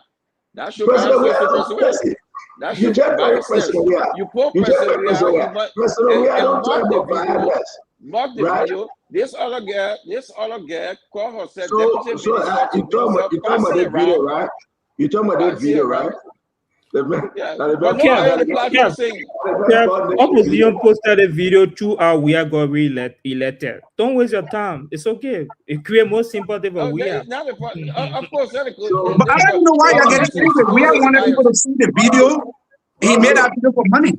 Russell, I want to say thank you very much for joining. I always love it when you post a video. Yeah, but I just Conor Gray, I sent you a message. And I'd just like to invite you publicly to my campaign launch this weekend. I know all of the rest of the guys, they were not here. They're not in state. Paul would have been here, but he may come, and Stanton may come later on.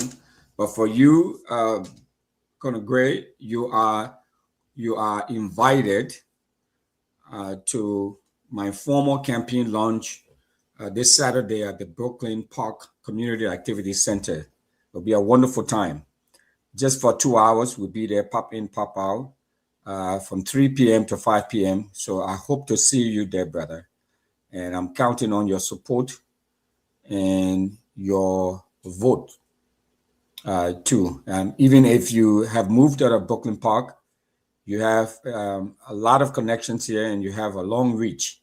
So I am hoping that you will do me a favor by encouraging all of your fan base to attend the launch on Saturday, and then look forward to the caucus on the 3rd of February.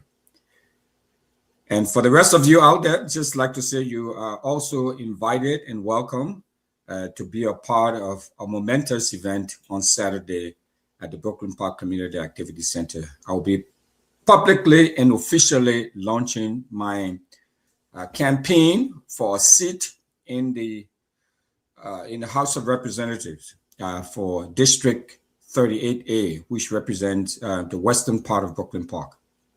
Thank you, Stanton. Thank you very much. Again, if you. But Conor Gray hasn't said if he's going to come or not. The 24th will be my wife's birthday, so on that day it will be snowing here heavy. From Washington D.C., Maryland on this side it will be almost 5 cap. How many inches? They say 5 inches or so. You're talking about 8 to a foot. Yeah, so it's going to be a heavy snow coming our way, and that's my wife's birthday. I'm so happy that on that day I pray to God that the snow come early because I don't want to go anywhere. Nobody should tell her. I want to just stay home. I pray to God, seriously, God is my witness. That's so for me, I beg you, my man, help me. But I want it to snow heavy because I want to stay home. Yeah, so I'm happy that the snow is coming. Right now they're out getting ready. She and my daughters, they're doing their birthday thing. I don't want to go to any restaurant. I want to stay home and cook pamba to that day with sort of fufu. So I'm praying to God. Even Uber shouldn't deliver anything. Even you buy the cake, you buy anything, they shouldn't deliver. The snow must stop every activities. And that's why I pray to God. But happy birthday to my website. It will be your birthday. I will be off the show, but the guys will do the show on Saturday. It will be a wonderful show. I want to say yes, indeed. To you, brother, you got to announce this again to Saturday. Invite people. We got a huge crowd in Minnesota, by the way. I want to say shout out to all of them. But Isidore is in Minnesota. Kev Hassan, I don't know whether you're inviting Isidore to a Sidisha. Yeah, no, Isidore was not on the show, so I was just talking to, since Conor Gray was here, and Isidore was here, I think I think yesterday or so. So I sent a personal message to Conor Gray, and so this was Conor Gray, say you'll be that Saturday, Gray. Mr. Rossi, I responded to you. Okay, all right. And Thank besides, I've been to most of your campaign launching. I'm always there. Yeah, I know you're always there, but I don't want to take it for granted, Stanton. I'm always there. Even when you had the Nehemiah Gali's house up in Crystal or somewhere out there. Yeah. No. Many years ago, I went there. This one, the last time, and I met so many folks with that Kenyan woman. But I'll be there regardless. A foot of snow is nothing for us here. It's nothing. Yeah, there's a breeze. No, I just wanted to personally invite you and not take it for granted. Just you say, okay, the Conor Gray will be there. You know what I'm saying? So, thank you, brother. It's been a wonderful show to my brother. And again, I'm disappointed tonight. The disappointment card goes to Emmanuel George. The disappointment card goes to Emmanuel George. Every night we get somebody a disappointment card. Yeah, they put in trying to bring investor. Emmanuel say we must see who on the other side of the table. Hey, Emmanuel. Again, I want to say, Emmanuel, you okay? Is that ANC siding with CDC? Yeah, you guys going into? No, this have nothing. You see, we always talk things and come to political lens. Most of the time, I will speak politics, but I speak from my own experience. We had an experience when we started our university in Nigeria where we brought all these billionaires. They came and were excited with the talk, you know. But by the time the Oni of Ife spoke, everybody was quiet. Nobody said anything. That program ended. Everybody left. Look, people can make big promises. What I want to see that would make me excited is that same gentleman removing himself from that group of Liberians that he's speaking to, go into with investors of his own caliber and speak to them, bring them to Liberia. That's what would make me excited, not him praising Liberian leaders. I've become excited. We saw X-Screen, right? We saw a cake plane in Liberia one time. We saw Arsene Wenger coming to our country. We gave him the highest honor of our nation. Which football stadium he built after he left? Yeah, wait, man.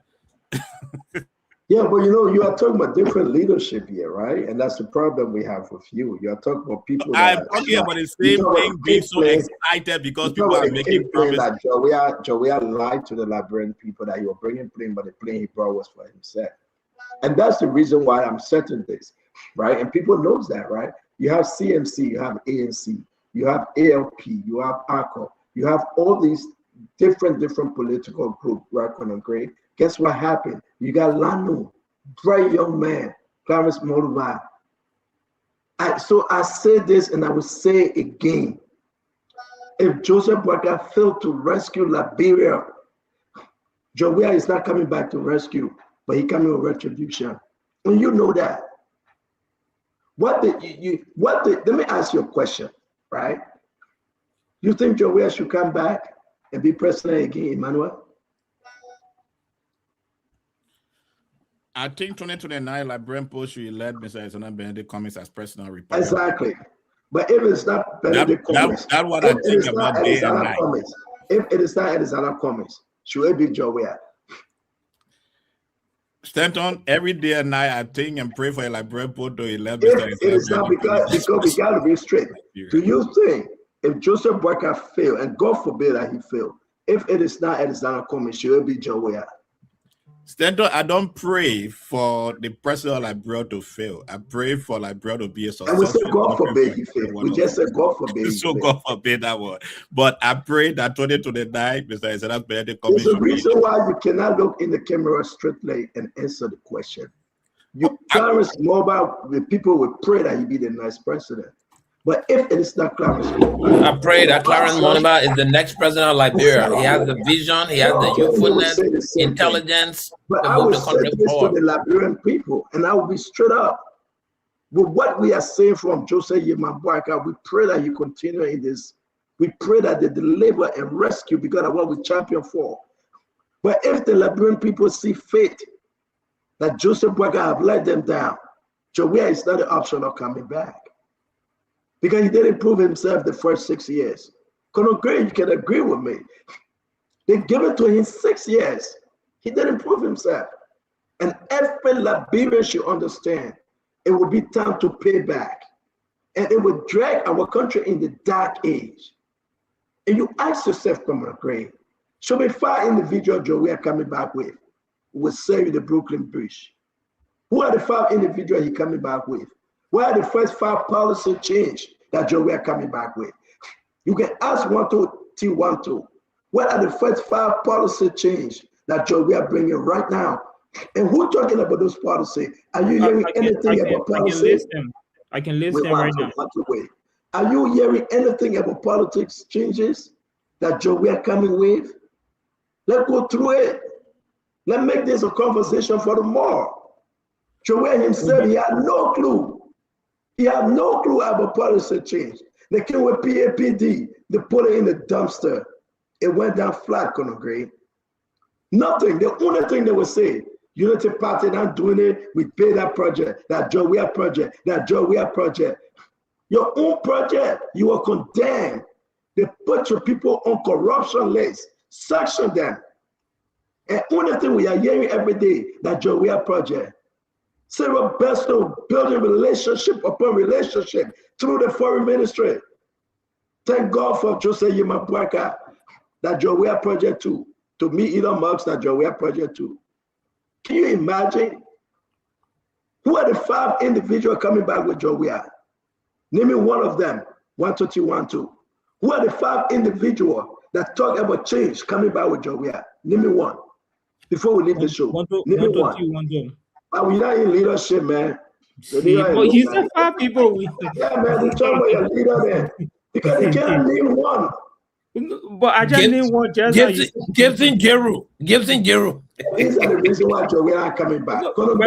President Weah has a sustainable. I just named one. You dismissed the one that was named. Let's go through the list and naming the people that are coming back with Joe Weah. Joe Weah himself is off because he's a failed president. He's a pen. He's a weak leader. He will not make it. The man will come back and whole day he will go all over the country 2-3 months to go for hospital treatment, medication treatment of Ghana. That way you will kill the Liberian people money. Name me the 5 individuals behind Joe Weah today. Usually Nangbe, seriously? Percy Yeke, are you kidding me? Nathaniel Fado McGill, are we dreaming? Samuel Twe, are you kidding me? Let's name them. And then let's have those arguments. Name me the 5 individuals. And I will tell you among those 5 individuals, what they have done and what they will do when they come back. Individuals that cannot cross the Atlantic Ocean easily, those are the individuals you want to name for me. What change are we coming back with? Timonoka, let's stop this show. You guys come on the show, that end. And tomorrow we'll discuss it. 5 individuals we're coming back with. And we'll make the case against them. One will never be NMD. The only thing one will say that me. Propaganda speed on there. No, I agree with Stan. So Stan, let me do my closing in 30 seconds here, real quick. Oh my man, I can say no closing. Oh, we're gonna make it go. Okay, we're gonna see you tomorrow. See you tomorrow. See you tomorrow. Every day they know what to say. You gotta do that. Yeah. The war you always see this in the video. No, but stand on these guys, they will have to find a way to repackage the message. You understand? If you want to come back, you must have a serious message. I'm not part of the campaign thing. But you don't want to just one of the main person that coming with all is Stanton. Stanton is one of the main person who But here's the deal. Want to has not experienced George Weah who in victory mode. You've seen George Weah now in his quest to come back. But wait when he gets there. Whether you even cross the street from the mansion to go to closer by him. Just wait. Yeah, but the truth is, we are inspiring CDC to attract people to Stanton. That's the reason why we say the new CDC, the CDC we are redefining. There's an actual CDC. Not but let me answer one, two. With all due respect, I'm begging you for the sake of this argument. CDC will never dream about Stanton Witherspoon. I'm not a Joe Weah fan. I would say this all the way. I can never ever support Joe Weah agenda because Joe Weah agenda is an agenda that will not even move the country forward. Joe Weah should never ever be. Listen, let me say this openly, and that will be my opening on every show. If anybody think in the mind that Stanton Witherspoon will support Joe Weah, they are mistaken. I'm not a Joe Weah fan. I can never be a Joe Weah fan. You got a bunch of hypocrites in CDC. The people that can go behind your back and stop you and come back and say, yes, indeed. Oh, yes. No. Wanto, you welcome to come on the show. Look at Kev Hassan. Look at Asedo. Look at Jefferson Chesson. This is the Liberian People Show. We'll never kick you away. But we'll make the argument that Joe Weah is a failed leader. Joe Weah cannot tell the Liberian people the message he's coming back with. He's a liar. Joe Weah he lied to his teeth. Look what he did to the Grand Crew team. Look what he did to them. 6 years, you didn't build one sport complex. You know this guy, Sadi, S-A-D-E, the player that played for Senegal. I think he played for Senegal. You know that he went back to a village. I was reading on the man. and he built a stadium. He went back to his hometown. We are there more for Liberia than Sadio. Excuse me, my brother. Listen to the context here. He went back to the Valley. Did Joe go back to the Valley and Bay Stadium? Not even the country. Sadio is not a president, right? Joe was a president. That's the Sadio Mane. And this is an embarrassment. Great. How can you bring Joe back and look beyond Joe who coming with him? Look at all those guys there that coming with Joe. Tell me, name them will tell you exactly where they're coming from. So we'll tell you their intention. You stop this thing, man. Let's talk about Clarence Moruba coming back. Let's talk about Mr. Cummings coming back. Let's talk about Musa Berite given a chance, right? Let's talk about Tewan Gonglo given a chance, right? Let's talk about all these people. Let's talk about them, giving them a chance. We are not here to talk about regurgitating, you vomit and you lick it. Liberian people will not lick their vomit. So we are that vomit, we're not licking back. So everything will be on the show. But man, I know you got to go do more study. You're looking for your PhD now. I'm thinking you're doing extremely well. The interesting aspect, Stanton, is that we that's why I appreciate Spawn. We may disagree on opinions. Obviously, I do disagree with your opinion, but I respect the fact that you must have an opinion. That's the beauty of having this discourse. I do think differently about President Weah, and obviously, I think it's the best alternative 2029. And the CDC we are reimagining will inspire you to come to CDC because we just giving you 1 year. You may have your differences, but the CDC that we are inspiring will present a case that see the better alternative of Liberia. And not only you, but a lot of people who disagree with the government. The thing here is that this government is a failure, and sometimes we had ourselves. This government is massively failing. They are only bankrolling propaganda. And until the people see it, it will be a point where Liberians will not even want to hear about this government. Because right now, if you go in the market, Stanton, you see the market women are angry. Young people in this country, it remains small town. They will stage one of the biggest protests for jobs. So drugs is also expanding. We haven't even found solution. Today, the LEC that we praise to say one of the best performing agencies. What picture you get for me? You share that. Post the picture I sent. I can post it. The picture is invalid. The picture is inappropriate. I cannot post it. But Stella, let me say this quick. It's ironic. It's ironic that the minister designate,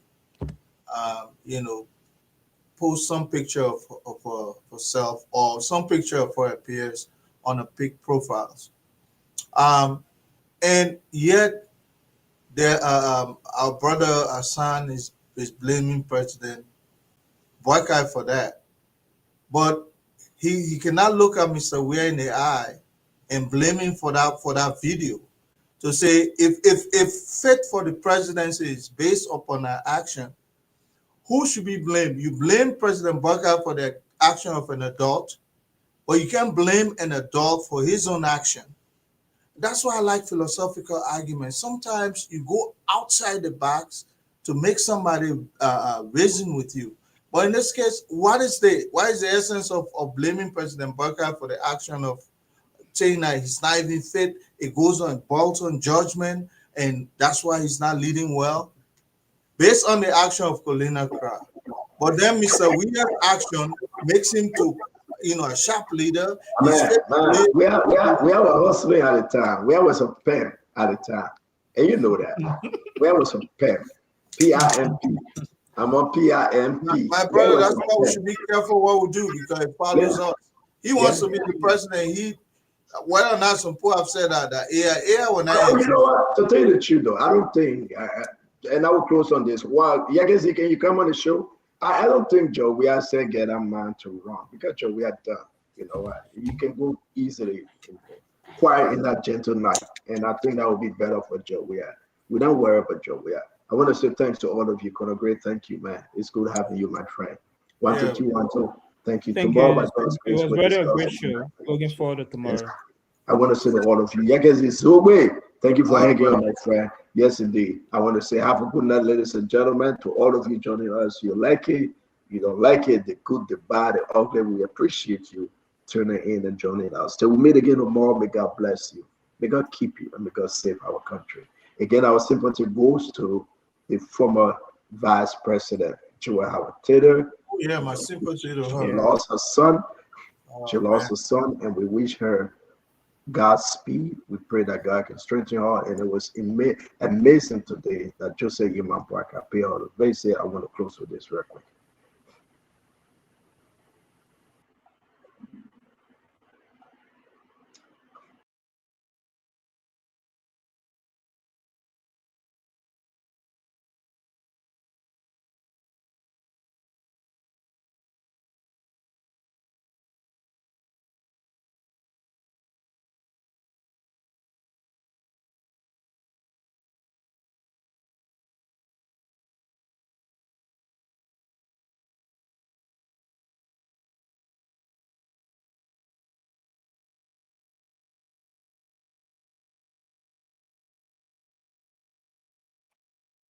Okay, folks, that's all the time we have to be here.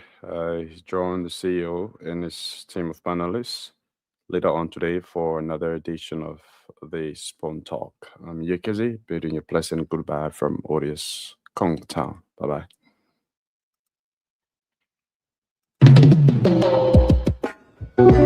Yes, I, a special one from the CEO,